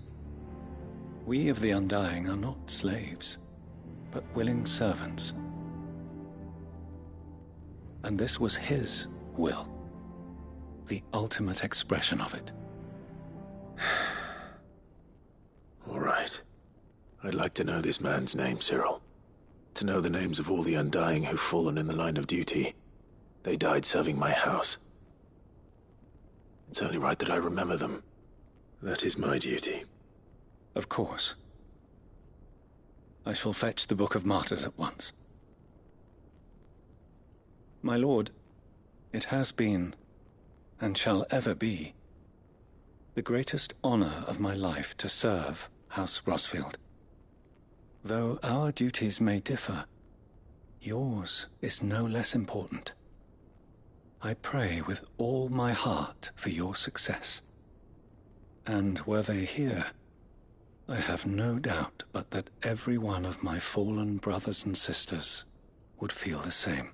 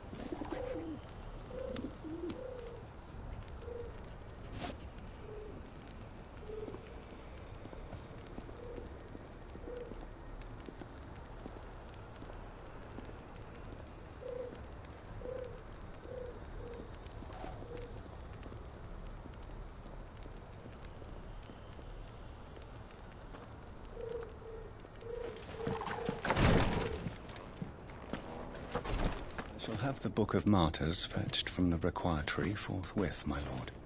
But prithee, do not let me keep you, should you have more pressing matters to attend to.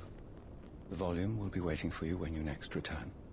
The third chair's report is a treasure trove of information regarding the beliefs and traditions of the Circle of Malleus. Considering the Circle's connections to Ultima, it will surely be an invaluable resource in divining his true nature. Our brother did his duty well.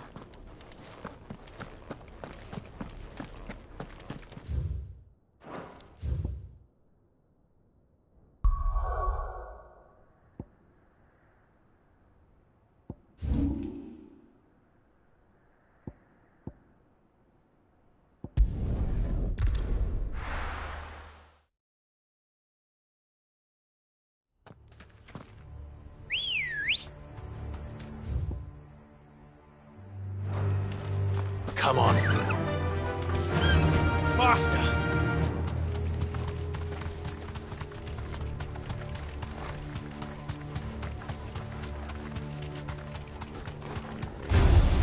This might take a while.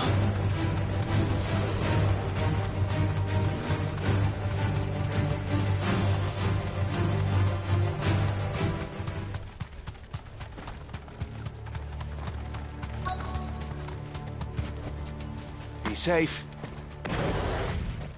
The entire village looks abandoned. Now, which house would a bookworm live in?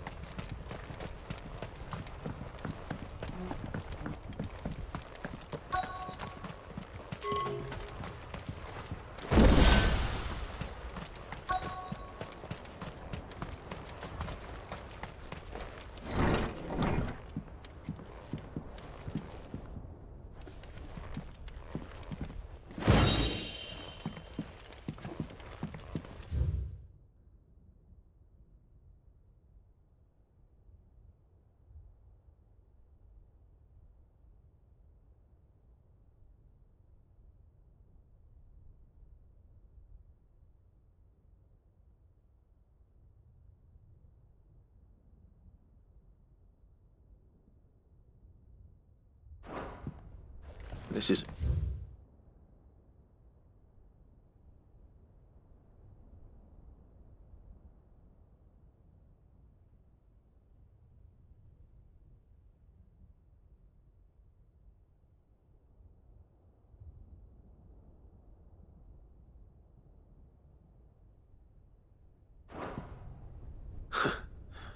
His interests were certainly varied.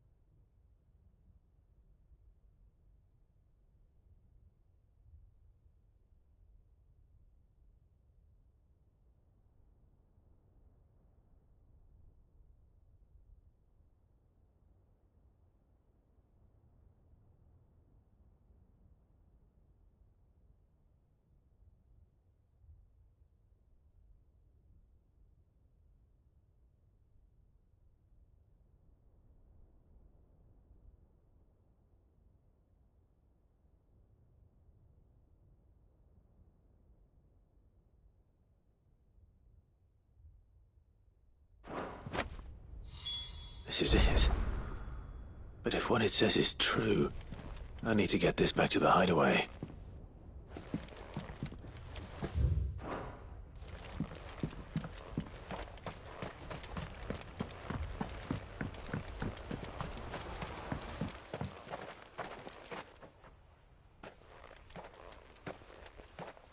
Leaving so soon, stranger? We've been watching you.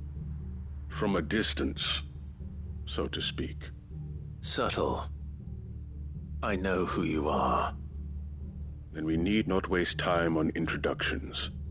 Hand me the book. Leave it in our care and return to your life. Your care? Do you mean to burn it or bury it? That is not my decision to make. But by one means or another, its contents shall be removed from the common record. Then I'll have to politely refuse. I won't let you erase our history. Then we find ourselves at an impasse. Very well. The book can just as easily be pried from your dead hand.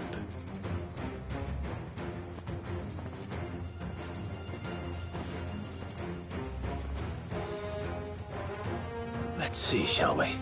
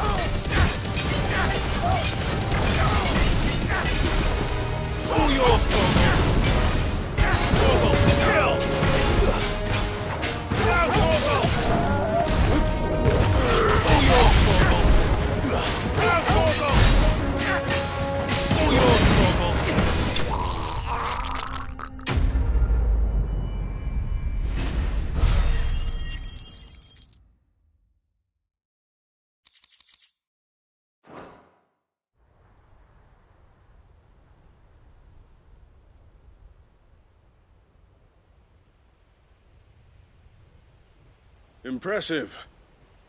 But we have other means. We shall claim the book yet. Why do you want it so badly anyway? It lays out in no uncertain terms the vanity and avarice of mankind. It tells the shameful history of the persecution and oppression of a gifted few by a giftless many. Would you say that this interpretation was correct? I don't know. You don't know. Your sword may be sharp, but your wits are dull. So let me answer for you. There is no correct interpretation of history. That a series of events took place may be proved beyond a doubt. But there can be no single, immutable explanation as to why they came to pass. It is a question of numbers and of belief. If enough people believe that a set of events occurred for a reason, that belief becomes the truth. So you're trying to control the truth? We are trying to protect people from themselves, from knowledge that would bring them naught but pain. That is all.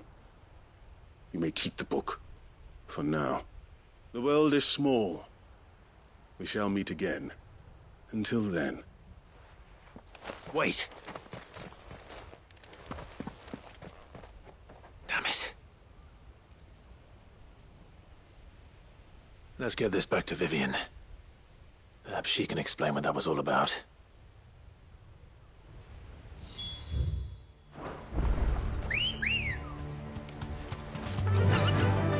Fly, Ambrosia!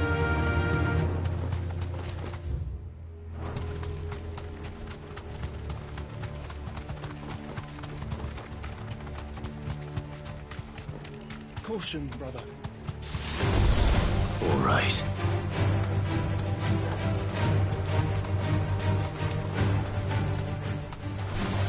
No mistakes.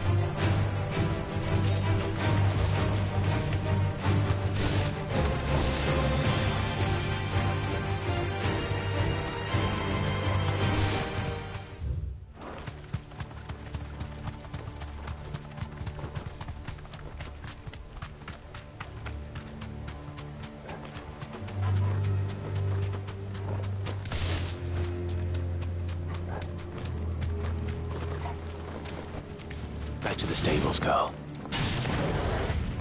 This must be the orphanage. Hopefully the registry is still here.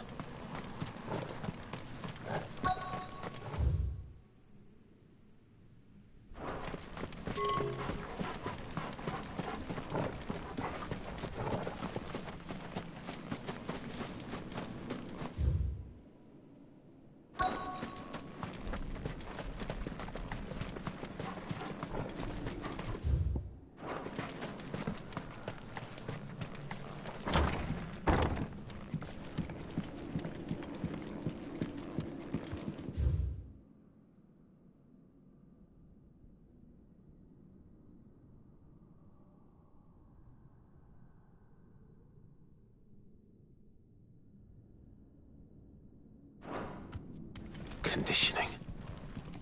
This is nothing short of torture.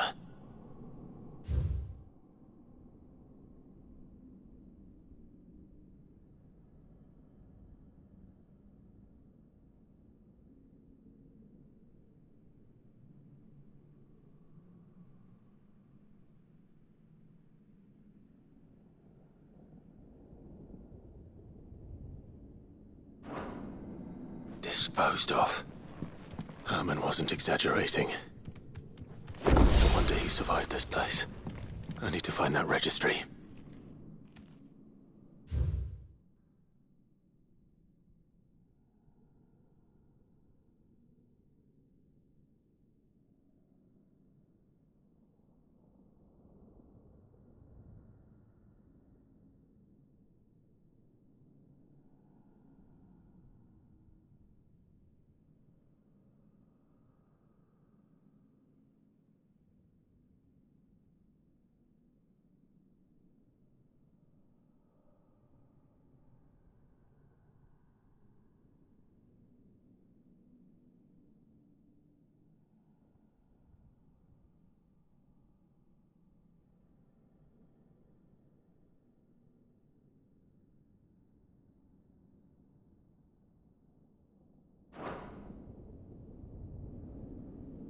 This reads like a suicide note.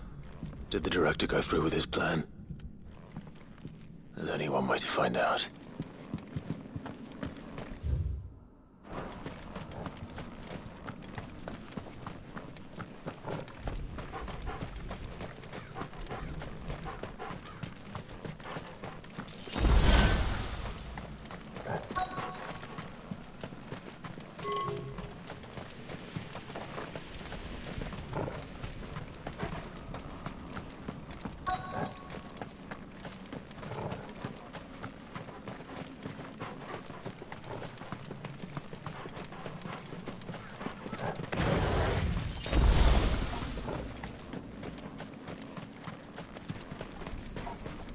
Forked white tree. This must be the place.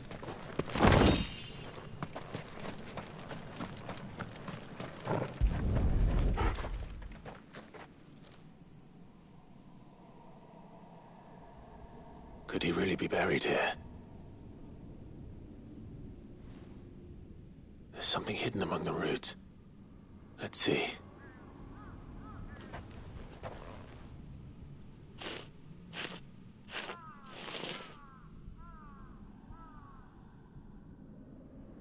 This must be the registry.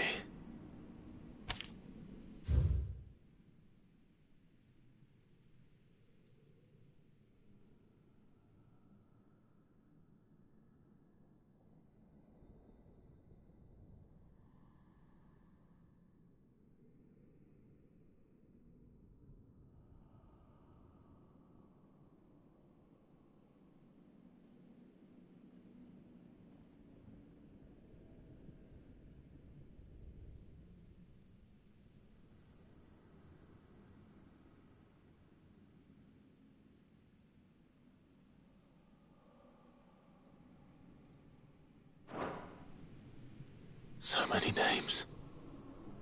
This place was a slaughterhouse. But where is the architect of all this misery?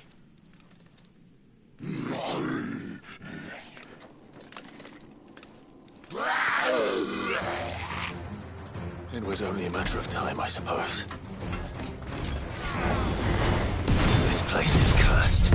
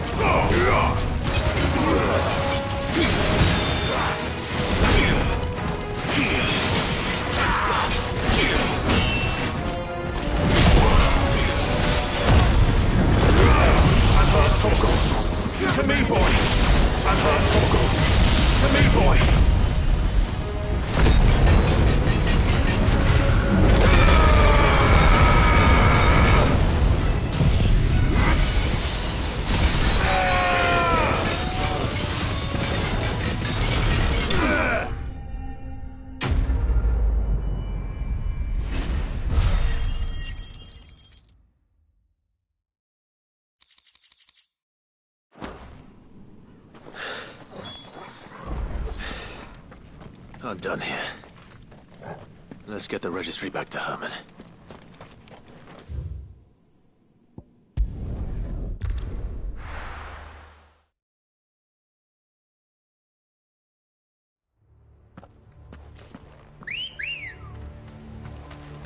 Good girl.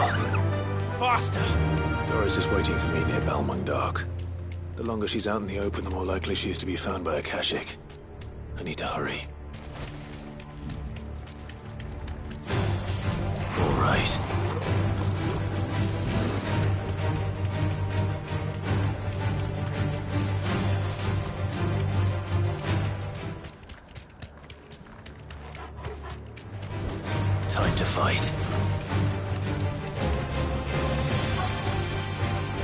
Back to the stables, Carl.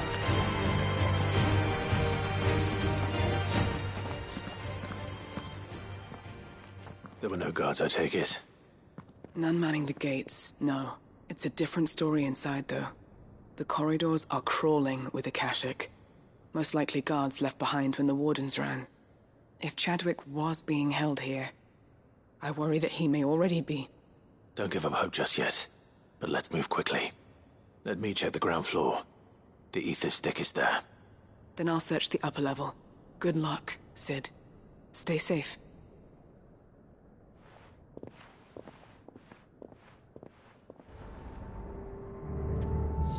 Just how bad are the floods inside the walls? Bad enough to turn a bearer? I hope not. We're risking a lot just being here. Better keep my eyes open for signs of life.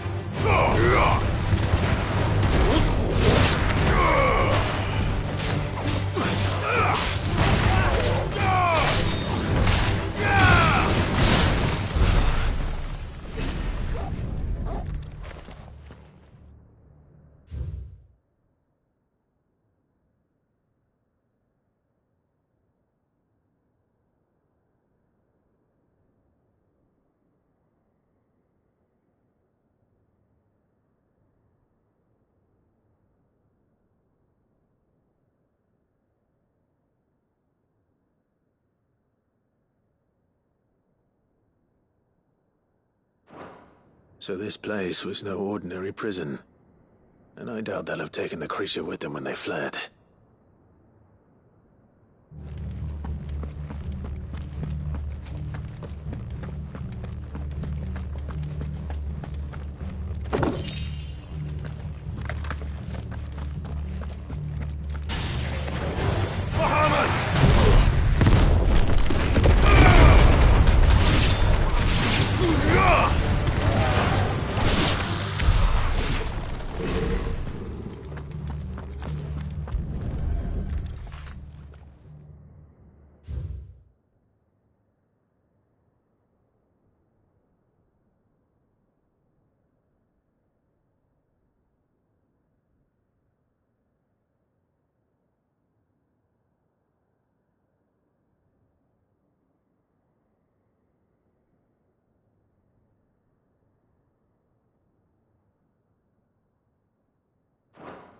Minimal loss of Waluda lives.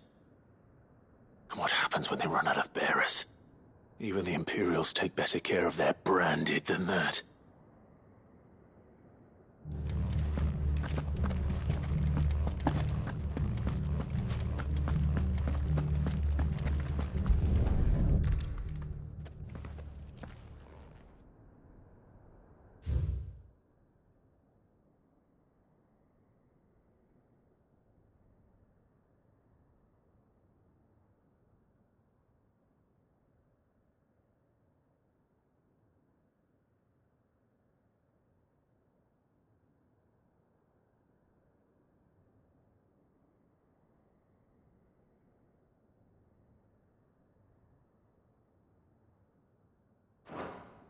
They were feeding bearers to it.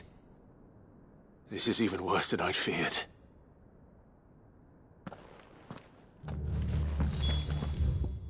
Nothing but Akashic down here. Hopefully things are looking better upstairs. I should go and see how Doris is getting on.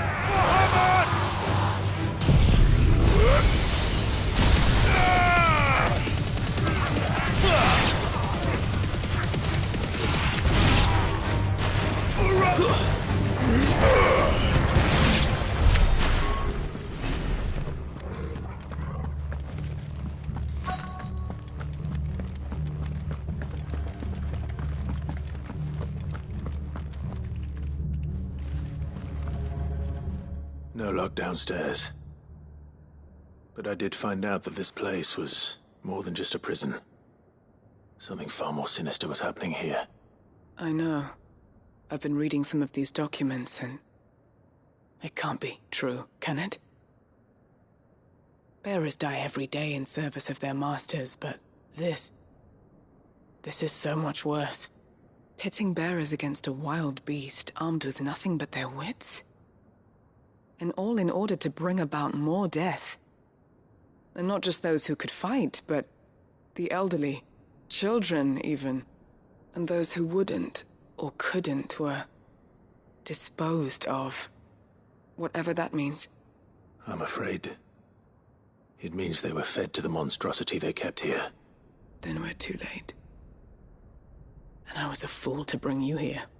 Don't say that. Did you find anything else? A key. But it doesn't fit any of the locks on this floor. Perhaps it will fit one of the doors downstairs. There's a corridor I haven't searched yet.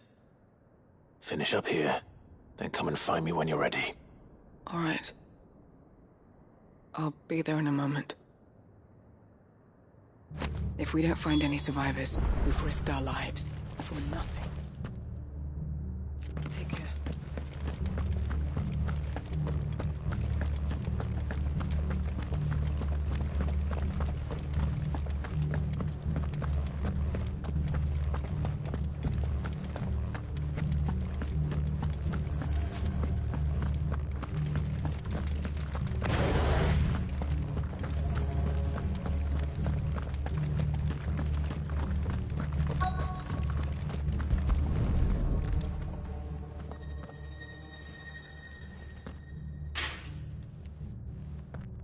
Let's see what we can find down here.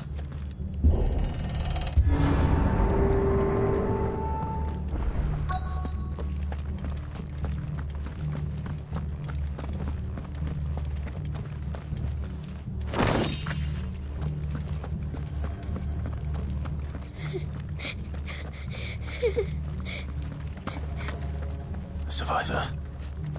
And she sounds close.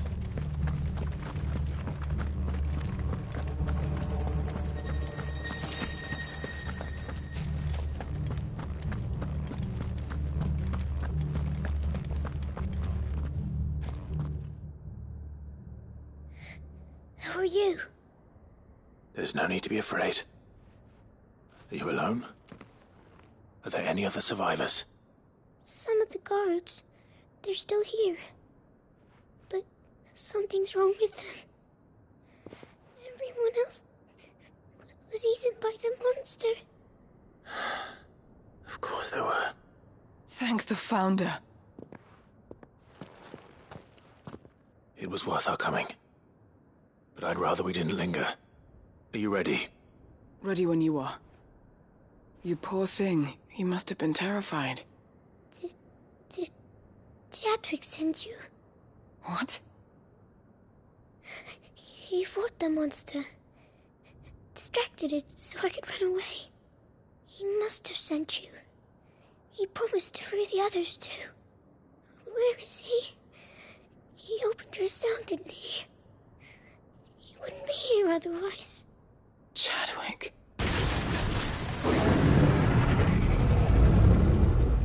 Was that? Monster's back! Chadwick, help! We have to get out of here. Doris, keep the girl safe. All right. You put that bearer-eating bastard in the ground. I'll look after the girl. You teach that thing a lesson. It's out there waiting for me. I can't let it live. Not if it's got a taste for bearers.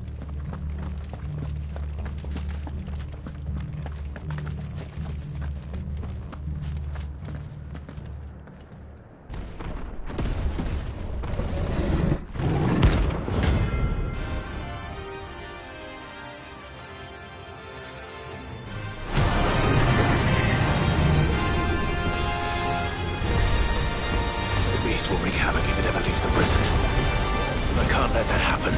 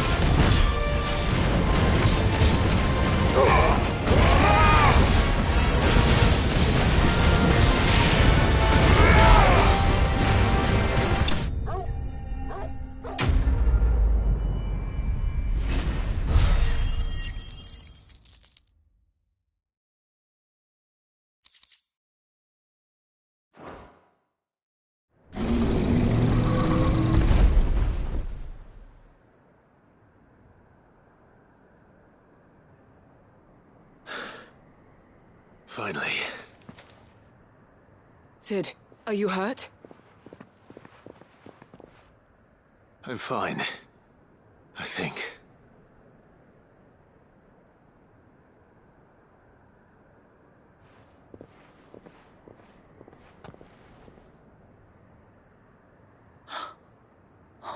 No. What is it? A diary. I gave it to Chadwick before we went our separate ways. He was here. Do you think that creature? I'm sure he fought bravely to the last. The girl is safe thanks to him. Chadwick. You fool. Come on. We have to get her back to the hideaway. We don't want his sacrifice to have been in vain. No. Of course not. I'll see that she's looked after from now on. It's the least I can do.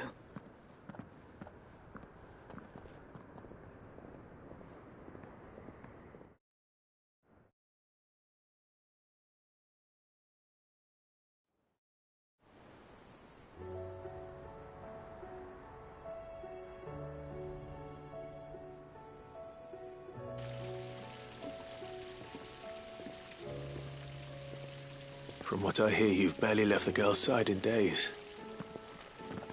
I hope she's recovering from her ordeal. She is. Slowly but surely. She's far tougher than she looks. I thank the flames we found her. If we hadn't... I know. But we did. I'm sorry we weren't able to save Chadwick. There's no need to apologize. Without your help, I would never have found out what happened to him. How he fought to the bitter end to save her. To save Haida Marie. That's the man I remember. The man I thought of as a brother. I wish I could have met him. I'd like to hear more about your past. If you don't mind, that is. Of course.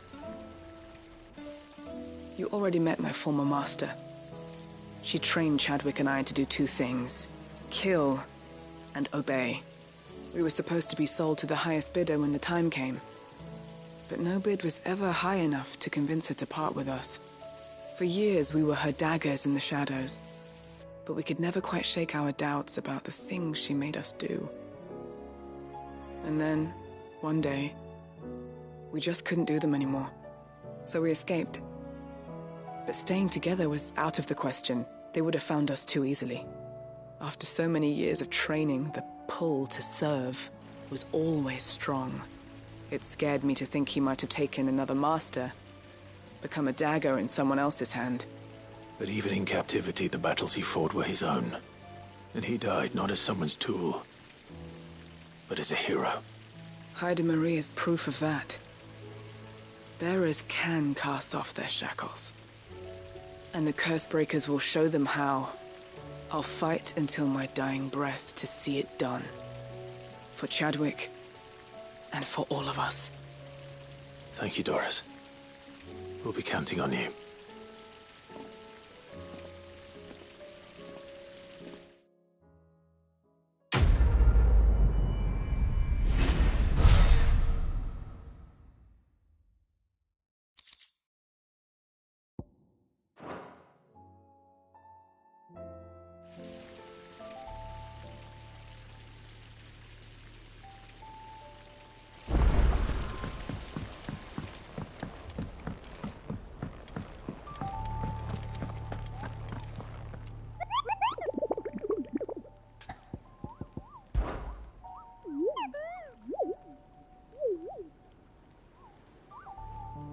Through Orcish lands.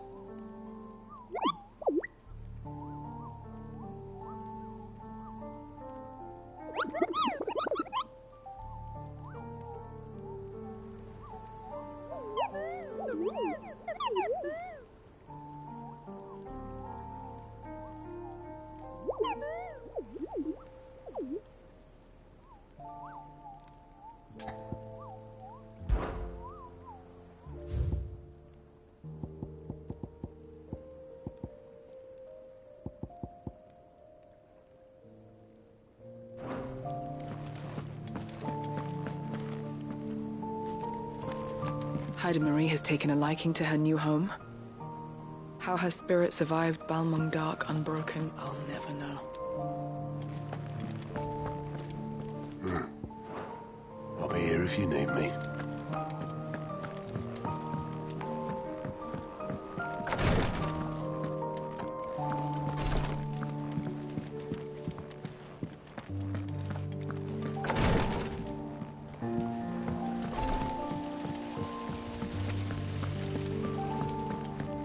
There's so much food in the hideaway.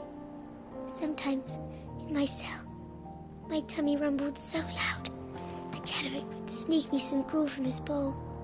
I miss him. He would have liked this place.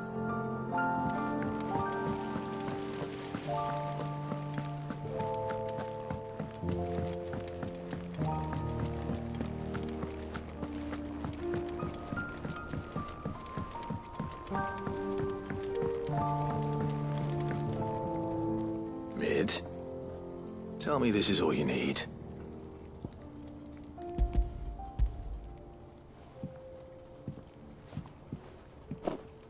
Aw, you make it sound like I asked you to save the world or something.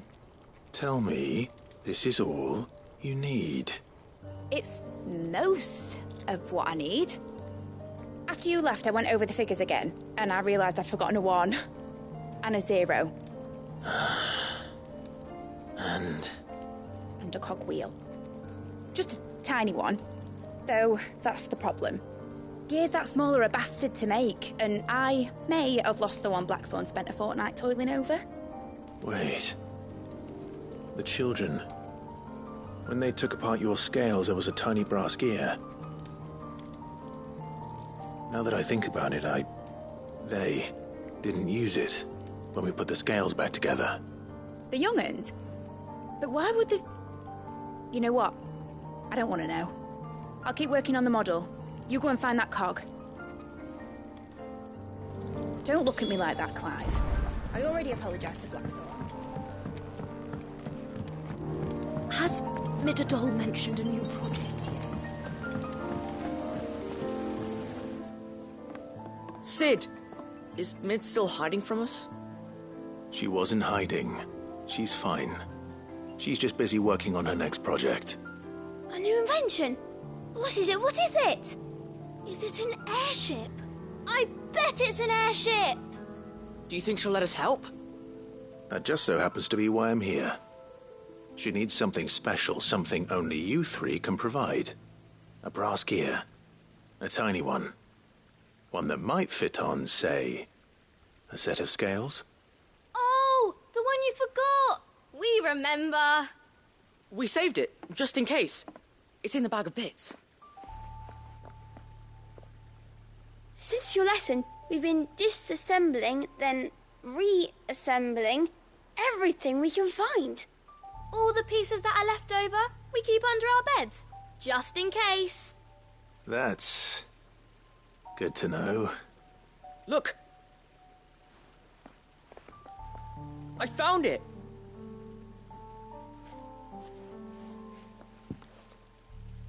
Is that all? Just the gear? We have more parts if Mid needs them. That's all for now. But I'll let Mid know about your hoard. Just in case. Thanks, Sid. Back for another part? We've got screws and bolts and nails and knobbles and noodles and,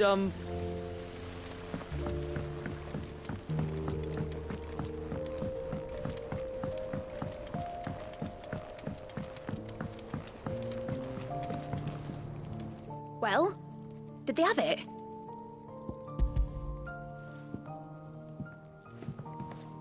They did. And they kept it somewhere nice and safe. Will it work? Will it work? He's perfect! You're a genius, Clive. What exactly are you going to use it for? Only the most important job of all. The wings aren't going to move on their own, but with the right cog in the right place. Well, you just wait and see.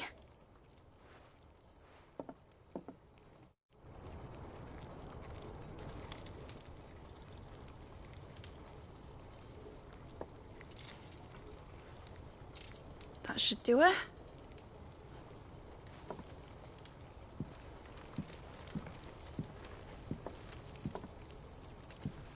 Here goes nothing.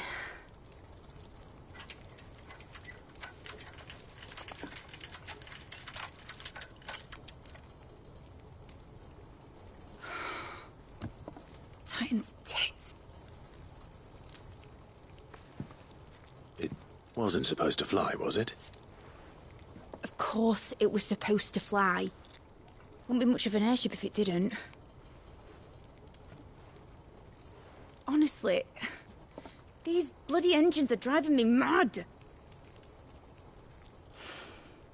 I was so sure this would be the day she soared. The Mithril engine was made to make dreams come true.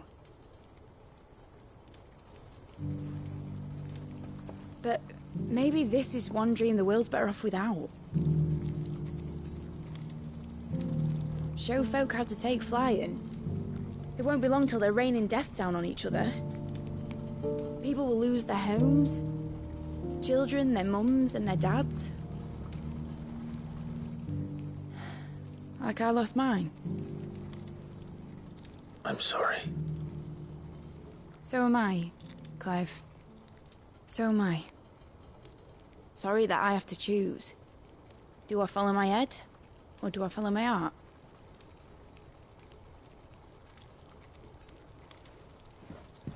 Good question.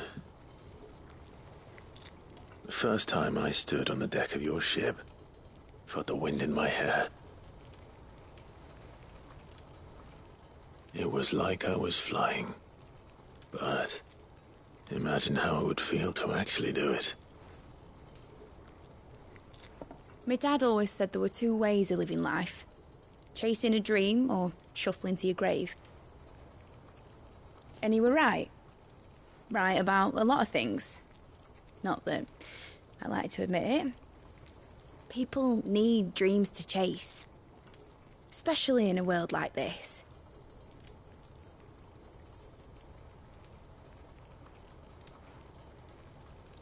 Right. When this is over, I'm gonna take all my Mithril engines to Zemeckis and sling them over the edge. I won't have my dream end up turning into someone else's nightmare.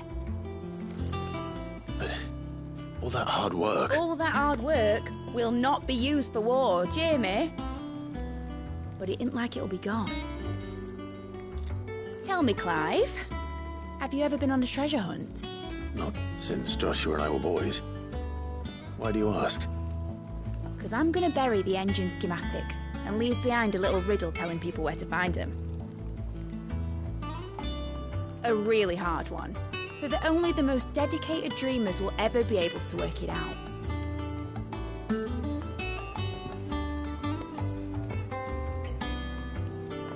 Ooh, I can picture it now.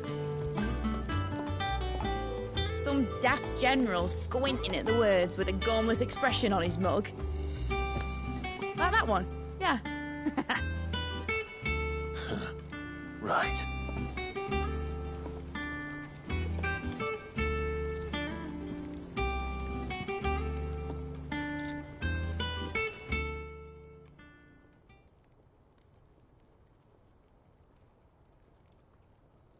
Of course, if I'm putting this engine at the end of a treasure hunt, I'll still need to make it a treasure worth hunting for. Won't be much of a prize if it couldn't even make a toy boat fly after all. My dad always said, dream big. But it ain't the size of a dream that's important, is it, Clive? Only that it's a good one. And I reckon I've got a fair few good uns left in me. I'm sure you do.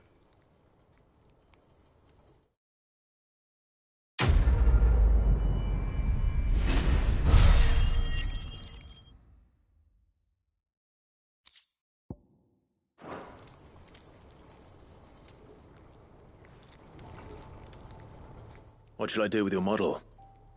You spent a lot of time on it. We both did. What, that old thing? Not healthy to cling to your failures, Clive. They'll weigh you down, you know. Sound advice. Still, I suppose my prototypes will probably be worth a fair bit when I'm as famous as Bart's the Builder. Seeing as you're always strapped for coin, suppose I can give it to you. Just make sure you get a good price when you do come to part with it. I'd say that was up to you as much as me. You're not leaving already, are you?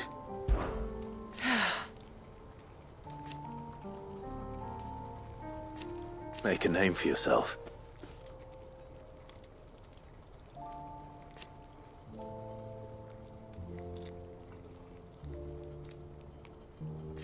You better bloody had to and all. Enjoy it while you can, Clive.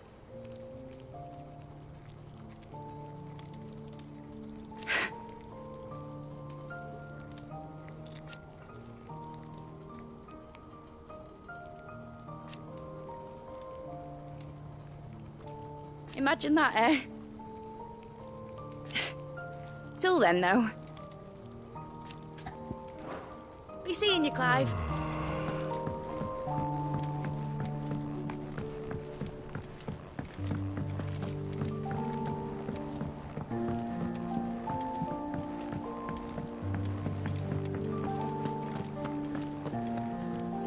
I hear that you traveled to Ash, Cid.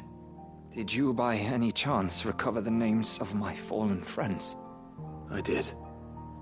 Yes.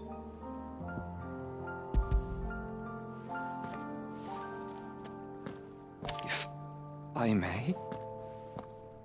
The bearer registry.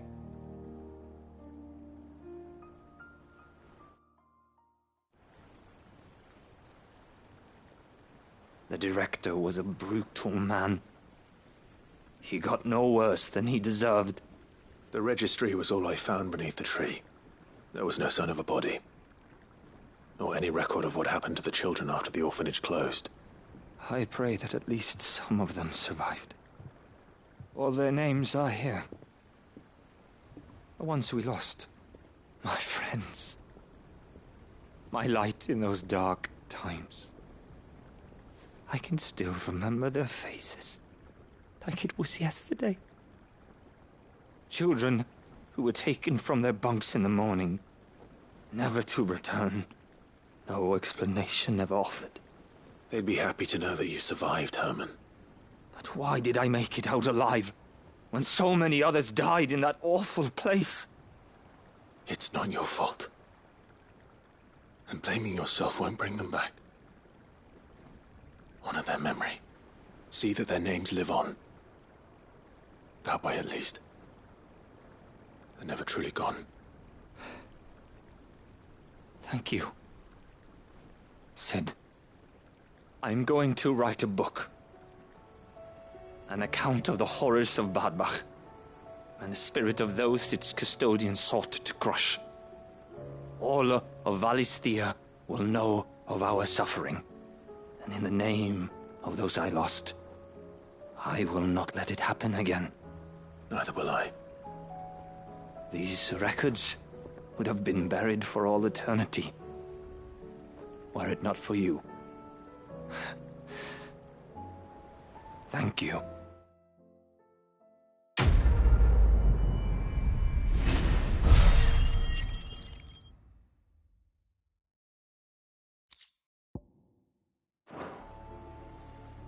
The realm will hear of Badbach. And I pray that the tale of my fallen friends will spare future generations the horror we endured. Thank you for helping keep their memory alive.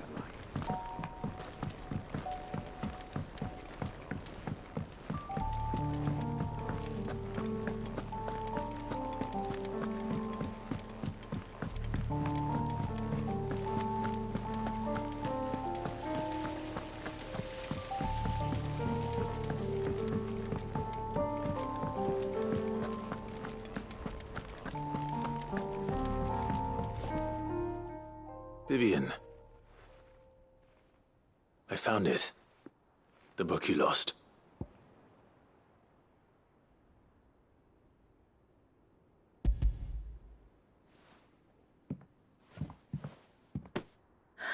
You...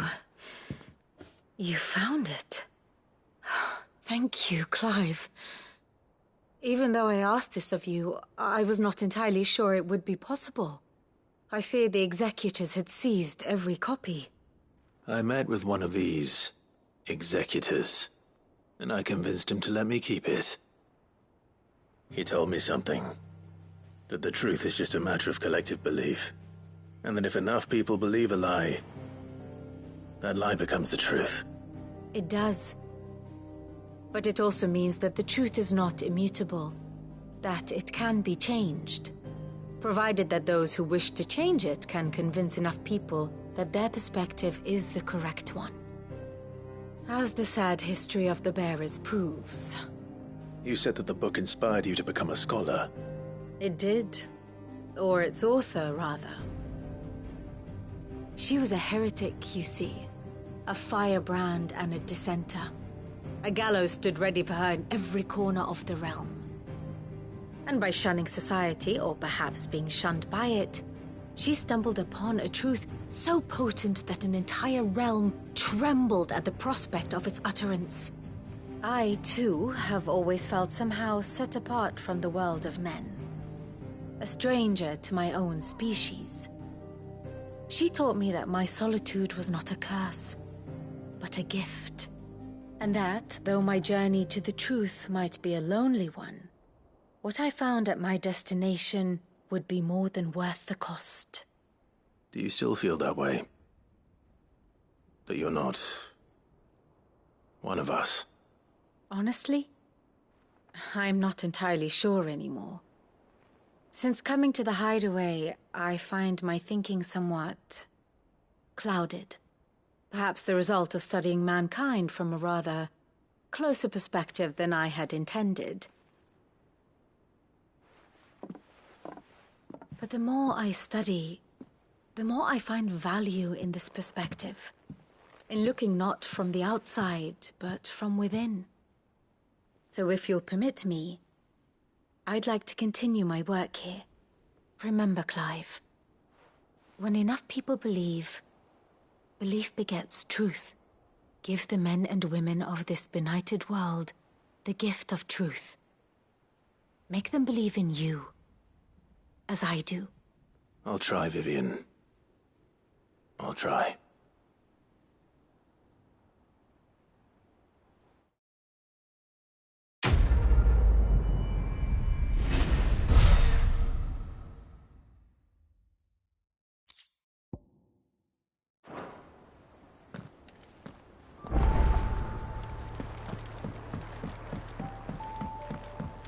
You should have...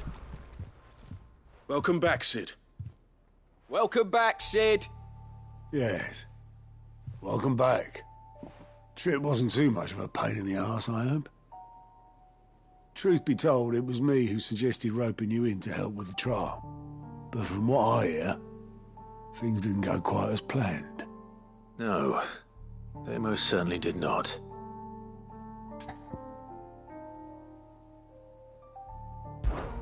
Ember lost his nerve in the face of a beast of prey, but he didn't lose heart. He pressed on, and he achieved his aim. And is that not what we ask of our scouts? Indeed it is. Thank you for your honest appraisal, Sid. The fact remains, however, that Ember will not always have a battle-hardened warrior on hand to pluck him from the jaws of peril. All I have gleaned from this trial is that without someone watching his back, Ember is little more than a liability. Wait, Sergeant. Ember still has much to learn, it's true. And this time he was found wanting.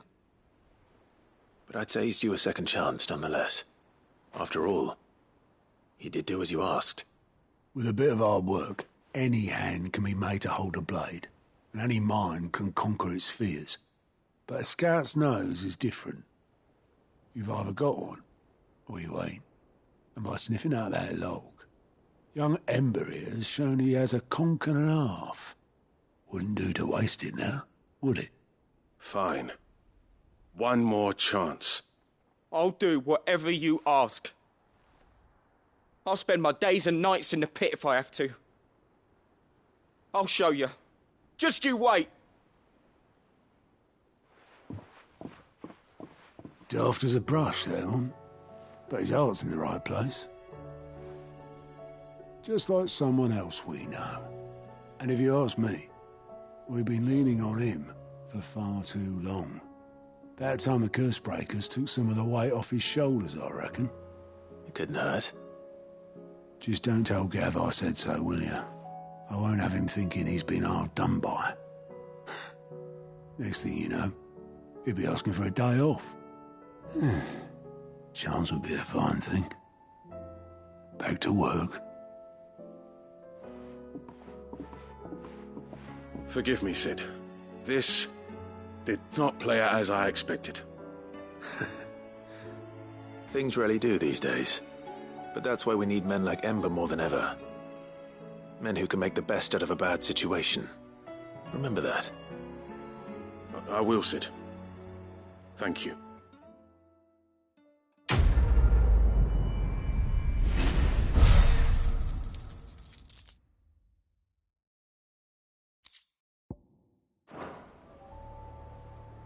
Sid, I wanted you to know. I will be taking personal responsibility. There's something about it. Uncle, I bring good news. The Field Marshal has agreed to your plan. Ha! Of course he has. I didn't doubt you for a moment, dear boy. Rutherford is accompanying him back to your manor in Port Isolde as we speak. They will await your return there. As will one other. One other?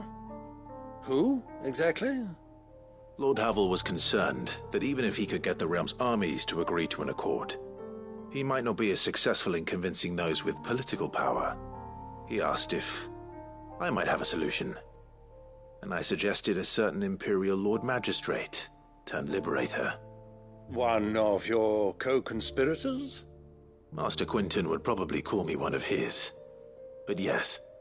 Another outlaw, then. Just the thing we need to put these rotten politicos in their places. Good thinking, Clive. I'm glad you approve. The more the merrier, eh? Uncle, assuming Havel and Quinton can solve our problem with the armies, you still haven't mentioned how we might manage the grain shortages. Oh, don't you worry, my boy. The 7 high houses will be seeing to that. They have all agreed to make the most generous of donations. Oh, of course, it did take a little persuasion, but luckily I had some unexpected help. From who? Why, you, my boy. Rumor has it that you rescued the Lady Ariane's head steward Rockford from a horde of bloodthirsty bandits. It was more of a handful. Well, the old battle-axe was so pleased. She had a shipload of talents delivered to my private docks by the next new moon.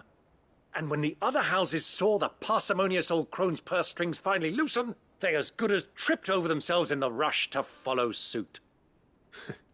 I'm happy to hear it. Now, I must be getting back to the manor. Join us there at your earliest convenience, would you? Of course, Uncle.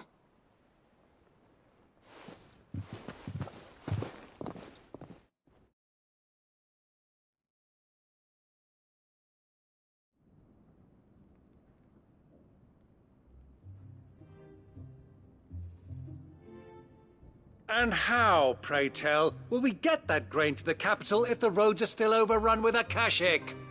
You'll find another bloody road. I only have so many men, and I'm not about to send them headlong into an ether flood. That is, unless you'd have them turn as well. Well, I'd certainly eat less. Says the man with a belly bigger than a band of curls. My soldiers actually need their rations. Without any food to keep them going, they'll be dead even before you've sent them on your fool's errand. If I may, gentlemen, perhaps I might suggest an alternative approach. Though supply routes are indeed disrupted, there is no shortage of ships. Indeed, they bob away in every bay from here to Randalar, awaiting a safe haven. Allow them to make port and fill their bellies full of grain. And once those who crowd the cities are fed, ferry the displaced back to the countryside to work the fallow fields. But I'm sure that you wish to continue your discussion. Forgive the interruption. Two such firm friends as yourselves need no help from the likes of me. Rutherford spoke fondly of the great bond between you. Us?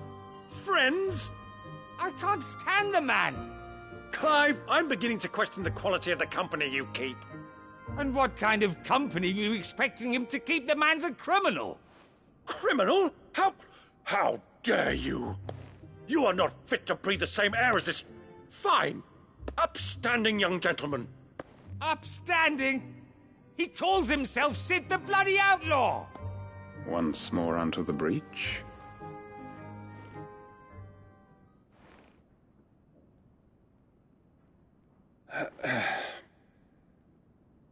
Shall we begin again? What we seek here is not to create a new nation, nor to claim the thrones of those that already exist. We wish simply to bring stability to the realm that mankind might weather the current storm. And to do that, we must convince those in power, the generals, the statesmen, the nobles, that our cause is just. There will be disagreements, yes.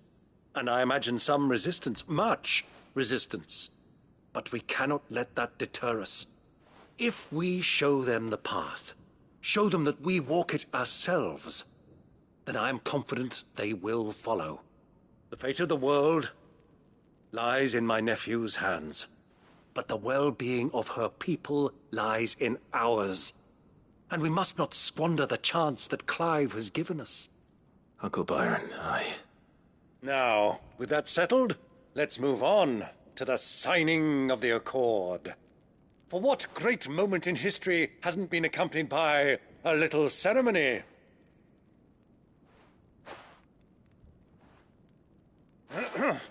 Citizens of Valisthea, I present to you the Triunity.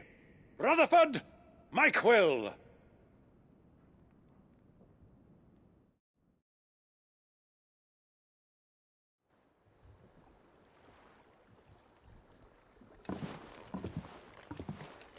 Well, my boy, the stage is set. That it is. This is the role you were born for. Now I ask only that you trust in the talents of your supporting cast. We shall play our parts to the best of our abilities, that you might have the opportunity to shine. The realm needs its Sir Crandall.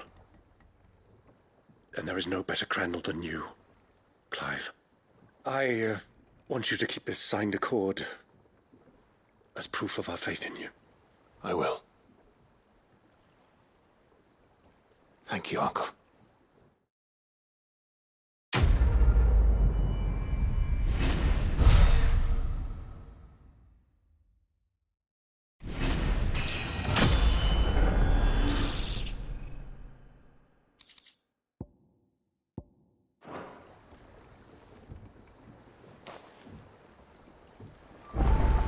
Sorry. Can't take you where you need to get to, but the Argo and me will be waiting when you get back. What do you think that thing is? And how the hell is Sid gonna deal with that? Sid! You have my word. I will not leave this pit until I can besten Avis with my own two hands. And a sword. I can use a sword, right? Gav uses a sword.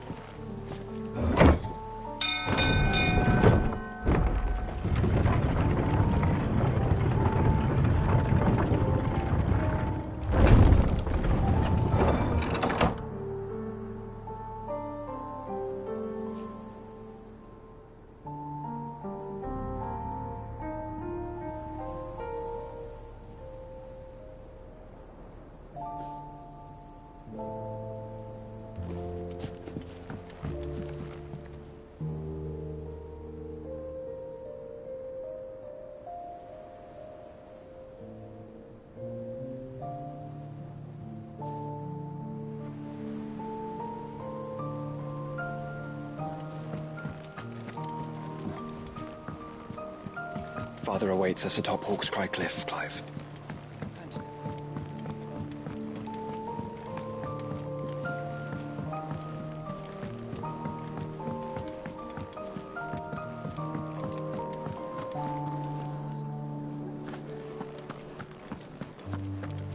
While I admit I had my doubts at first, Your man Quinton seems a reasonable sort.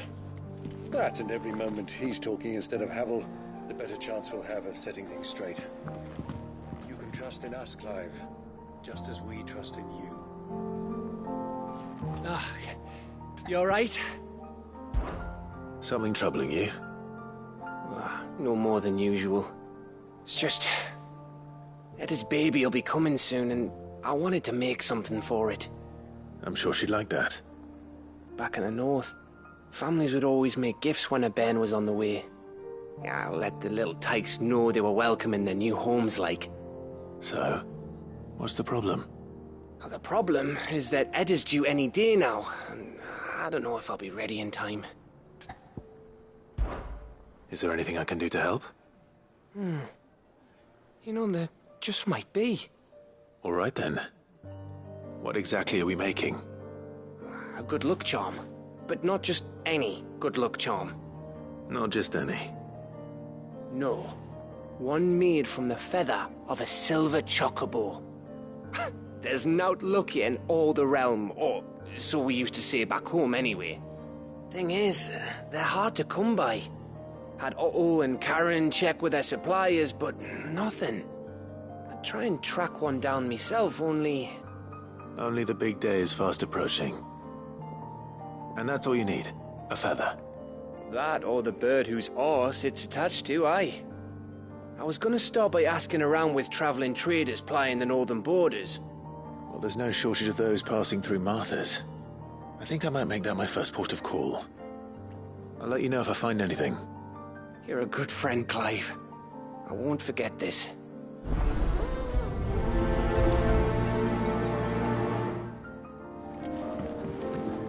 Can't say I've ever seen a silver chocobo myself, but I have seen one of their feathers.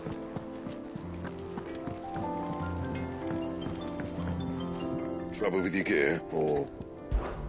So, what'll it be?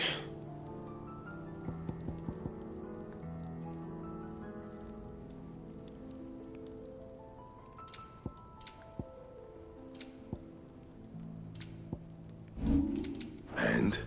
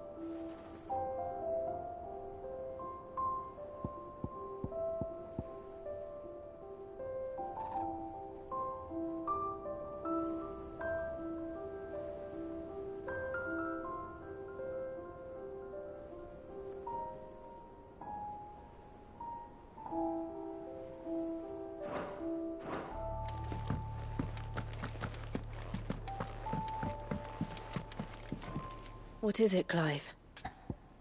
You can... Right.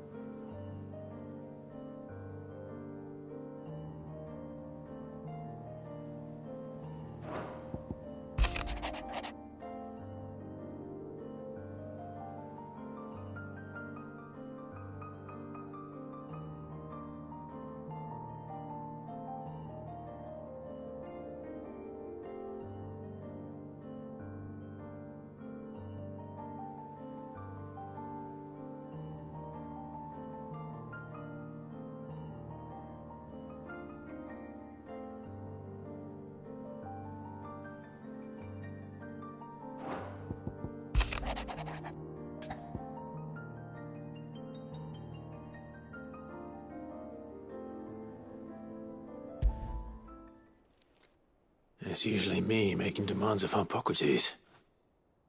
I wonder what this is about.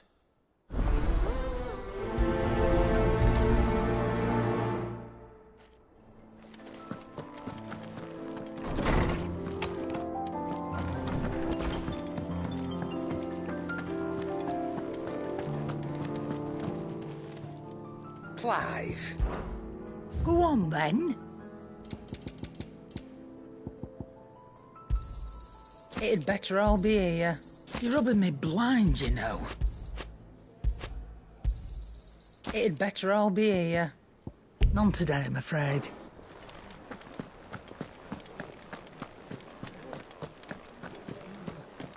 You don't know what you're talking about.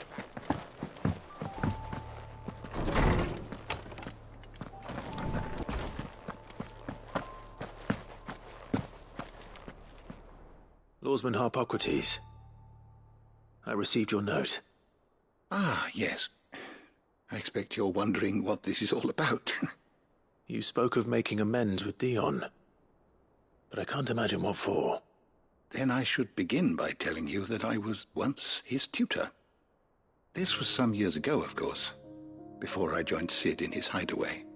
At that time, I was counted among the foremost scholars of Oriflamme, and was accordingly invited to the palace to supervise the young prince's education, all to ensure that the future emperor had a firm grounding in, well, everything an emperor should. History, religion, commerce, government. Alas, our time together was cut short when Dion left to join the dragoons, his studies no longer being deemed necessary. I had not expected to meet with him again, least of all here. Have you spoken with him? No, I have yet to find the right moment. His Highness always seems so preoccupied, especially when alone. I would not wish to disturb his ruminations with idle words of greeting, not when I know he dwells upon the evil Ultima had him commit in the Dominion. The guilt weighs heavily on him, I know. But as you say, that was Ultima's doing. Surely you can't blame yourself. When I first met him, it was not guilt, but his people's expectations that weighed heavily upon him, and I did nothing to ease that burden.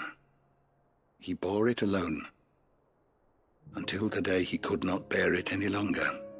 It is one of my greatest regrets that I only ever offered him my wisdom, when what he truly needed was friendship. The blame for Dion's transgressions lies not only on his shoulders, but on mine. I see. I'm ready to help you in any way that I can. Then I beg that you bring me a wild wyvern tail. Apothecaries across the ages agree that even to glimpse such a flower is to be granted inner solace. Fabulists and fraudsters all, of course. But there is oft a seed of truth to be found where even the most outlandish opinions align. Well, it can't hurt to try. Where can I find this flower? And how will I know it? You have seen cultivated wyvern tails before, I trust. The lily-white blossoms from whose roots the poisonous ink for the brand is distilled. Well, those which grow in the wild differ only in their purple hue. The harsher the environment in which they are raised, the deeper the colour. There is a waterfall in Rickmal's roost across the strait, where the flowers once grew in abundance. Whether they still survive there, I know not. But try as I might, I can find no likelier location. It's all right. I'll find you a wyvern tail one way or another. Thank you, Clive. And please, be safe.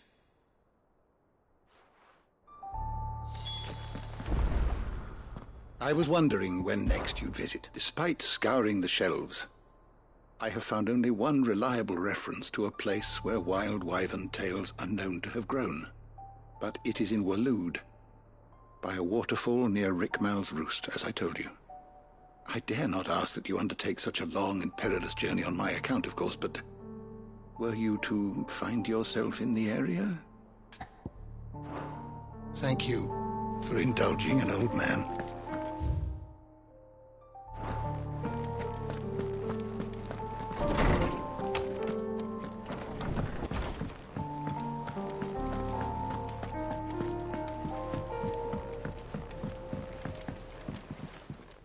The hour fast approaches. Make ready.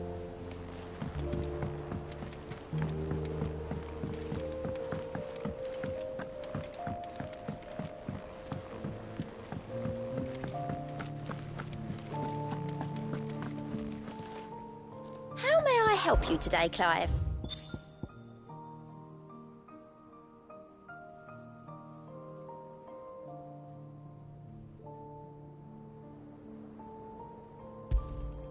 All yours. All done?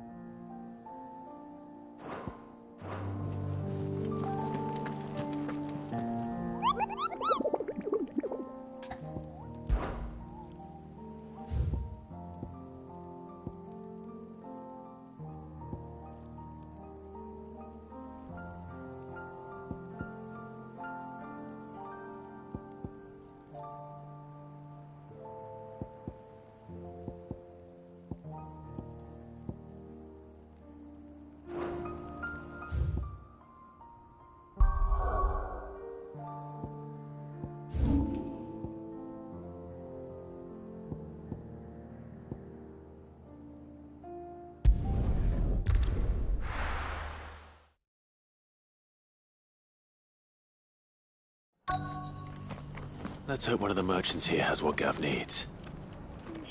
Excuse me. I'm looking for something. Oh, well, then I'm your man. A silver chocobo feather. Oh, or maybe not. Though you're not the first to mention the bird around here.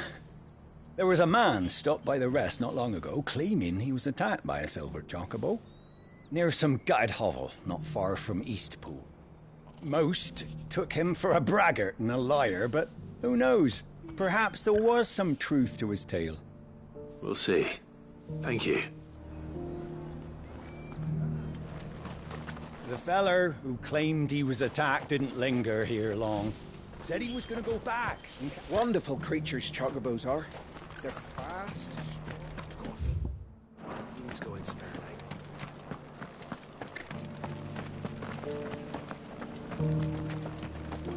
Just because the heavens have gone to wreck and ruin, it don't mean we have to. How do, traveller? You've the look of a man who could do with a new whetstone. Or perhaps a bawdy etching of the Vicerine. Maybe another time. I'm looking for a silver chocobo feather. If that's the case, rumours are all you're likely to find. No one has seen a silver chocobo for years. Word is they were all hunted for their feathers. Some northern nonsense about bringing good luck. Didn't bring them much, nor their bows. If any are still out there, I reckon they'll be doing their damnedest not to be discovered. You're probably right. Thank you anyway. The hills around the rest are crawling with wild chocobos. The world seems to be changing so fast lately, I can hardly keep up. Doesn't still hurt, does it? The people of the rest may seem to be in high spirits.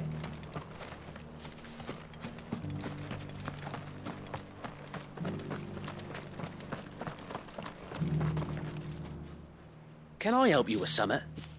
You wouldn't happen to sell silver chocobo feathers, would you? I deal in fruit, not fancies.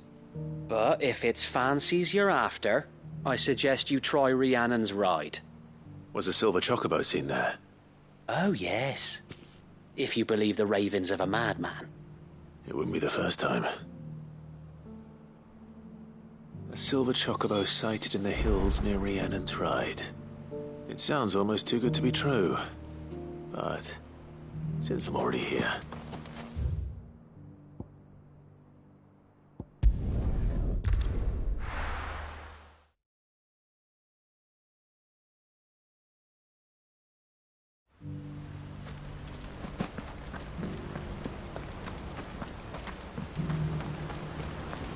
All's well, my lord.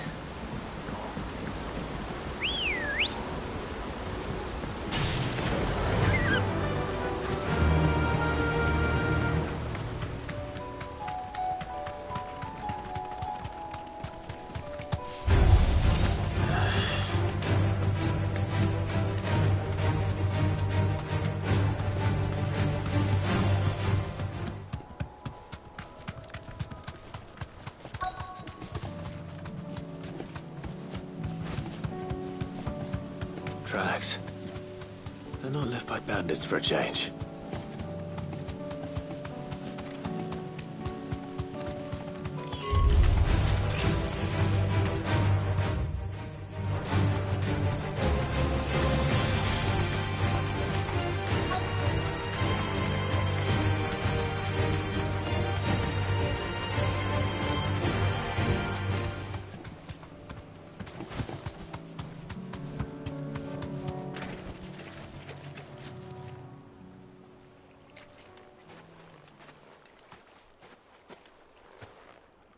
More tracks. And these look fresh. A chocobo was here. And recently. Perhaps it still is.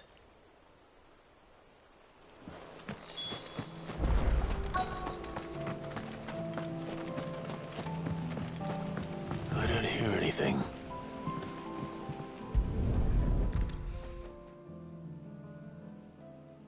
Well, I'll be damned.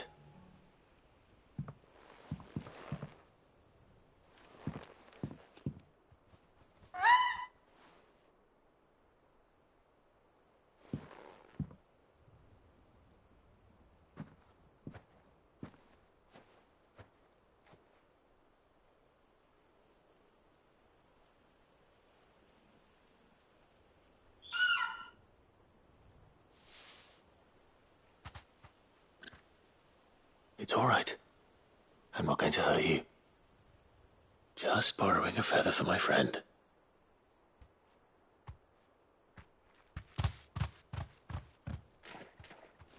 Thank you. Let's get this back to Gav before they change their minds.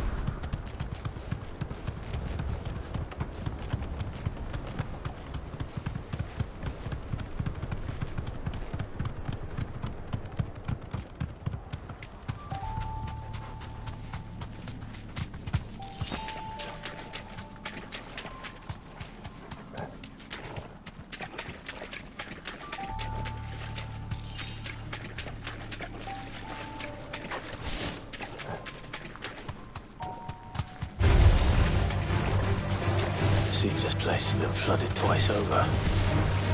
Purple flowers blooming next to a waterfall. Shouldn't be too hard to find.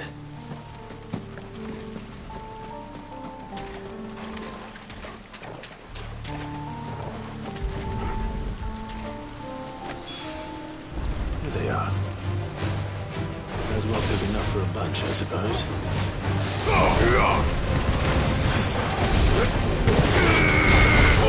Kill!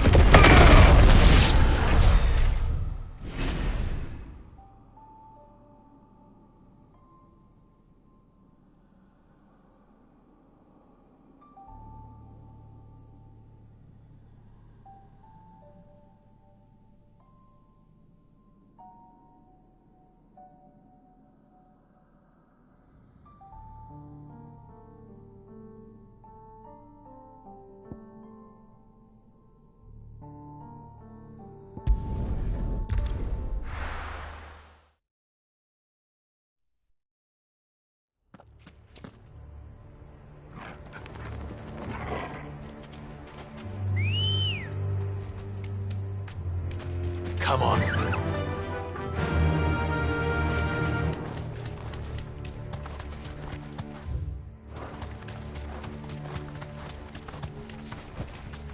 Be safe.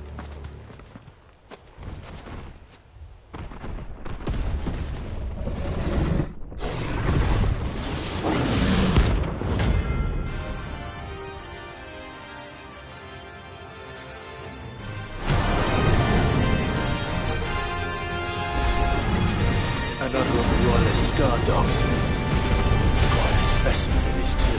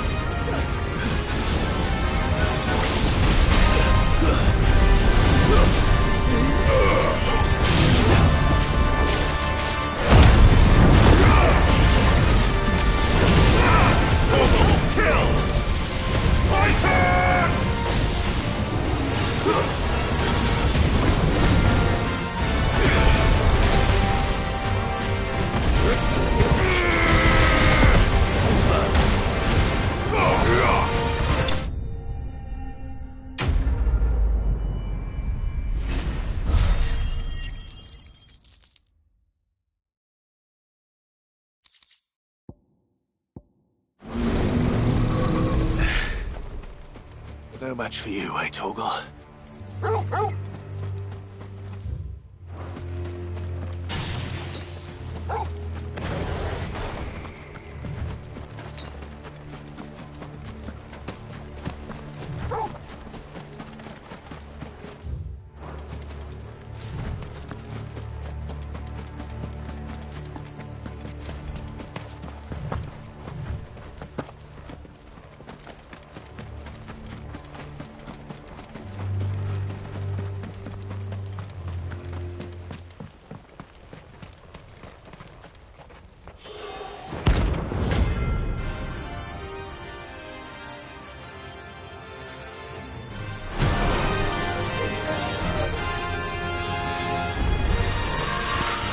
Madness lives on.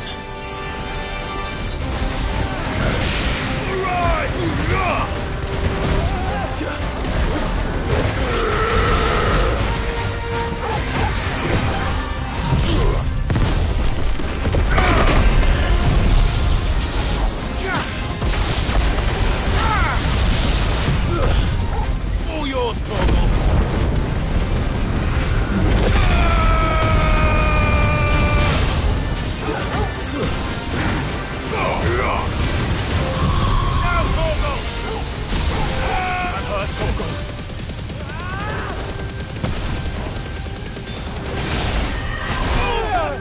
Help me, boy.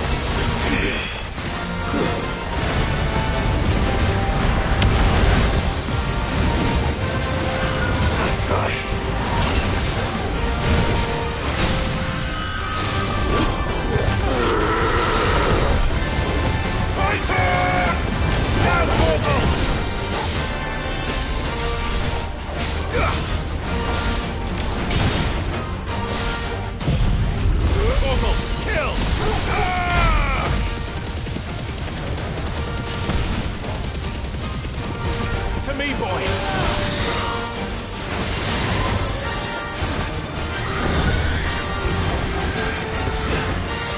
Too slow.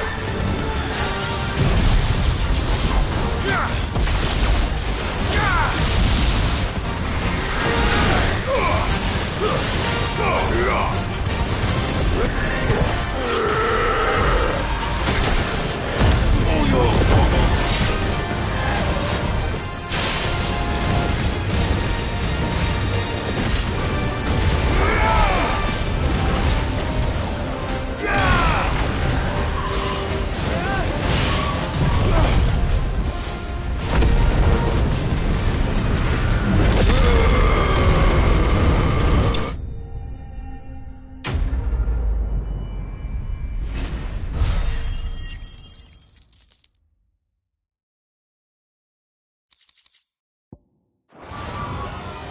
Rest in peace.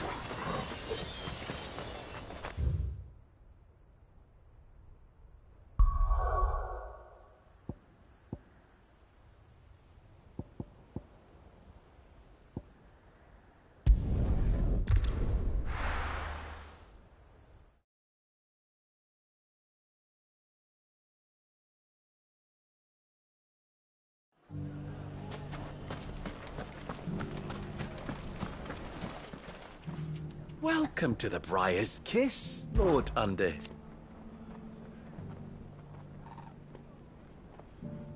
Rosina was the first to realize.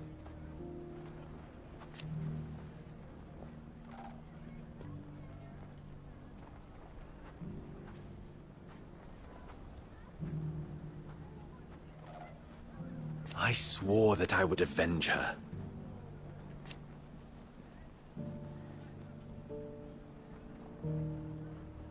And he was right.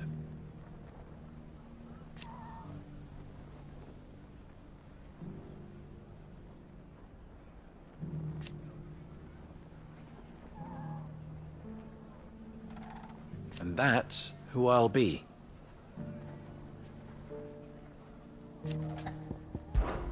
Whoever would have imagined it?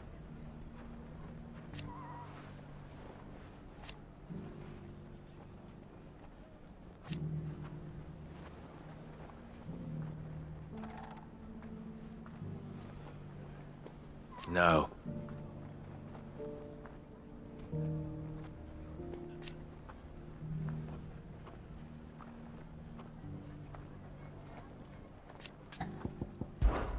Well?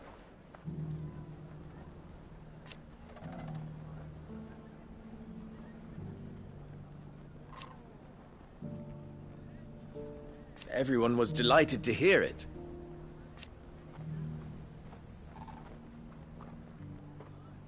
As for the rest of us,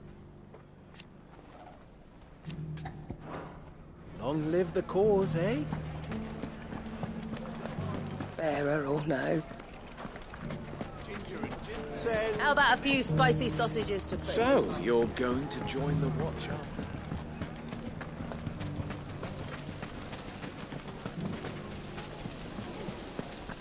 Come and bathe in our healing water.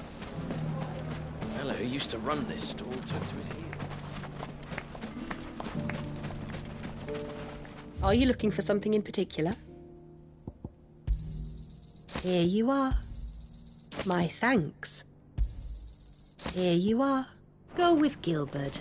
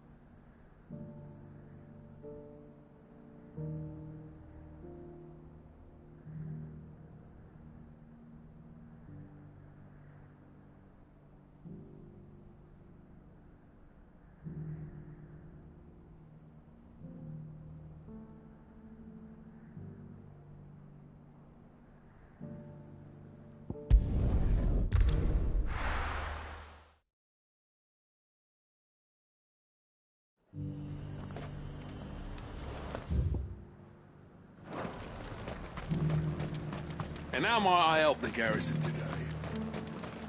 The garrison did away with posting guards here at the wall. Now, any...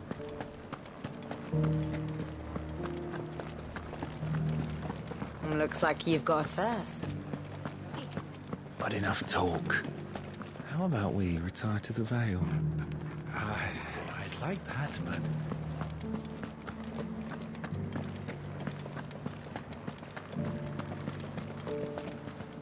Are you here for conversation?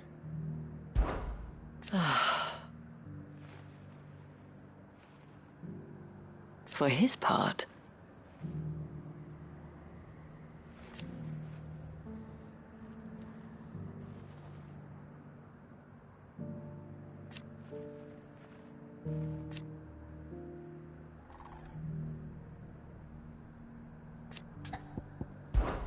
Well...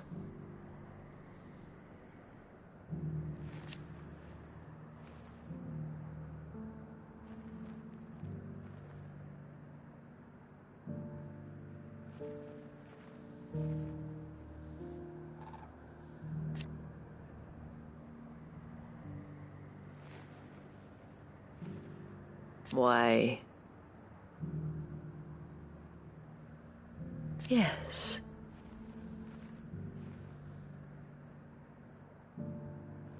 And who knows?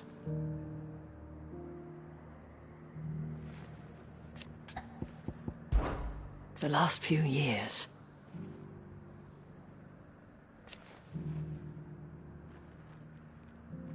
Hope.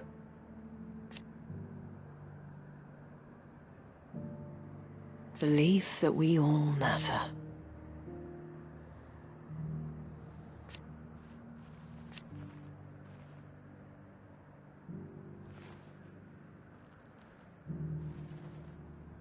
And should the skies grow even darker? Should you need anything?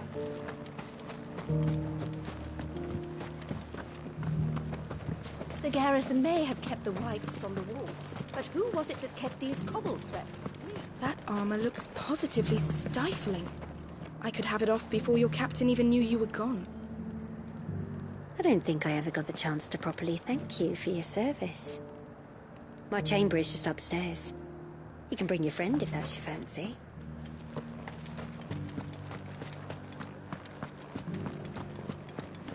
Haven't seen any of those beastly... And a hero he did rise. My Lord Marquis, forgive me for not introducing myself sooner. I am of the Undying, tasked by the Burning Quill with researching and documenting any peculiar phenomena in the region. You have perhaps seen the anomaly of the waves several leagues offshore? We have reason to believe it may be the result of forbidden magics. Yet every effort to prove so has ended in death or disappearance.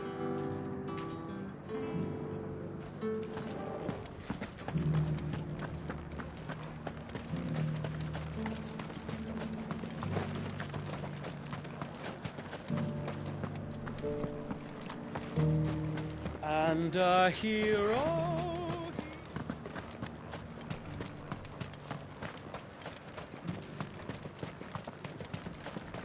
I told the dame I would take the largest residence in Northreach, but she outright refused my has pledged to work with Carla, the dame needn't worry. I am a man of my word, and I fully intend to keep it. So overzealous was I in my desire to see the Empire restored that I lost sight of what was truly important. The citizenry.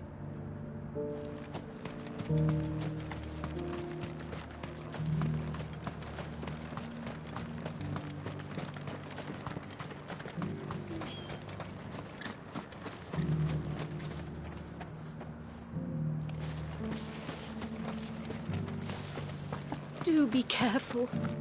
I will. We won the battle, yeah, but those things will come back.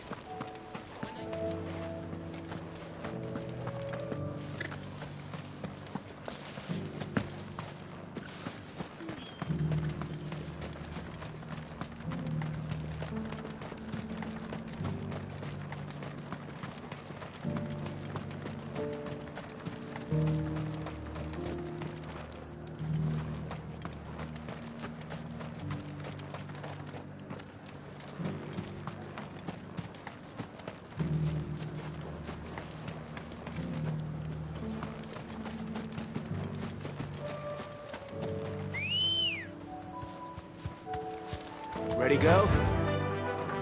Faster!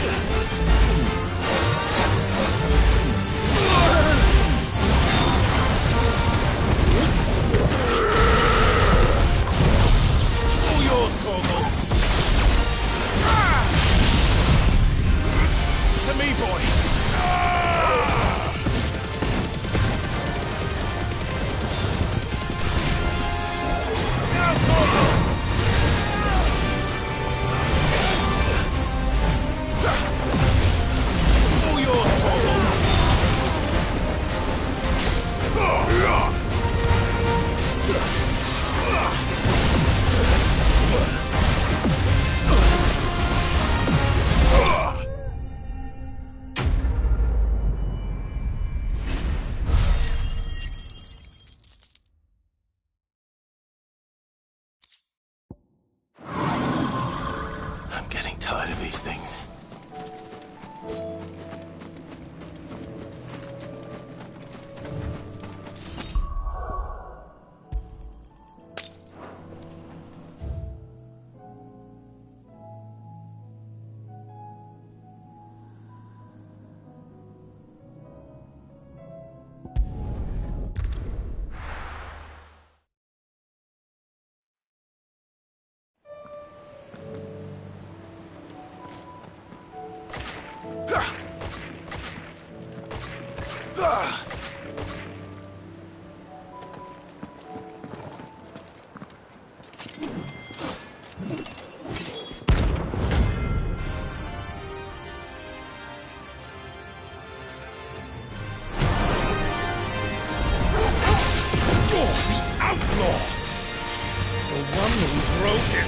To madness! On your knees! What? He has heard. And it doesn't look like he's willing to listen. To your death yourself!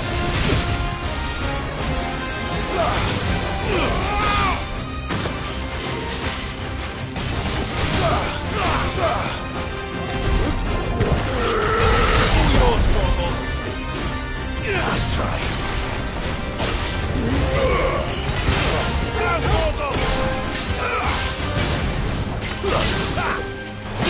Return my pain! Ogle, kill!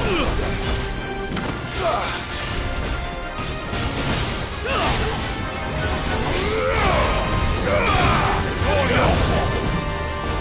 Nice try.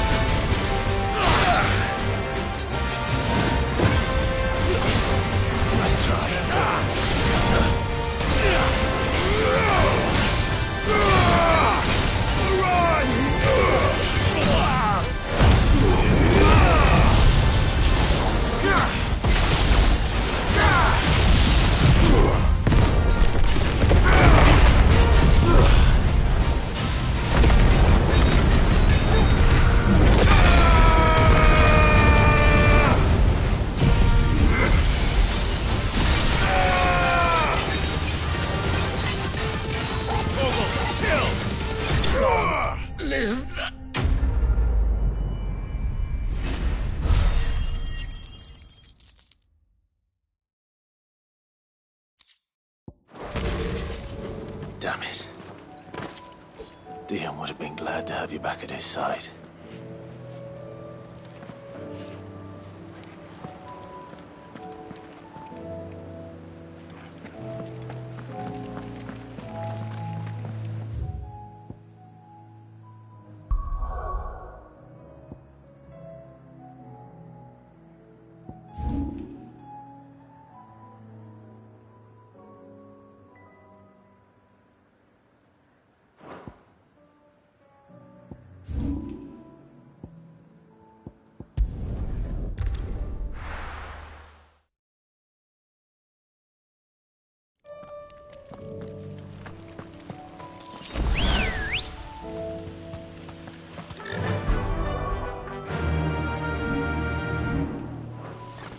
Faster!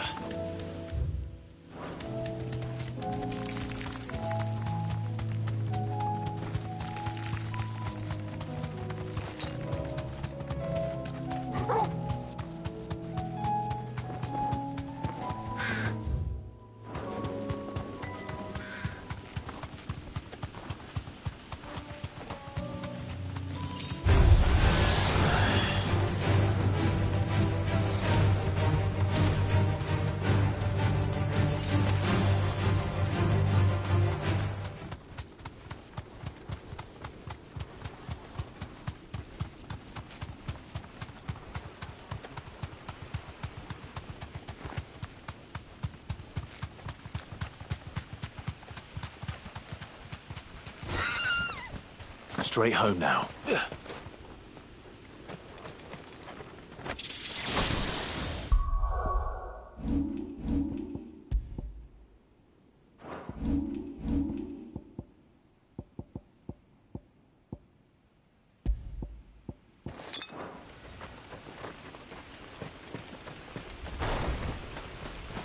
This should help.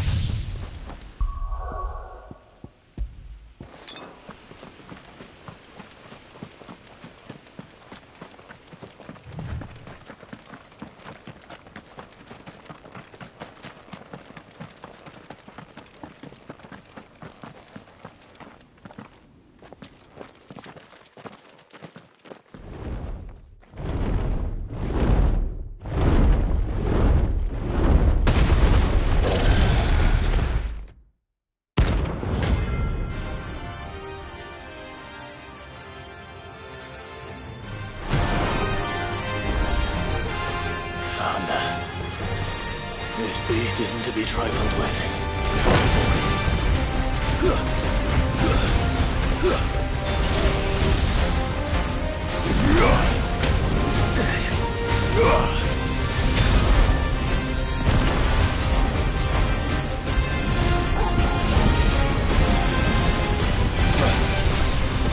That's all ready. Now, Torgal! Torgal, kill! Now, Torgal! Well done, Torgal, kill! Too slow. I've hurt Torgal. Torgal, kill! Now, Torgal! All yours, Torgal! Torgal, good! Now, Torgal! Torgal, kill!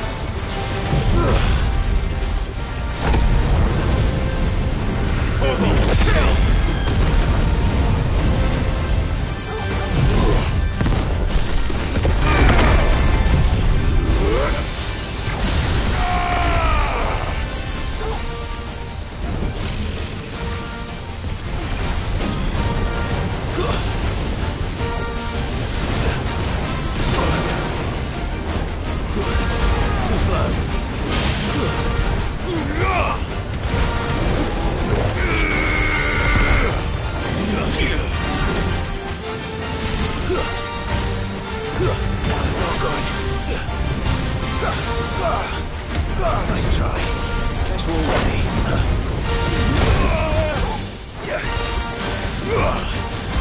Torgal, kill! Nice try. All yours, Torgal! Now, Torgal! To me, boy! Torgal, kill! All yours, Torgal!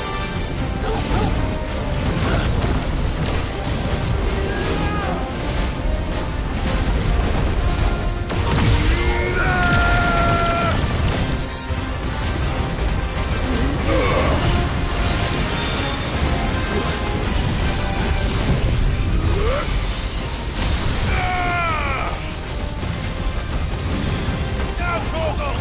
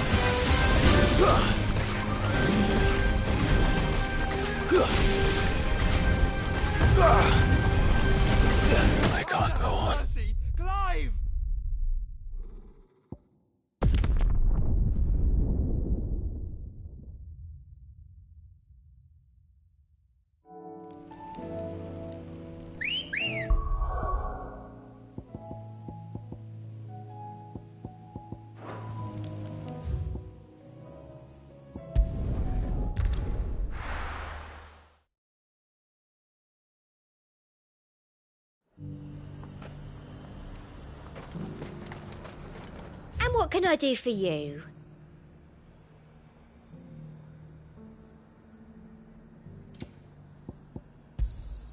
An excellent choice. I do like a customer who knows what he wants.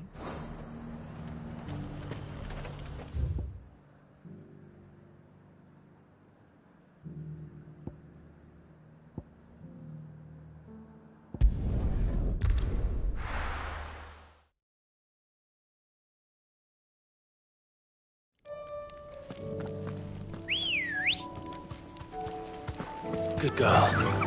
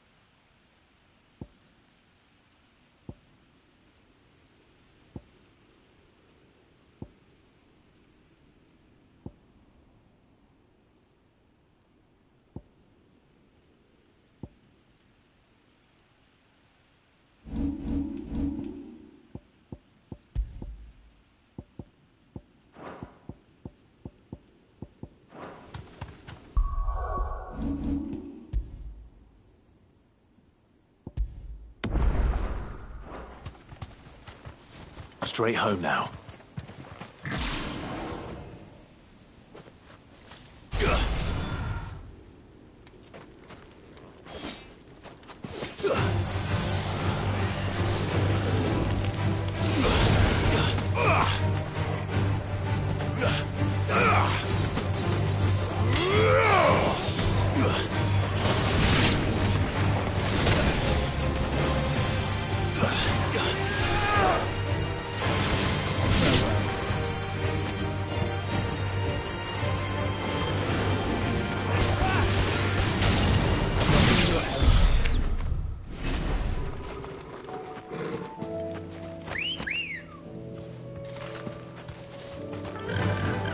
Run like the wind.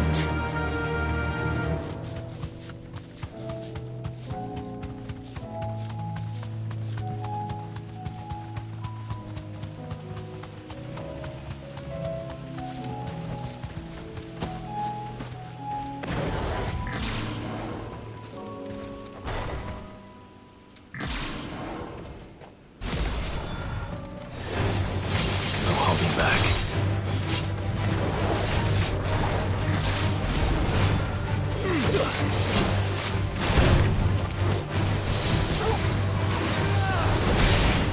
Too slow.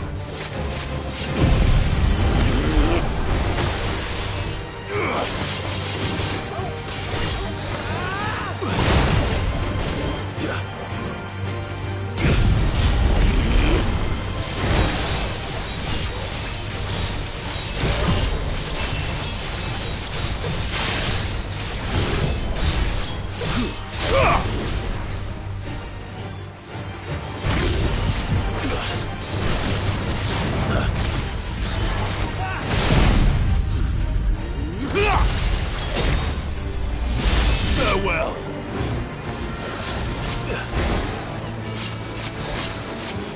Nice try.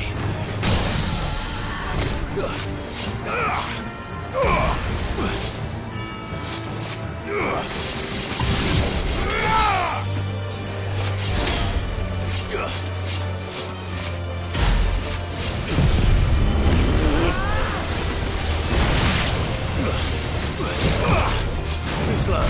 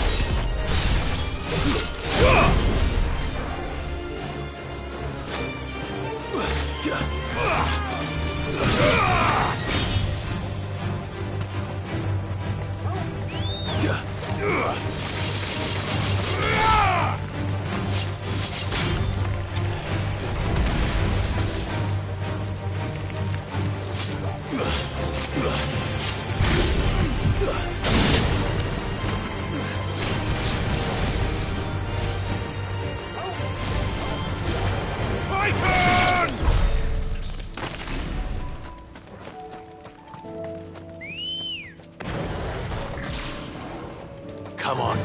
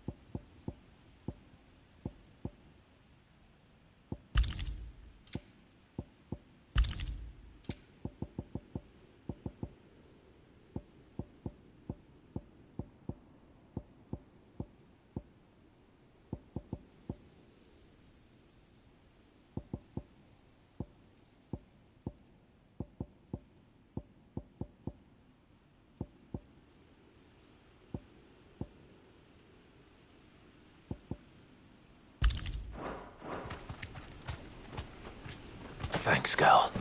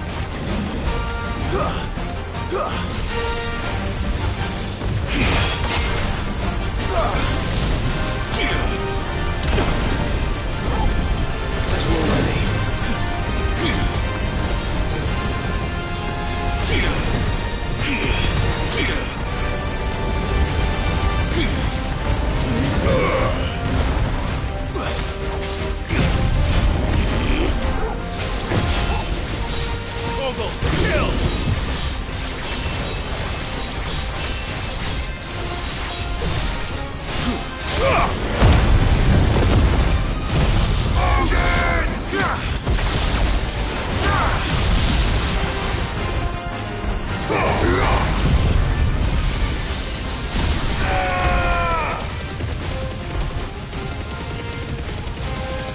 Enough!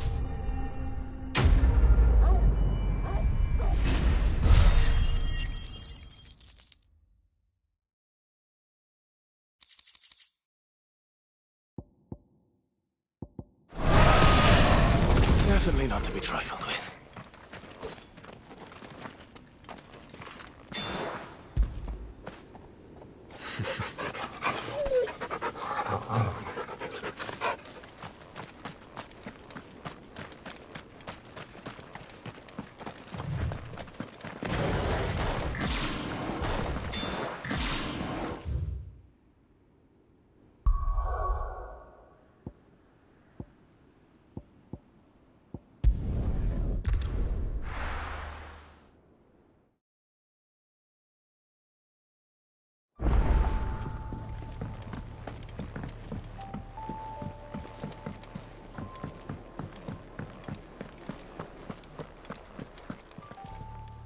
Clive, coin purse weighing you down?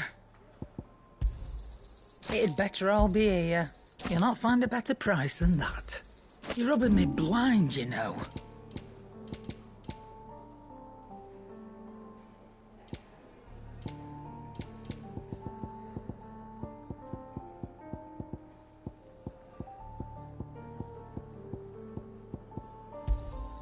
I'll be thankful you got that much.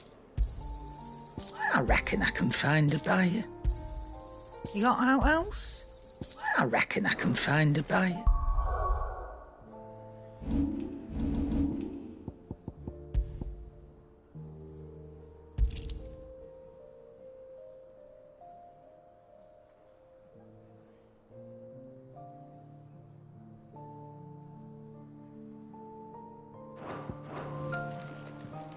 Still alive, are you? Coin purse weighing you down? I'll be thankful you got that much. So what do I owe the honour? What do you want? Not bad, if I do say so myself.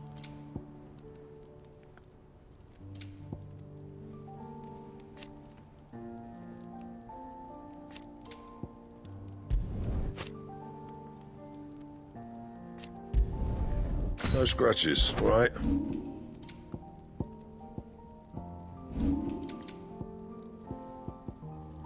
That it? Fine.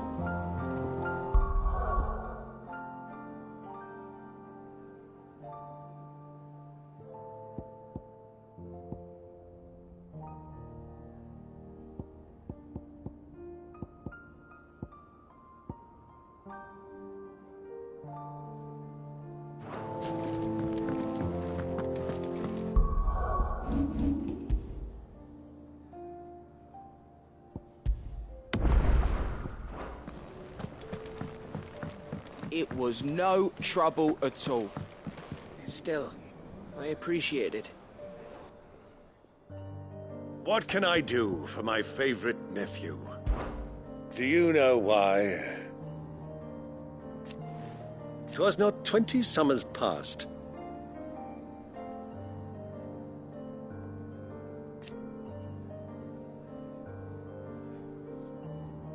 Your mother, the Duchess.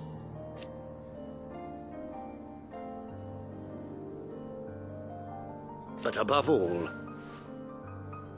and so you see,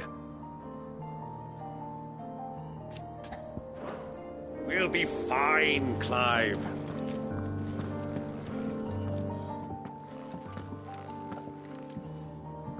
Clive, you're back. How'd you get on? Any luck? Any luck, you say?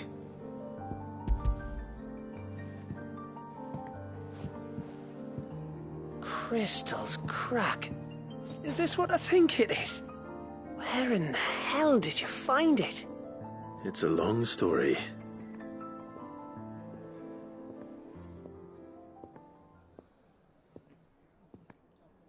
Right there on the road to Eastpool.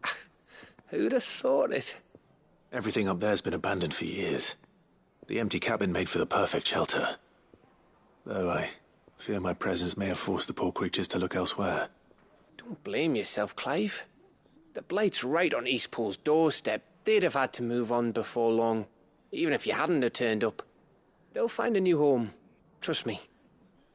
After all, that's what us endangered animals do. Anyway, what matters is, you managed to nick us one of their quills before they could run off. And now all that's left is to fix it to the carving. I didn't know you could carve. Reckon there's a lot you don't know about me. Like the fact I'm as good with a whittling knife as I am with a sword. And that bone Ember gave me's a dream to work with. What did you say it was from again? An Avis? But it weren't your Avis, Sid. I slew one of my own at last. So all those long nights in the pit finally bore fruit. I'm proud of you, Ember. Don't speak too soon. I ain't done my trial yet. There we go.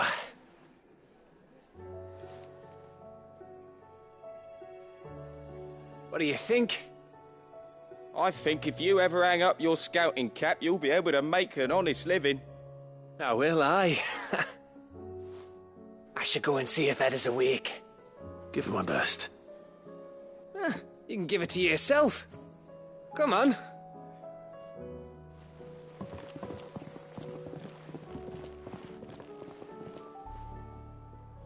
I don't want Gav to give up being a scout, honest.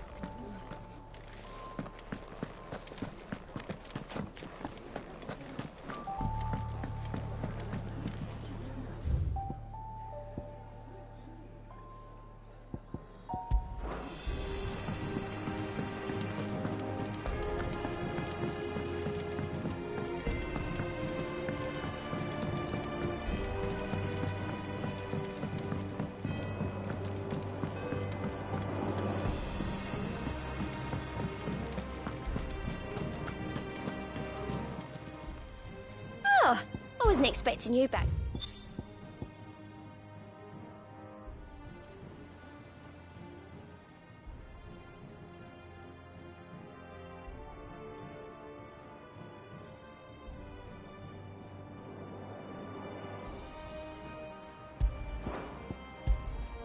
All yours.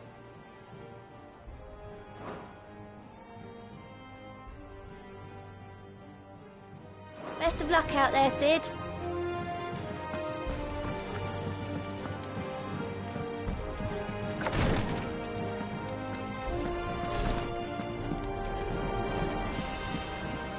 Is there aught I might assist you with? I prithee do not risk yourself unduly.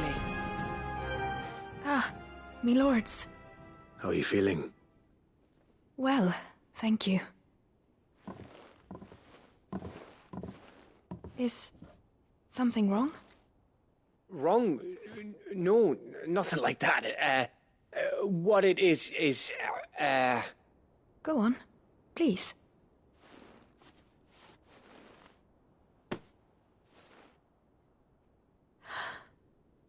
It's beautiful. Did you make it? We did. Aye. It's from all of us here at the Hideaway. Your new family, like. It's a good luck charm. We may come up north when a band's on the way. I mean a baby. To let him know that they're part of the family too. Oh, I hope you like it. I don't know what to say. I thank you, me lords, for everything. If there's anything you need, just let us know.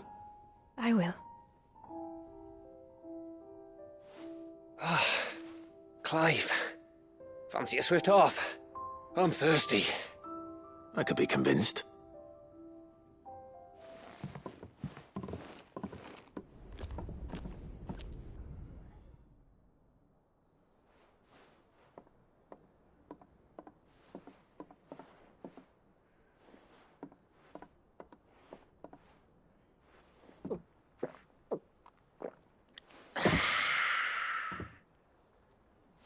Don't you think you've had enough?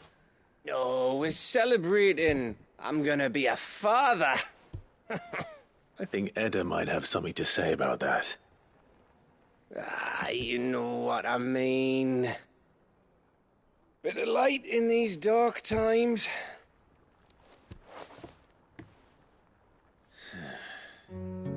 Wasn't long after me 10th name day, my mum told us she was with child again.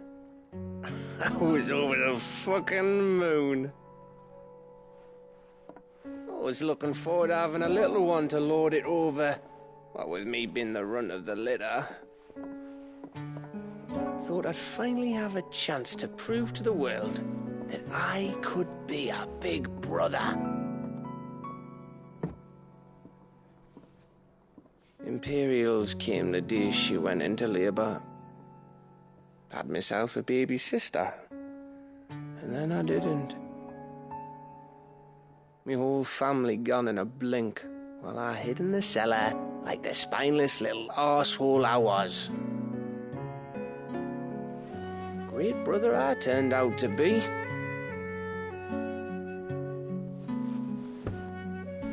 I'll never be a leader. And I'll never be a hero. I'm just a daft little dog who comes running when his master calls. I'll never be like you, or Sid, or Jill, or even Torgal. Have you finished? Maybe.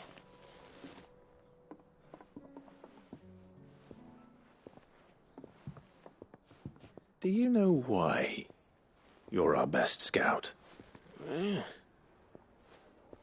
Because you don't need anyone to hold your hand. Without your resourcefulness, your courage, your determination, I don't know where we'd be. Maybe hanging off a cliff like, That was only the once. Exactly. You learned from it. And here you are after founder knows how many missions, stronger for everyone. And let's not forget Rosalith. Who was it who freed me from the dungeon? Who was it who ran to Jill's rescue? That would be me. Because you're our brother, Gav. My brother.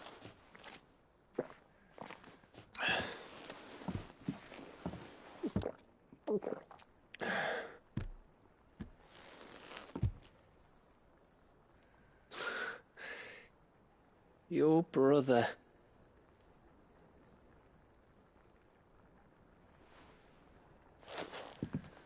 Which means that when the time comes,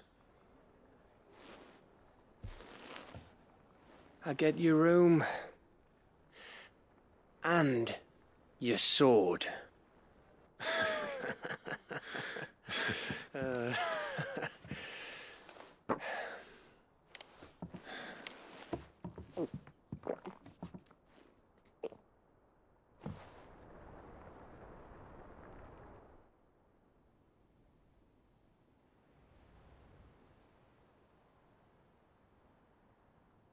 I may have had one too many. you may have had 10 too many. I said I was thirsty. Better get back to work anyway, after I walk this off. Clive? What is it? Thanks for, you know. I know.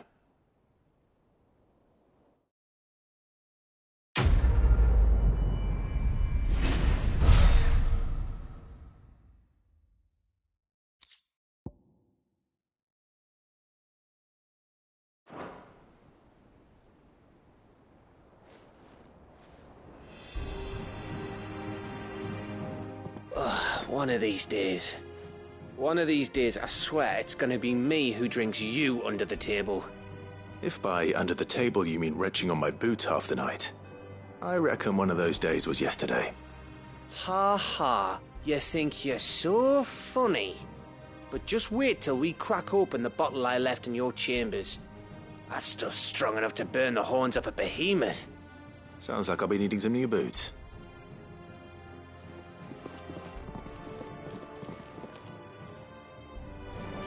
Do you think they'll come back?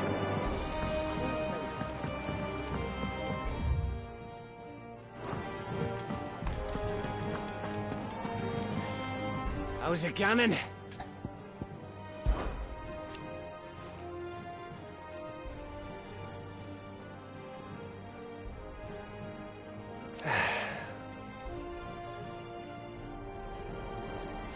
But over time...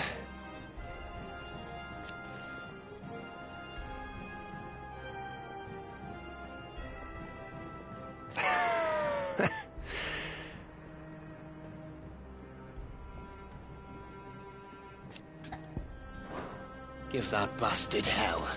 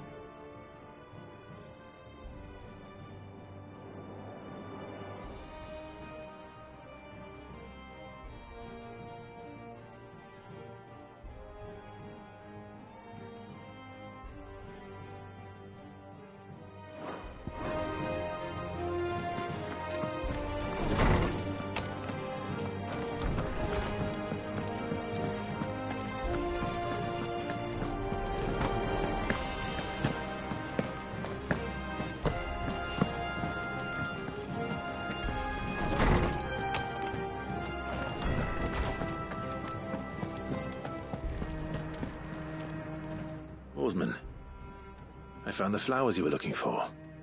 You did? I think I did.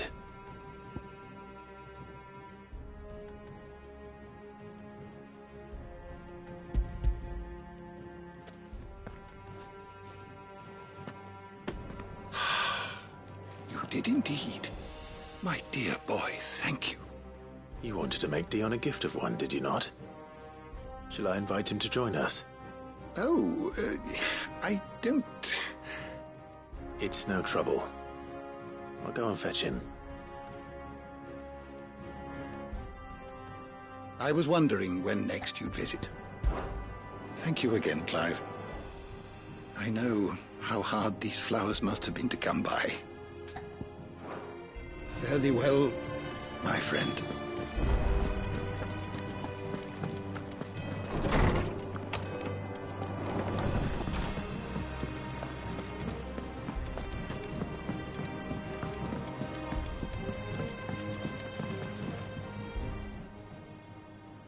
Your Highness, would you do me the honor of accompanying me? No. It is time, then.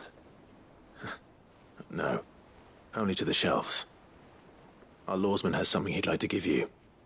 Master Harpocrates. No. I dare not show my face before him. Not after everything I have done. I have taken countless innocent lives. And ruined countless more. All because I was weak. I have sworn to atone for my crimes or die in the attempt. But were I to meet with him again, and see in his eyes what I have become, I fear that my resolve might falter. Then that is all the more reason to do it. Test your resolve. Prove to yourself, and to him, how strong it truly is.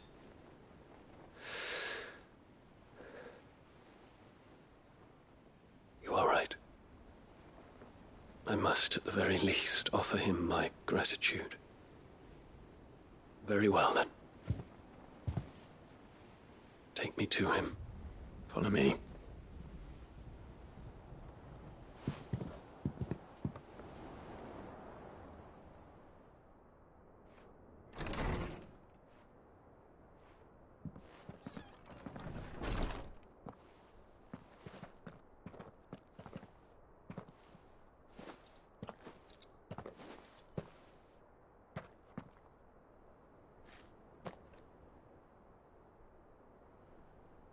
Even now, I hesitate to approach him. What must he think of me? You'd be surprised.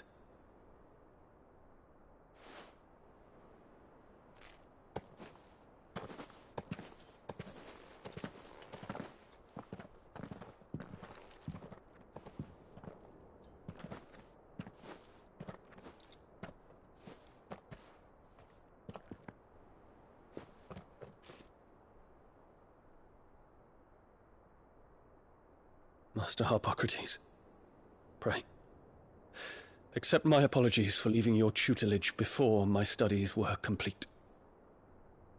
Your lessons opened my mind to a world quite unlike the one I had imagined from within the gilded confines of the palace. And I shall be forever grateful for the efforts you made to enlighten me. Lift up your head, Your Highness. The deeds of youth require no apology. That you took the time to visit me says much about the man you have become. Now, there is something I would like to show you.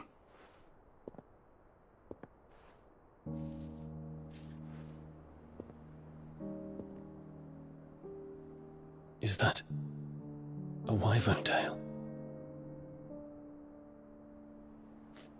The color is unfamiliar to me. Because it is unique to those found in the wild. Something in the harsh environments in which they grow lends them this striking hue. Their roots are indistinguishable from those of their hothouse cousins, but once they bloom, the difference is immediately apparent. In this flower, I see you, Your Highness. Its roots were the roots of a wyvern tail, with all that implies. But they do not define it, just as yours do not define you. I want you to have it, that it might remind you of this truth.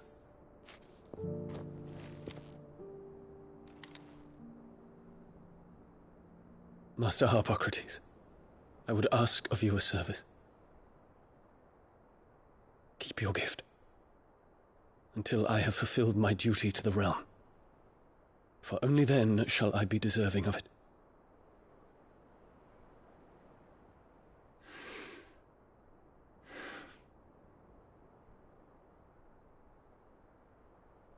As you wish, Your Highness. I shall await your return.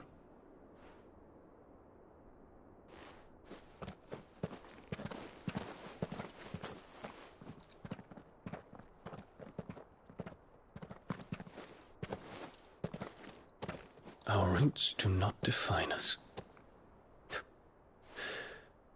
No wonder my stepmother didn't like him.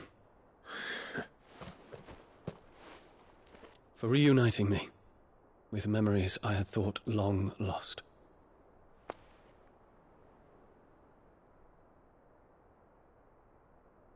I shall not forget this.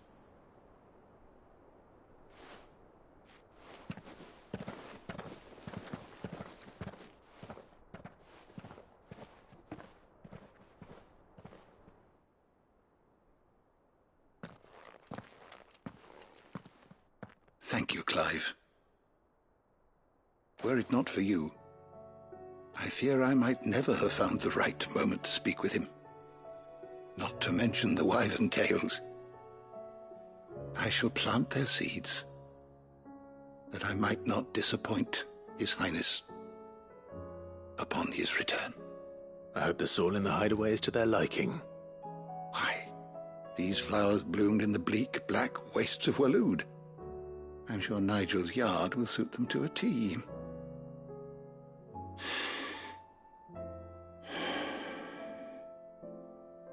When it comes to expressing one's gratitude, I find that words are seldom sufficient.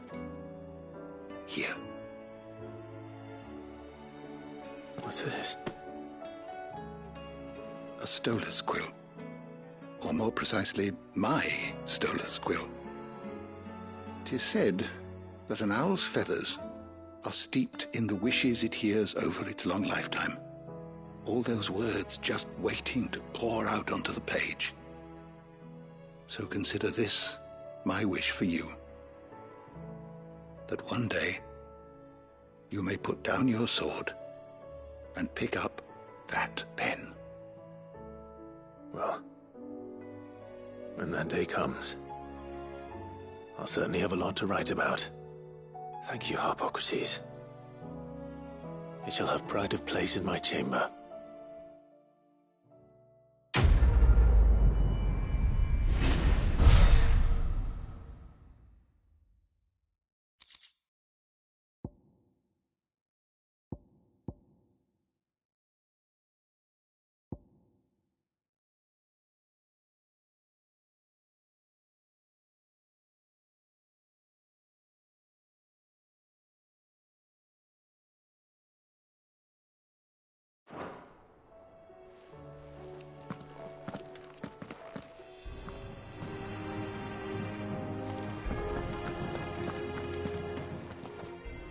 Knowledge hoarded is knowledge lost. I well recall.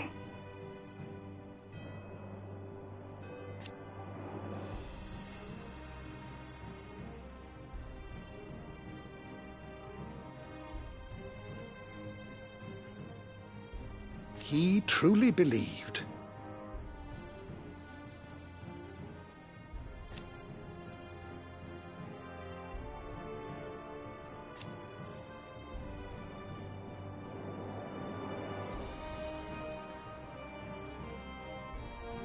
It will take forgiveness from himself.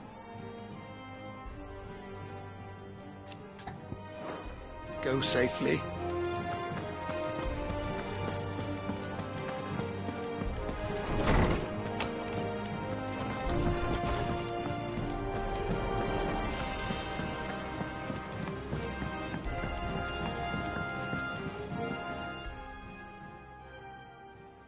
Ifrit?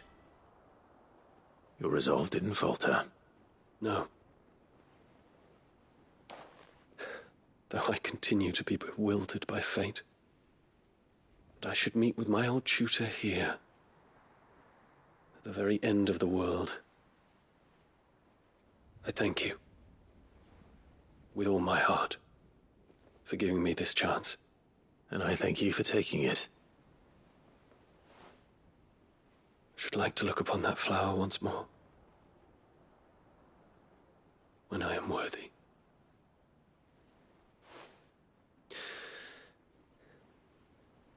I stand ready to leave for Origin at your word. May Griga go with us. And see us safely home. Must we away?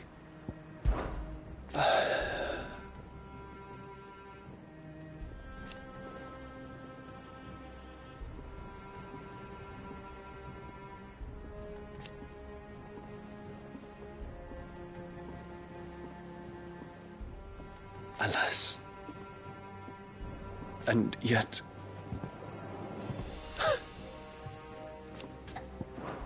I await your word.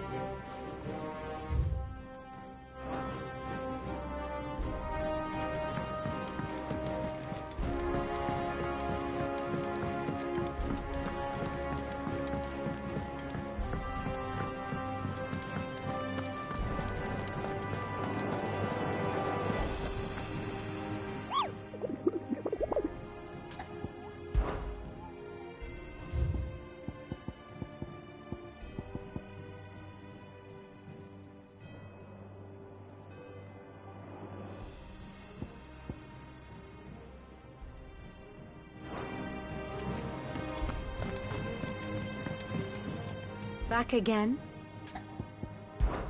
Truth is but a matter of belief.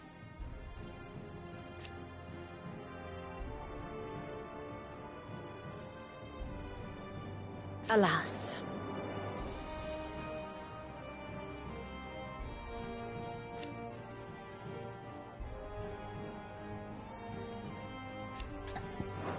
Godspeed.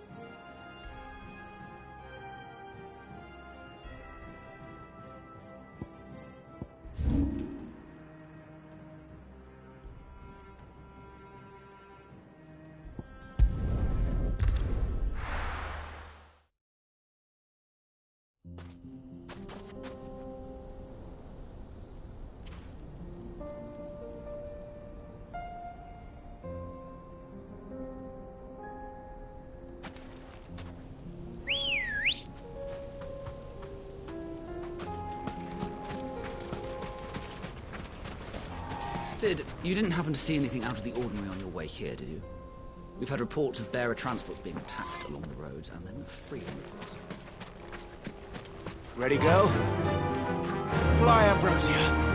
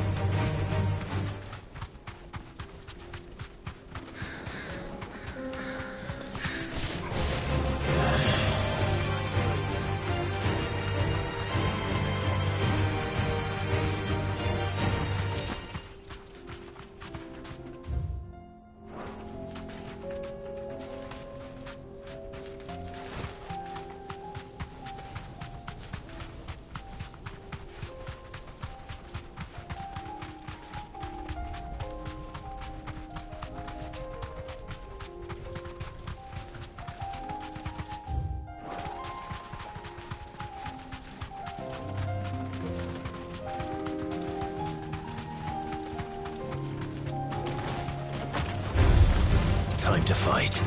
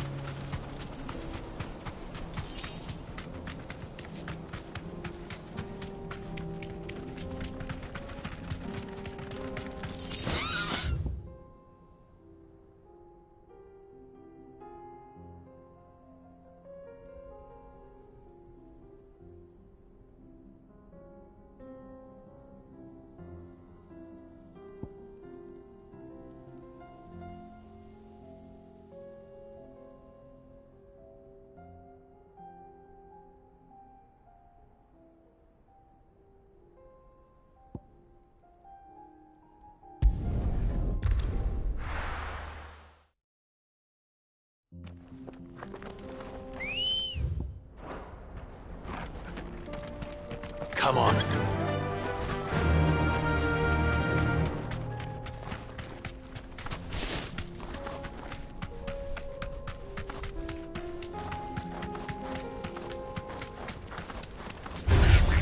All right.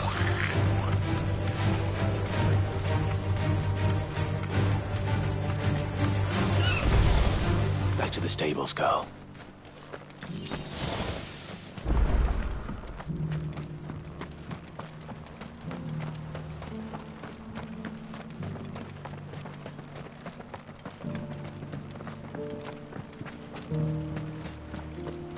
No use calling Ambrosia now.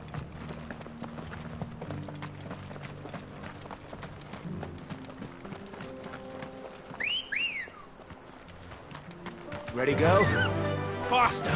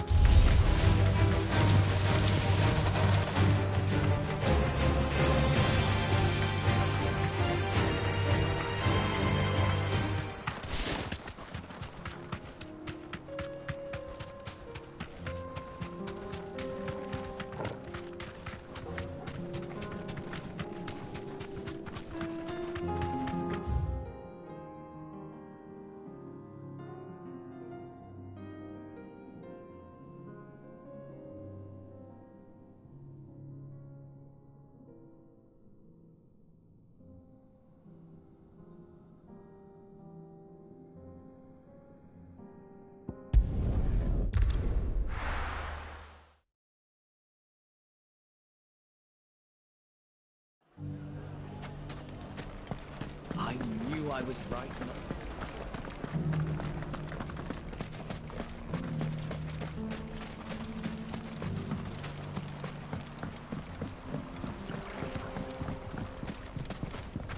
The bandit problem may be done and dusted, but I'll watch. Ready, go? Yeah! Have care.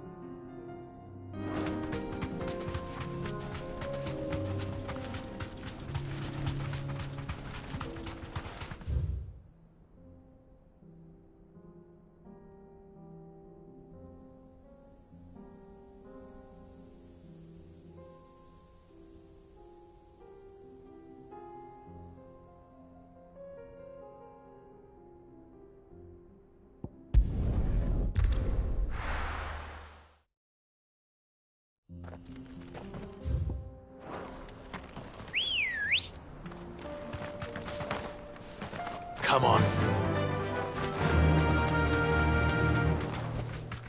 Back to the stables, girl.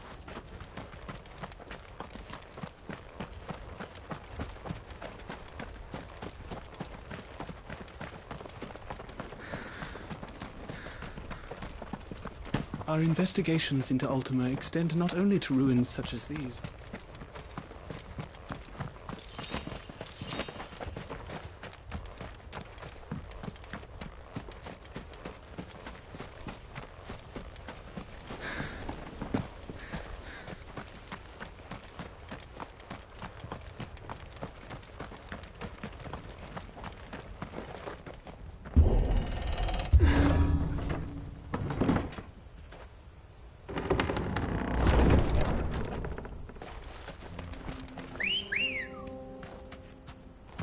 Ready, go?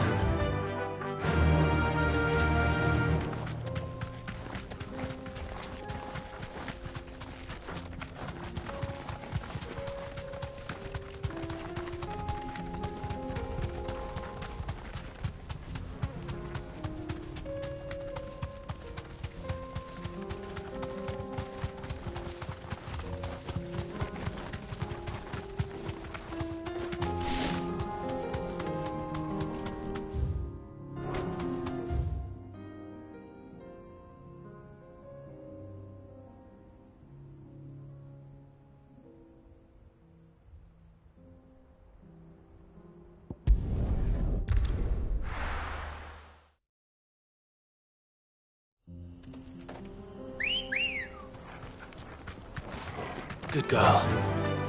Fly, Ambrosia.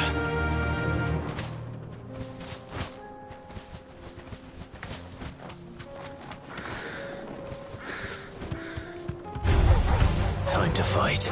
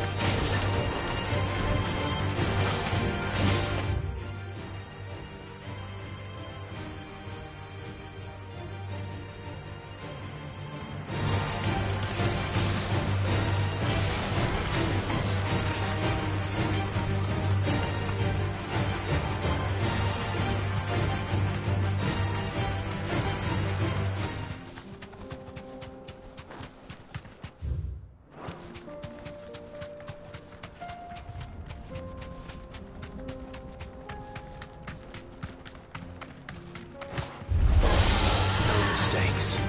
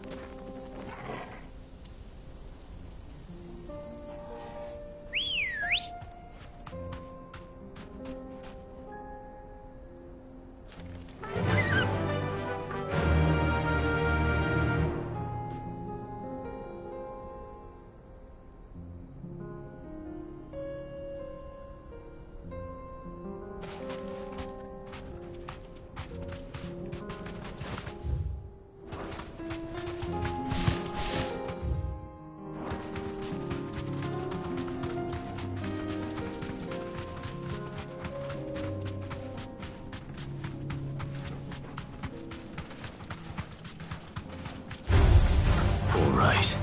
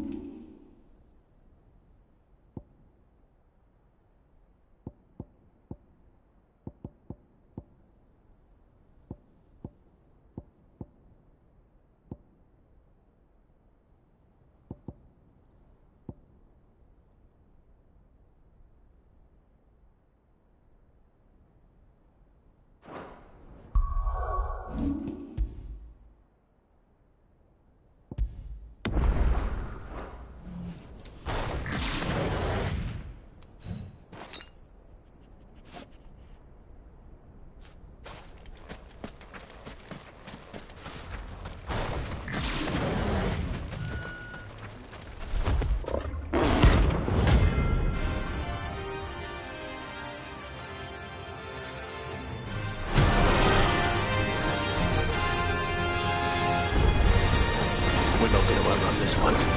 Stay close, Torgal.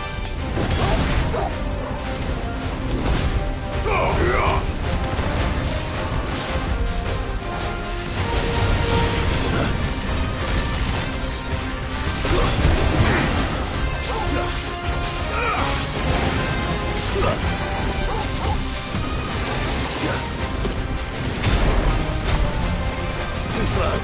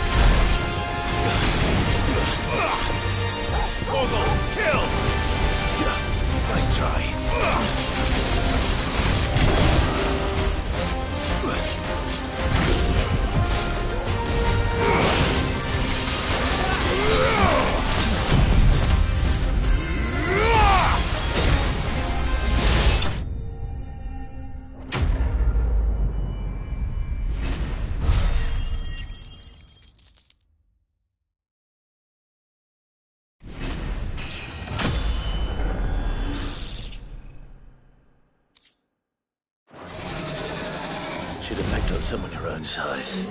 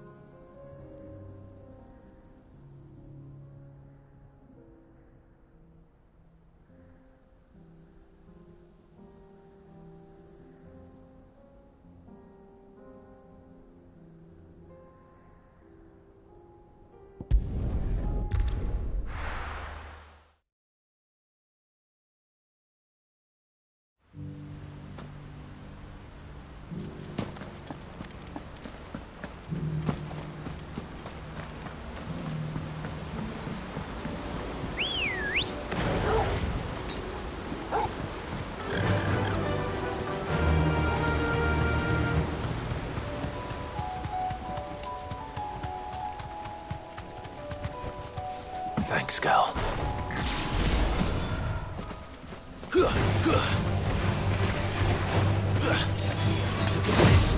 Torgal, kill!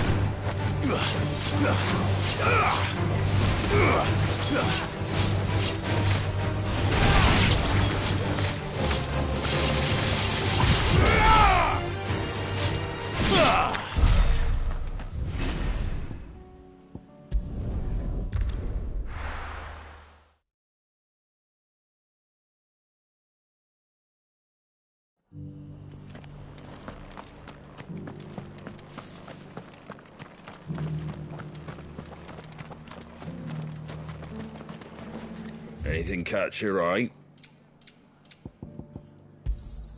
There you go. Much obliged.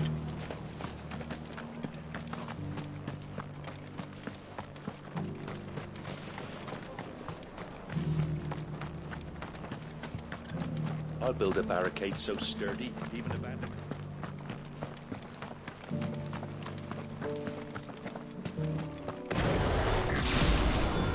No use calling Ambrosia now.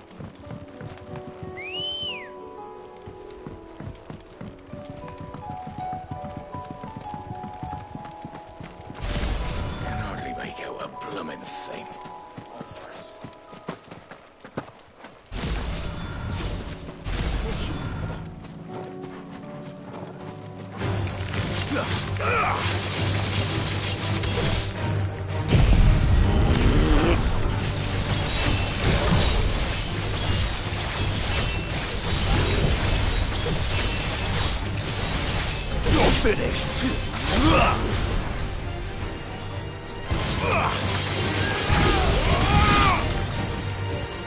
To me, Flames!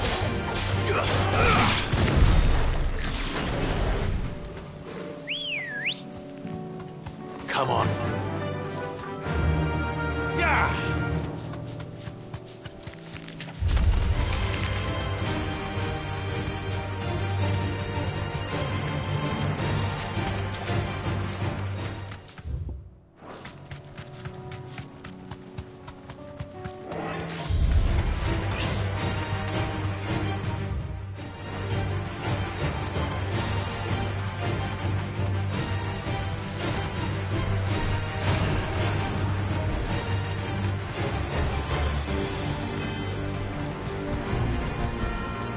That'll do, girl.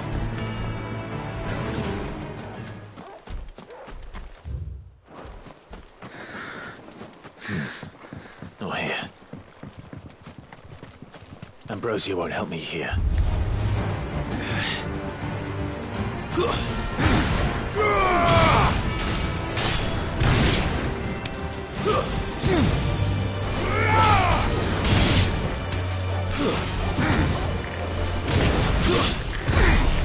No holding back.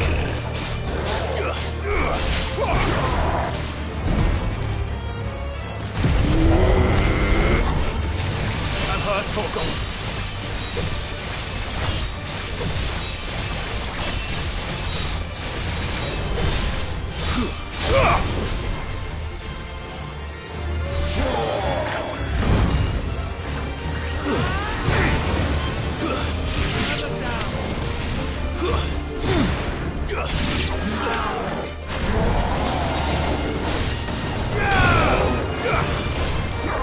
Fire and flame!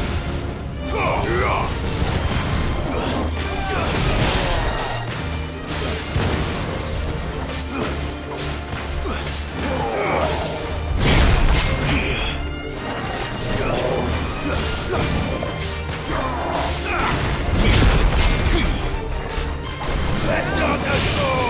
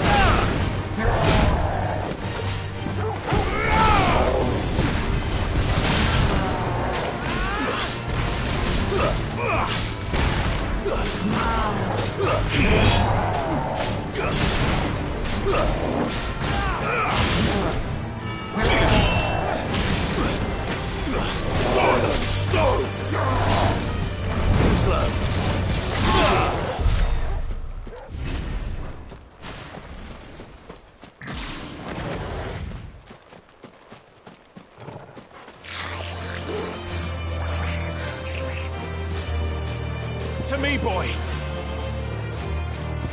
To me, boy! Help me, boy. I'm hurt, Torgal. Thanks, boy.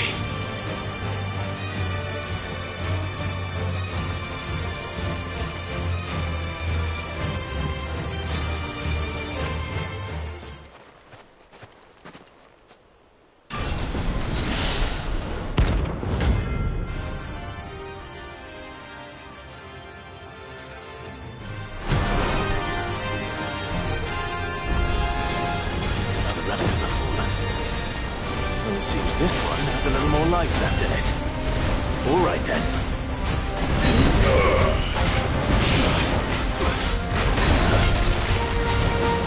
Nice try. Down, Torgal! To me, boy!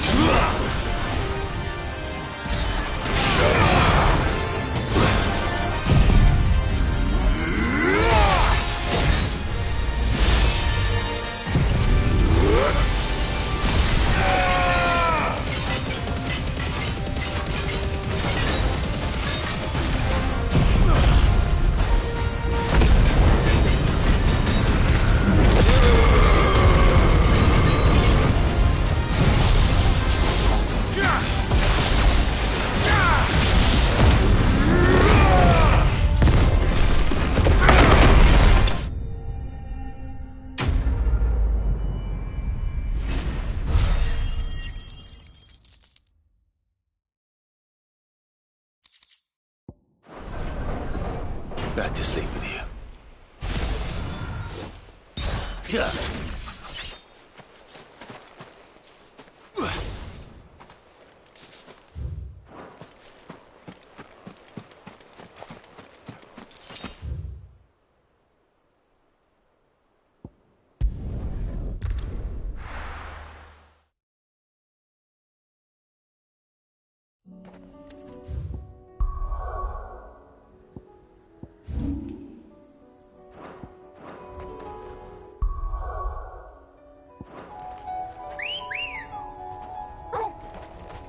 Good girl. Unwavering will and an unbreakable bond. Do you really think we're strong enough? To save the world? Of course. To have overcome Father's political enemies? Of that I'm less certain. Especially knowing what we know now. What Mother was truly capable of. But perhaps these bands would have helped. Knowing he was with us would have made all the difference. It's just back there.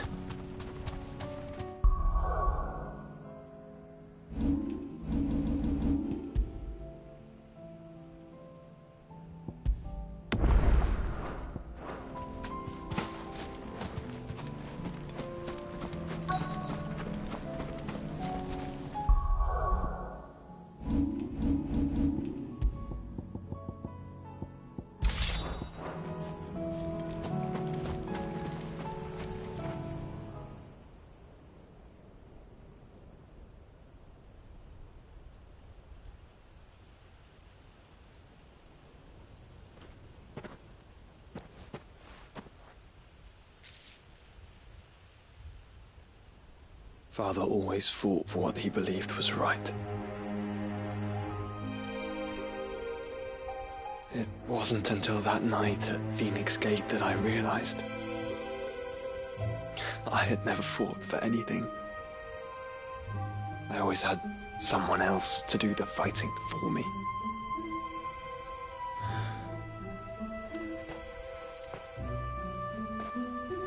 No matter how fate conspired against him, he never lost heart, never looked back, never stopped fighting.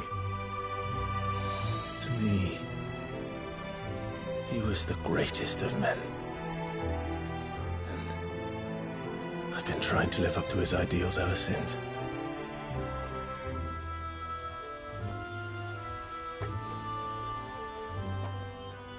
We all have, Clive.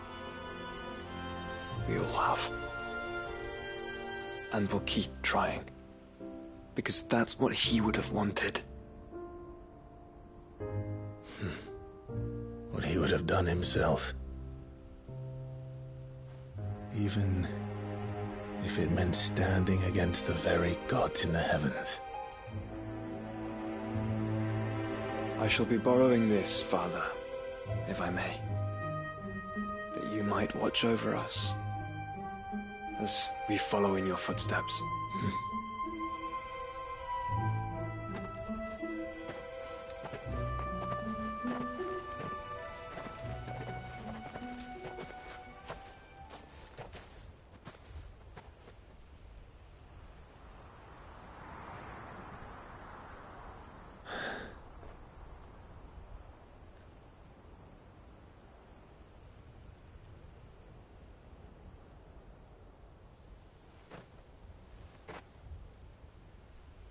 We won't lay you down.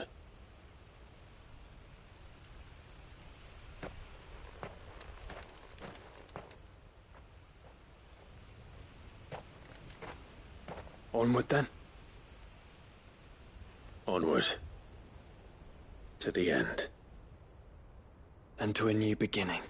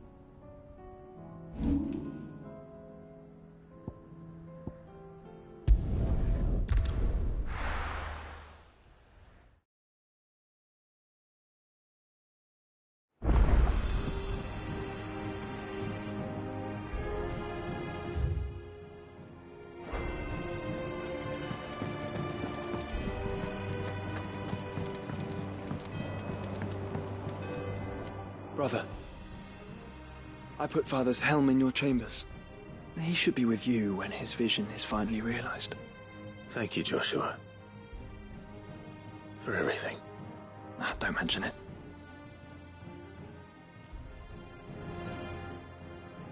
All is well, I trust?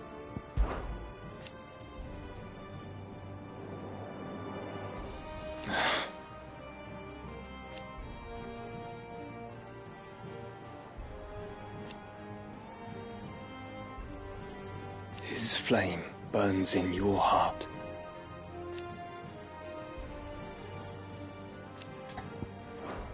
To the end, brother.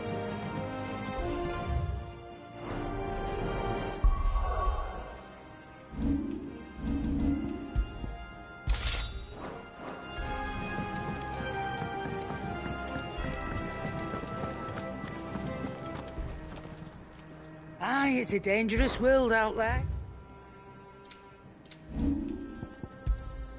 You got out else?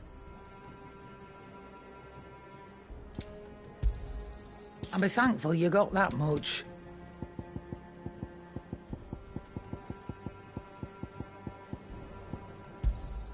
You got out else? I reckon I can find a buyer. It'd better all be here.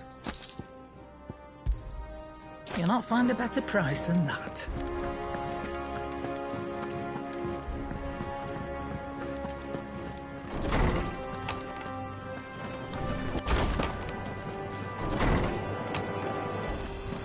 I will not forget this kindness, my lord.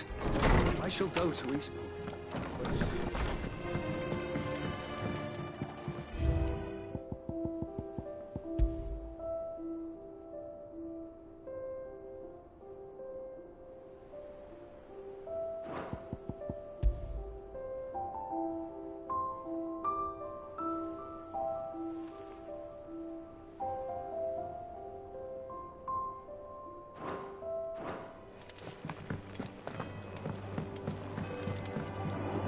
What's on your mind, Clive? Right.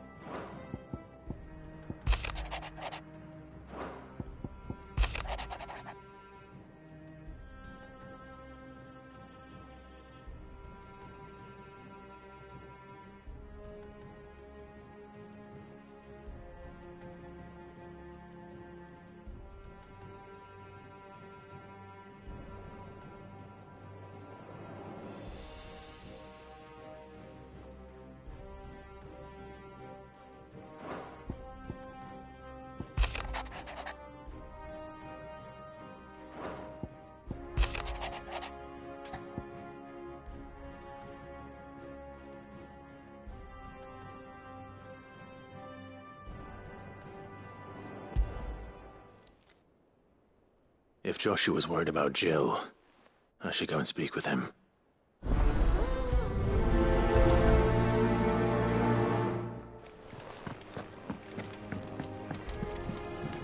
It's not time yet, is it? I'm always with you, Clive.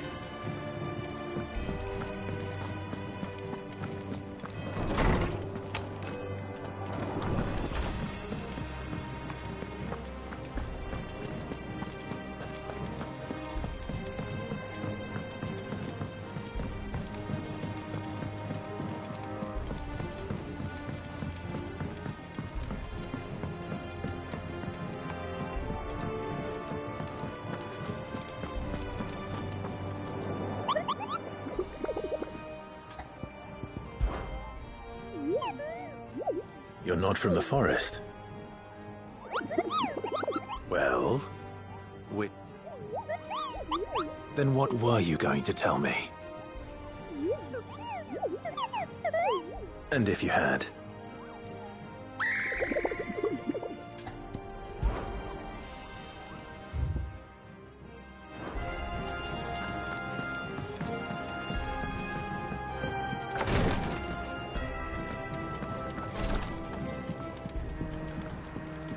Thank you, my lord, for taking me in. Everyone here has been so kind. It reminds me of home.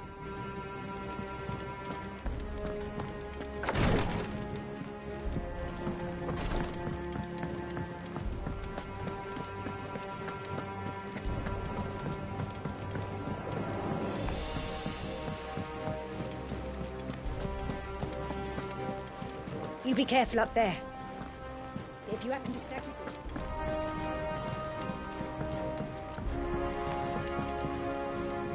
Joshua, I read your message. You're right. Jill is different. I don't think I'd realized how different, but since we returned from Drake's spine, I've felt it more and more.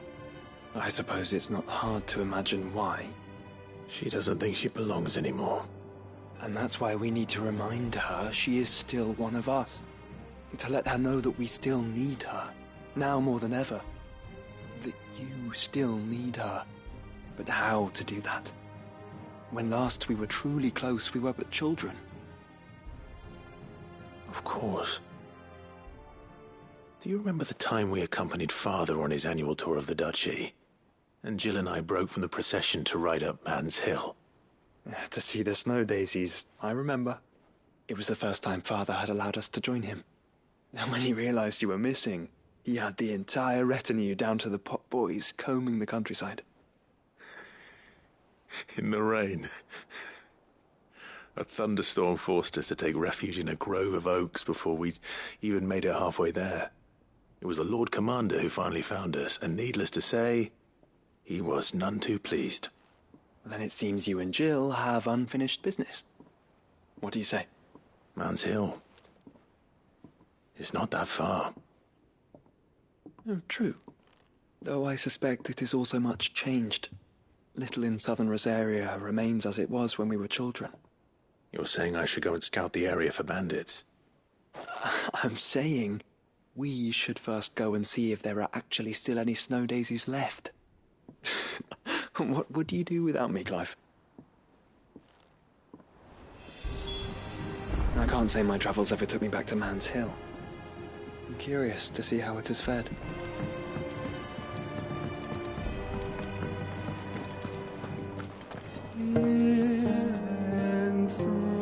Enthroned in sable skies, chaos in wars.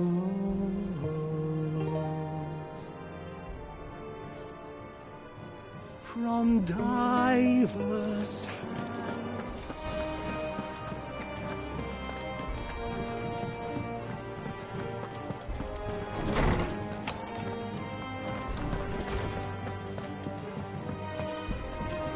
What's on your mind, Clive? Right.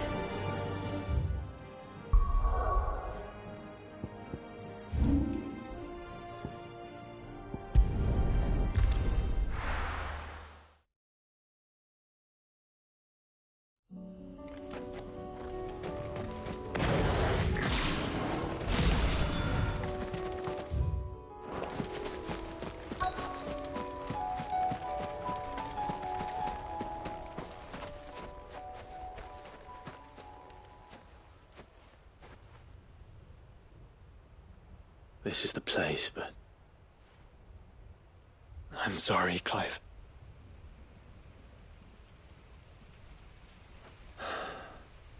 There's nowhere been spared. What do we do now? We keep looking. Man's Hill cannot be the only place where snow daisies grow. Perhaps, but it's the only place I know of. Knew of. Then why not ask someone who might know of another? Someone in the backyard? To the hideaway, then.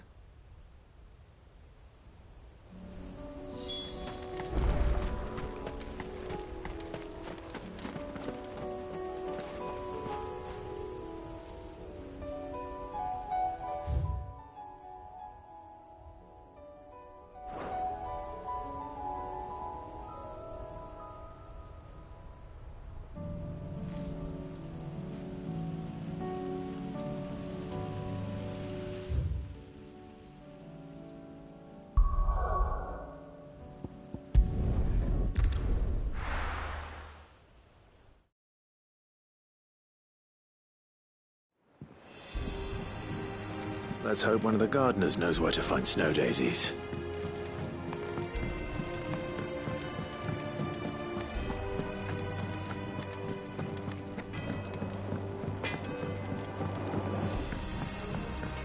Say what you will. Lady Karen has seen...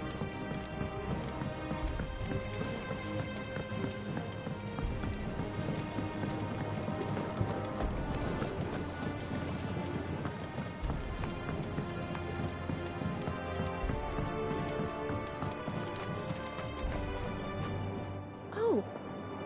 What brings you down from the heavens, Sid? I need your advice. Joshua and I are looking for a place where snow daisies grow. Preferably in abundance. Snow daisies.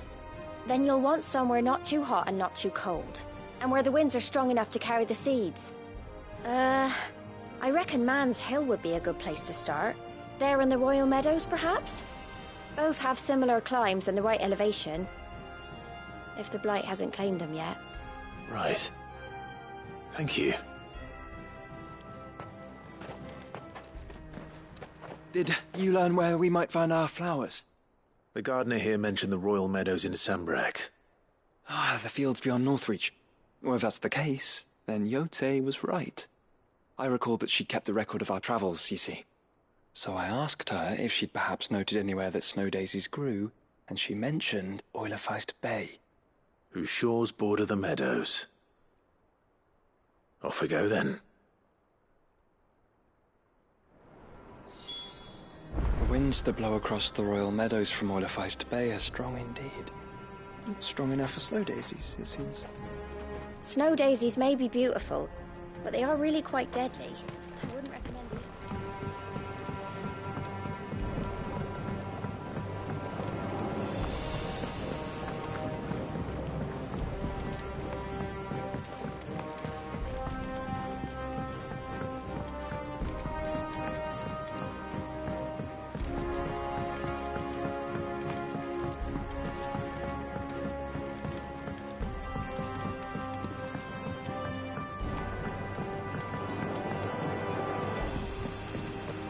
It'll tell us about his adventures in Ash.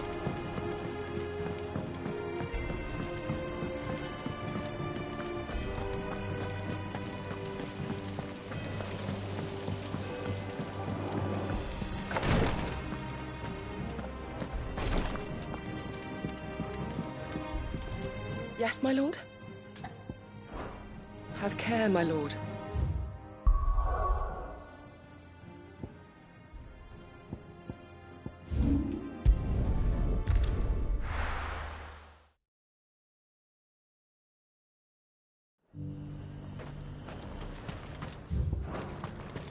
And how might I help the garrison today?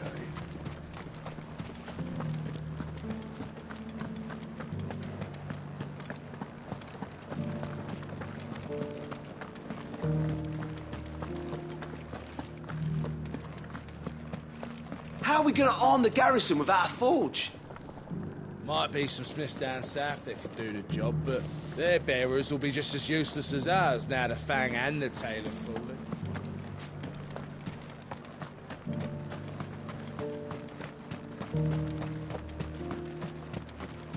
The Duke has pledged to work with the people.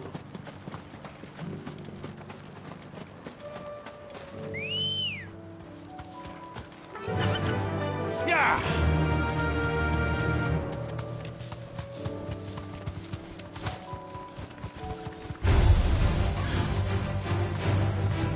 The meadows are vast.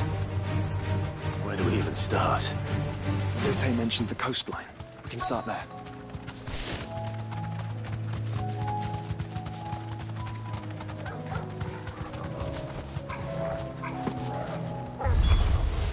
Look, brother. See them?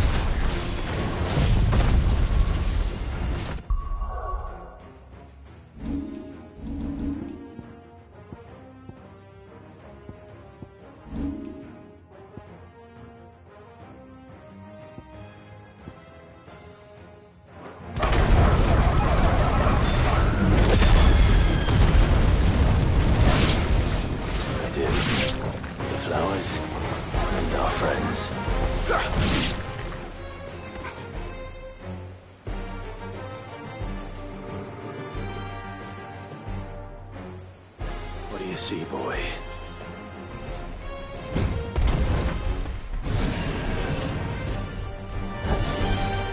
Let's hope this is the last one. Only one way to find out.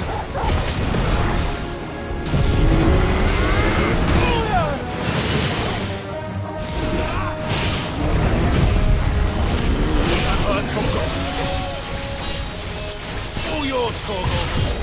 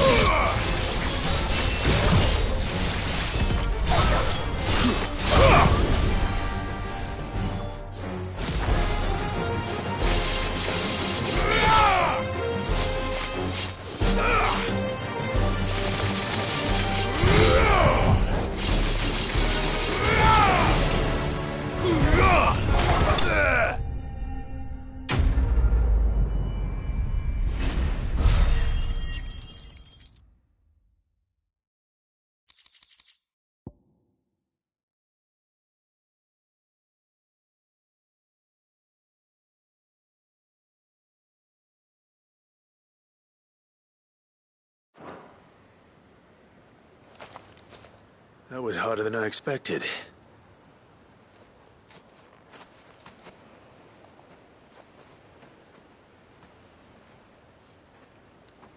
But found her. It was worth it. They're beautiful. Do you think Jill will like them? She'll love them. Come on. Let's go.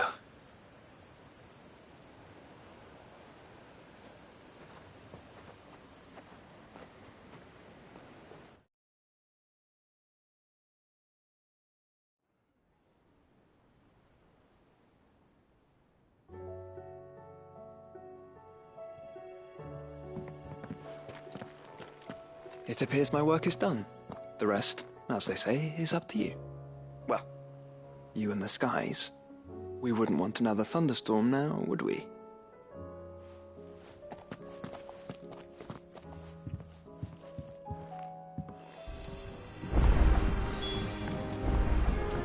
No, you needn't worry about me, Clive. I doubt Jill would appreciate my presence on your outing.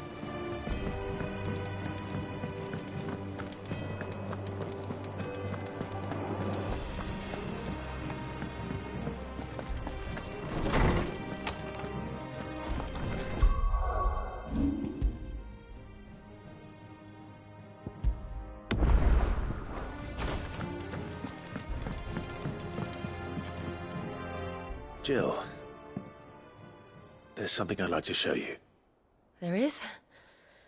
And where might this something be? It's, not here. Now, I know this is sudden, but how would you fancy a trip to Oriflamme?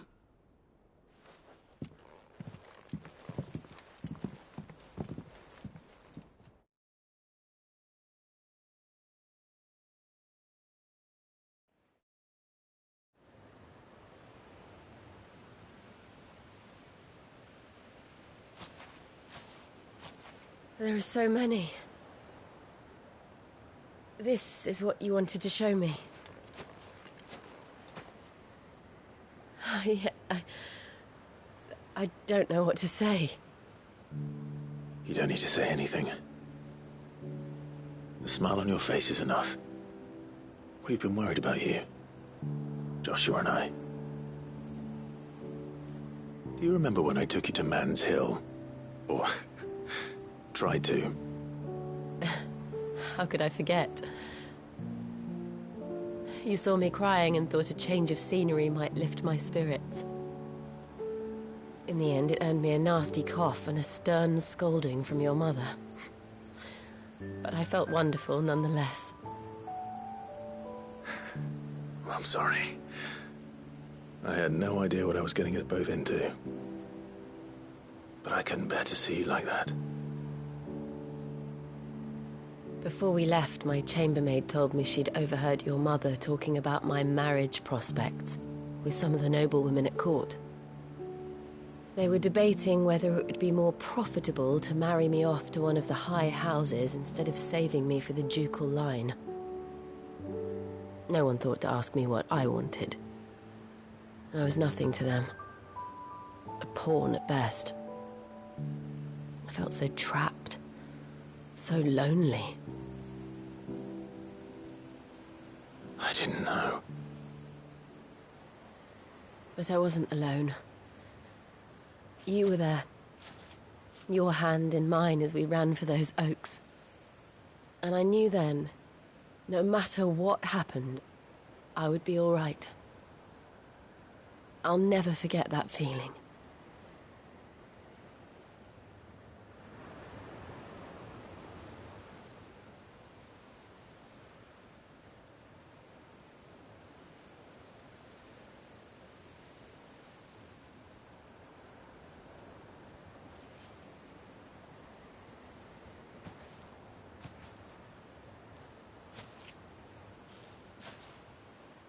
Before we broke camp, the morning after the storm, do you know what I did? No? What?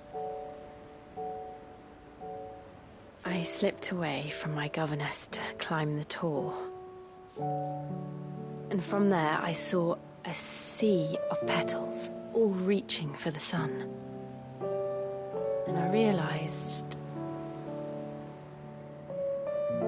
that no matter how terrible the night,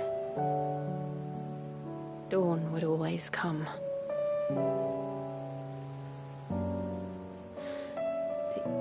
That you would always come for me. And you have. Again and again.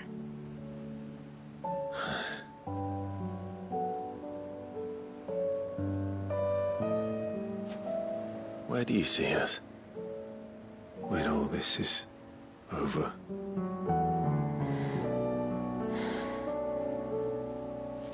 I don't know.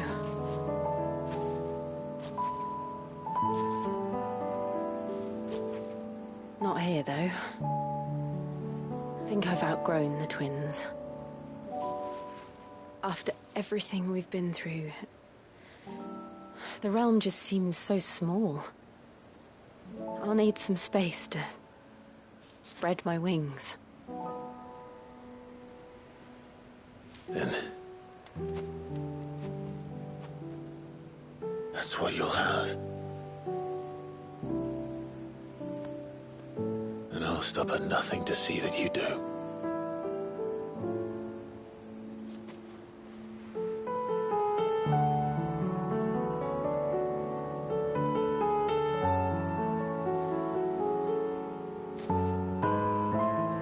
I never was much good at garlands, but it'll have to do.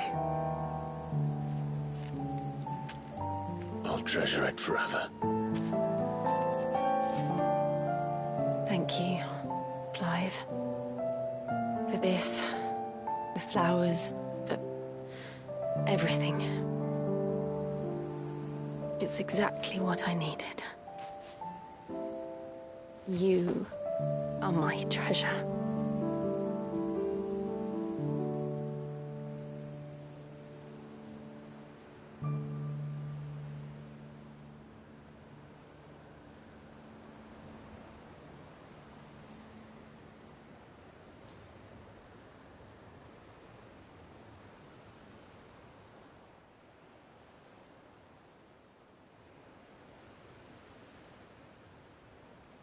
We should probably be getting back. I expect the others are wondering where we are. You're right. There's still much to do. And we'll do it together.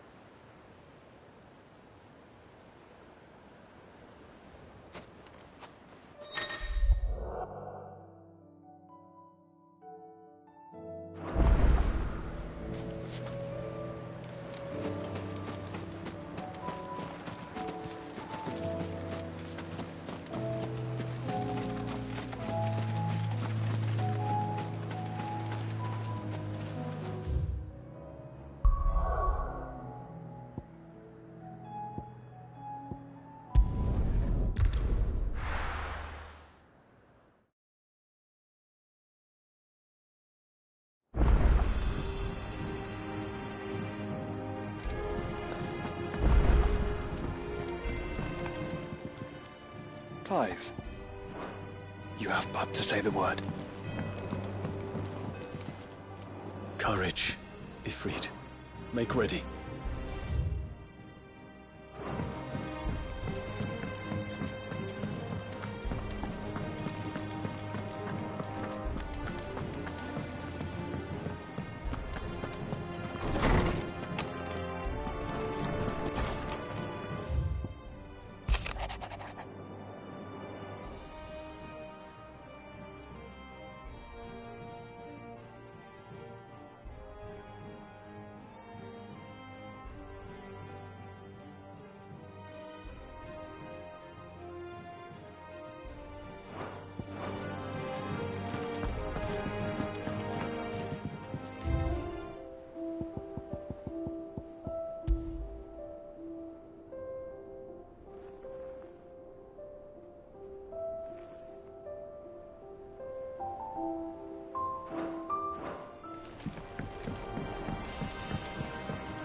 What is it, Clive?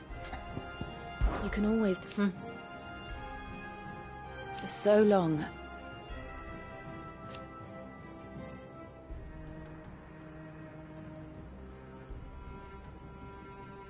So when this is over...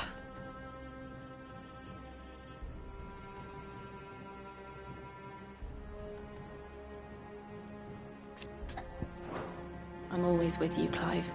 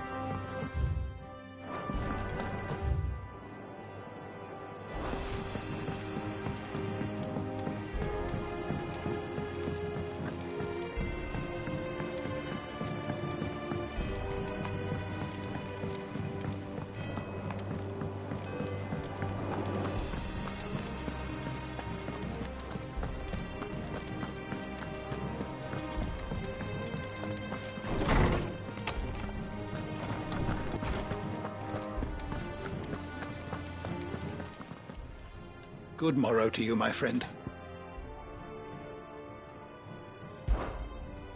I have compiled some new entries, if you would like to see them. I have quite the find for you today. You wish to study the tomes?